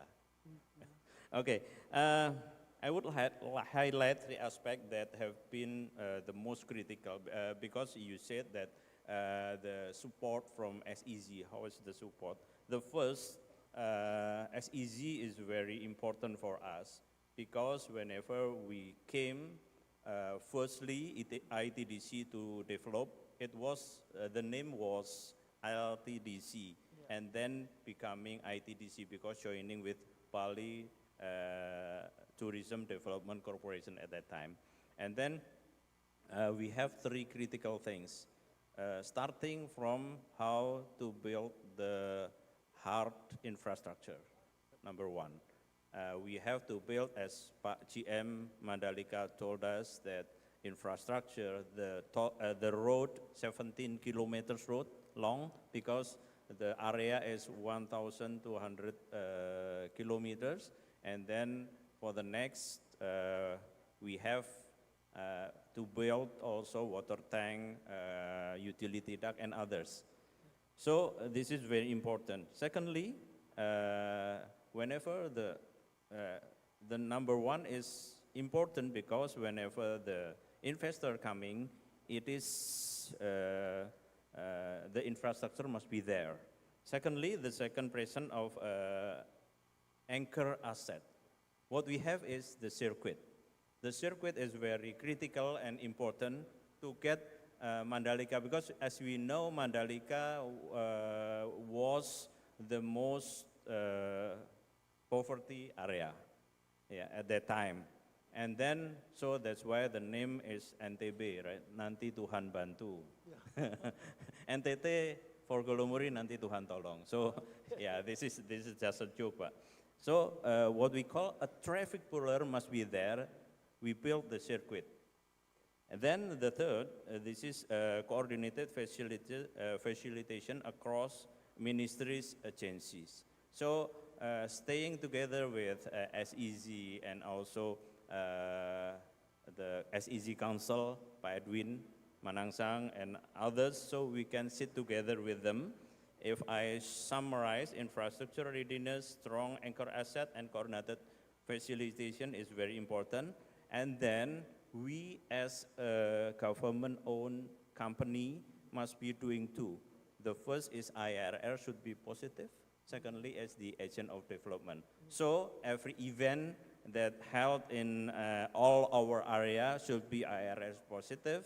Secondly, must be economical impact must be increasing. And then at the last, media exposure should be big. So you can see this is the impact of what we did, economic impact whenever the MotoGP. You can see that the tremendous increasing in the spectators. Wow. 140,000, starting from 140,000 4,000. And then the impact, economical impact, you can see that 4.9 trillion. So the media value, as I said, 1.3 trillion, and the most important is local worker. You can imagine whenever the first MotoGP held in Mandalika, it was, most of them are bule from Europe coming. Now all of the workers and also marshal, all Indonesian and also local workers. Now we can export them to all the MotoGPs, to Phillip Island, to Sepang. They are purely people from Lombok. Thank you. Thank you, Pak Fajar. Now that we address the special question for Ibu Eka, your background as the Business Development Director from Injourney Hospitality, I think that Ibu can help us. What capability do KAEK need to enhance further to strengthen global competitiveness? I think in order to be competitive is about making sure things are staying current. And that would be the development that we're doing in Sanur. Obviously, we still have a few time here, about maybe this full year, where we're still doing development for all the clinics to be completed, the infrastructure and also operational. But part of it is making sure that we keep up with the training first when we talk about hospitals and clinics of their medical trainings, right? Making sure they're current. Obviously, the medical equipment need to also be on par, and that would be part of the investment for the partners that's already part of the ecosystem itself. And I think part of it too, because we are in Journey Hospitality and in Journey Development, Tourist Development, it's part of a bigger family. So we try to focus on this ecosystem because however we do this to keep it sustained, it needs to work together. It comes from the logistic aspect, it comes from the hotel aspect, the tourism aspect, and then it's truly the seamless end-to-end journey that we try to offer.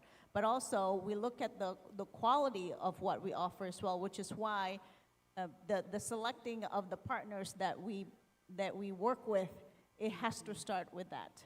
So I think that's part of why we really want to make sure that we still continue to be current and make sure that we put ourselves on the map. Because this is truly, the SEZ has been a larger part, is a catalyst for us to make sure that we're still on the map of the world for international visitors as well. Thank you, Bu Eka. And I think we still have time for one last question. We would like to hear from the view of the investor from China, how do you assess workforce readiness within your KAEK, Mr. Wu, from the skill, availability, adaptability, and alignment with your operational need? How do you see that?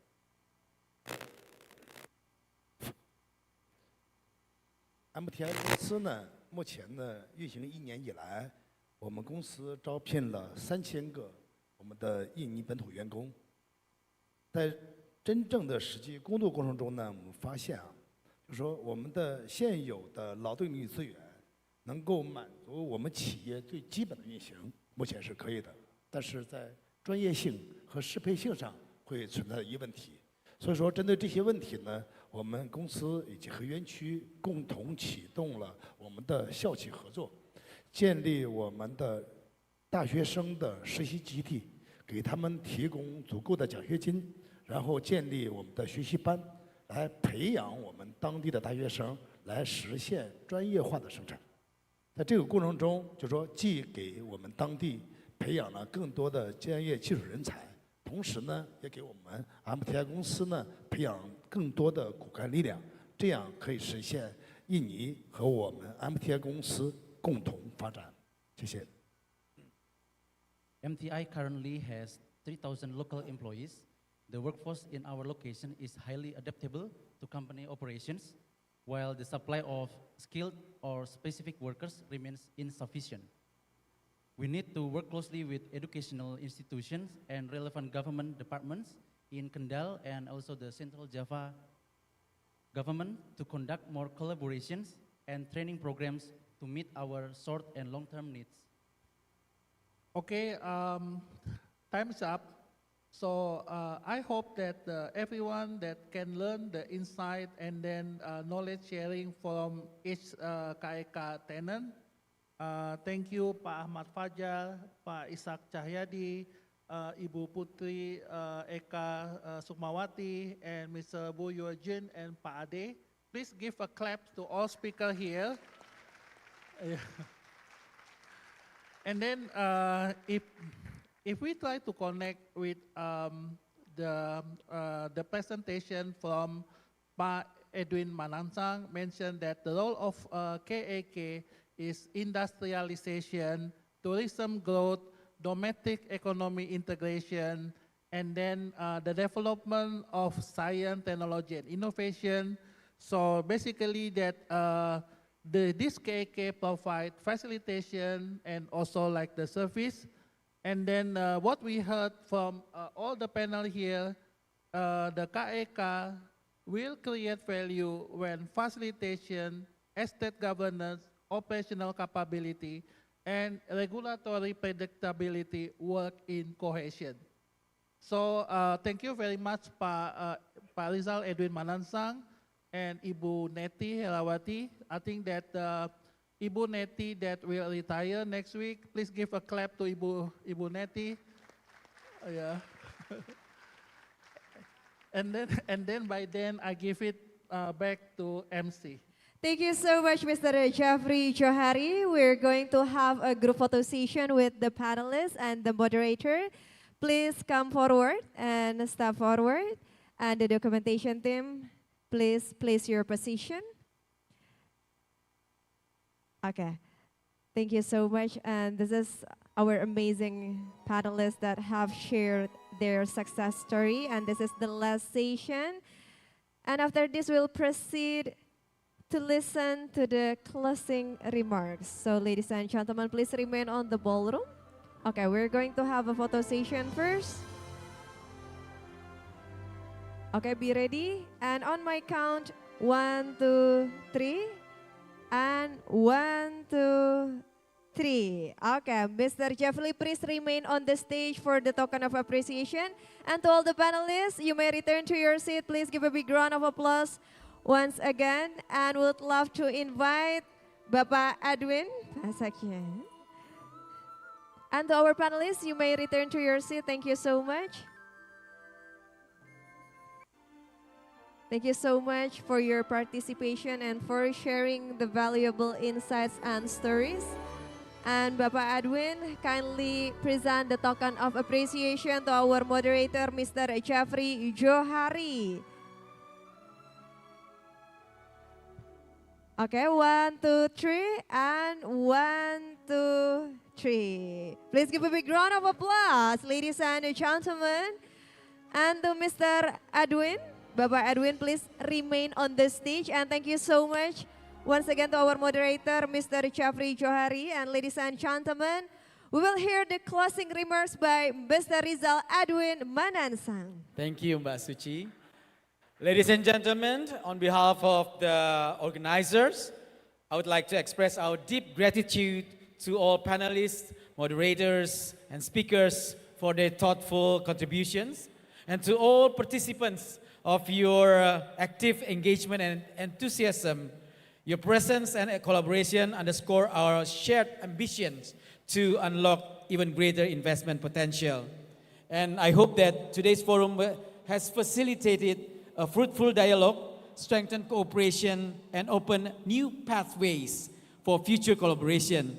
And we encourage all of the participants to continue your engagement and through one-on-one business matching sessions taking place for the rest of the day. So once again, we convey our sincere appreciation to all attendees and also our partners, 18 CNBC Indonesia, and our knowledge partners, Deloitte, Jetro, the British Chamber of Indonesia, Area, Cipta Jagat Group, and Hermawan Junianto and partners, as well as all our sponsors, PT Wahana Mitra Semesta, PT GBKEK Industri Park, PT Antam TBK, PT Pertamina, PT Kawasan Industri Kendal, PT Unilever Indonesia, PT PLN, PT Berkah Kawasan Manyar Sejahtera, PT Kawasan Industri Nusantara, PT Kawasan Industri Terpadu Batang, PT Surya Interwisesa, PT Batam Raya Sukses Perkasa, PT Freeport Indonesia, PT Hotel Indonesia Natur, PT Bali Turtle Island Development, PT Taman Resort Internet, PT Belitung Pantai Intan, PT Indonesia Asan Aluminium, dan ITDC. And with that, I hereby formally close the Indonesia Special Economic Zones Business Forum 2025. Thank you once again for your participation. We look forward for the meeting in the future's initiatives and continuing our collective efforts to advance Indonesia economic development and Indonesia economic special economic zones. Thank you so much. Wassalamualaikum warahmatullahi wabarakatuh. Waalaikumsalam warahmatullahi wabarakatuh. Thank you so much, Mr. Rizal Edwin Baransang, Secretary General of the National Council. Thank you so much, Pak. Luar biasa sekali, what an amazing event. So ladies and gentlemen, like Bapak Edwin said, thank you for your participation and valuable contribution throughout today's session. And our appreciation goes to all speakers, panelists, moderators, and distinguished guests for making this forum meaningful and very productive. And please be informed that the networking session will continue in the exhibition area, where you may further engage with SEZ representatives and explore collaboration opportunities. And the networking area will remain open throughout the evening. And for those of you who have registered and are interested in participating in the one-on-one business matching session, you may proceed to the front registration desk, and don't forget to add your activity on Instagram stories and tag Instagram at Indonesia_SEZ. And before we officially close this agenda, we hope that the ideas exchanged today will continue beyond this forum and translate into concrete action. So ladies and gentlemen, may we officially close this event with the big round of applause. Thank you so much. My name is Suci Batia. Wassalamualaikum warahmatullahi wabarakatuh.